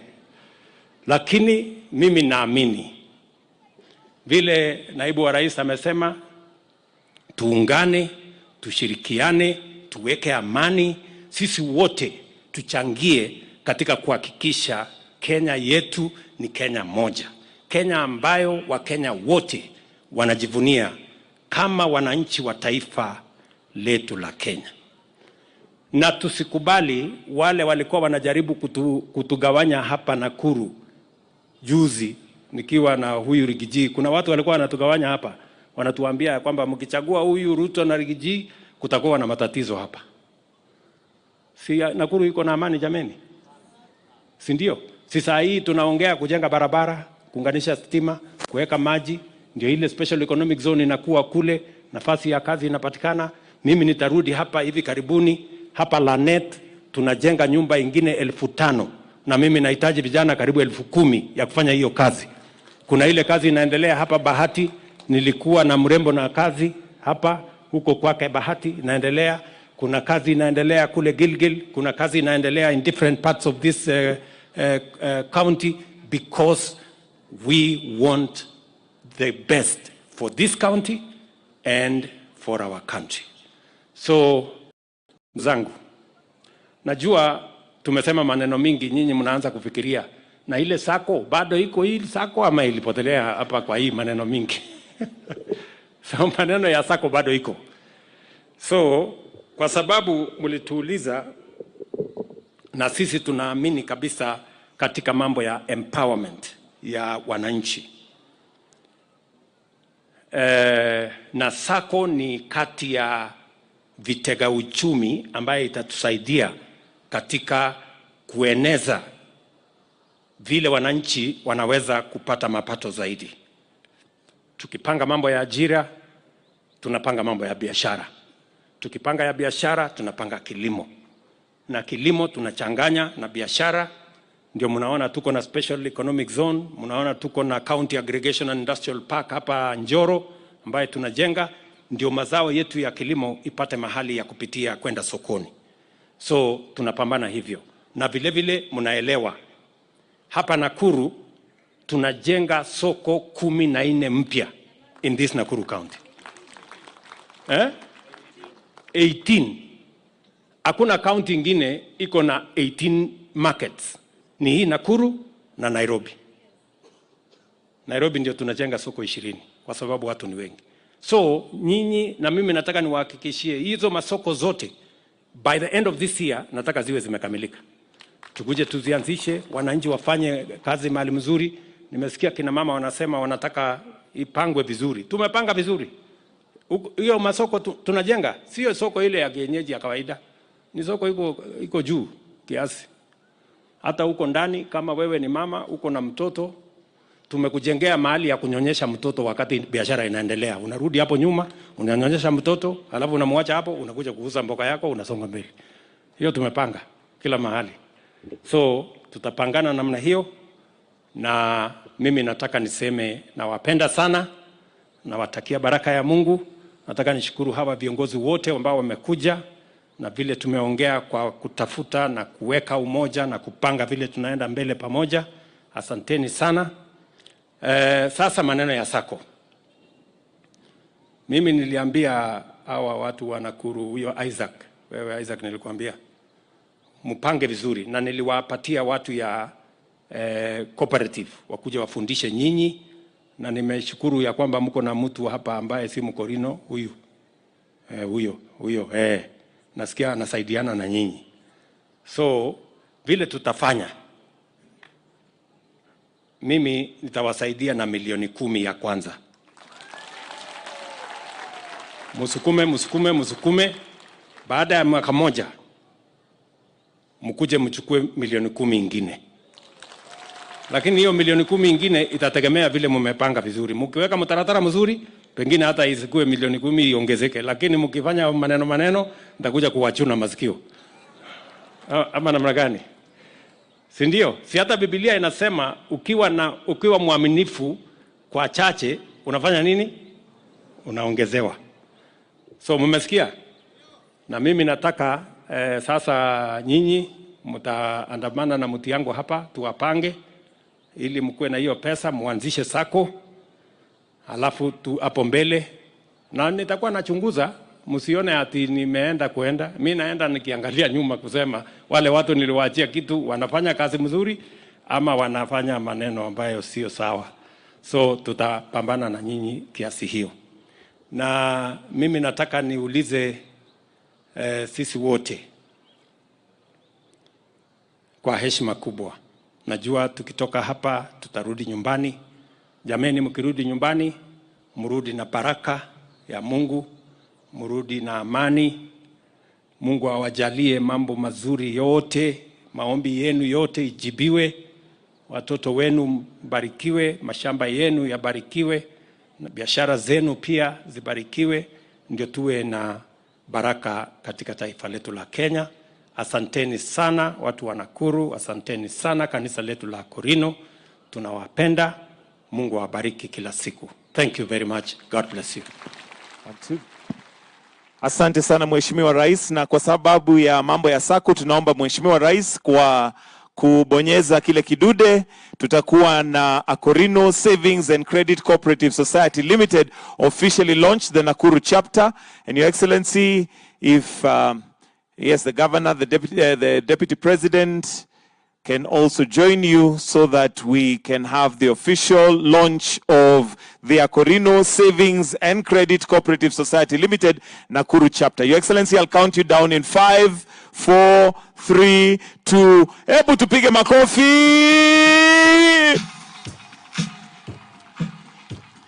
And with that, Your Excellency, the Korino Savings, Credit and Cooperative Society is now officially launched.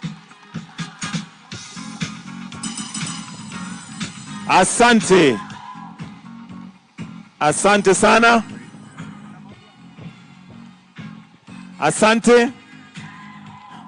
Haya DJ, tukate. Na sasa nitaomba mchungaji tafadhali utufungie kwa maombi ili tuweze kumaliza ibada hii kwa maombi. Kwa hivyo nitamkaribisha mchungaji aje atufungie.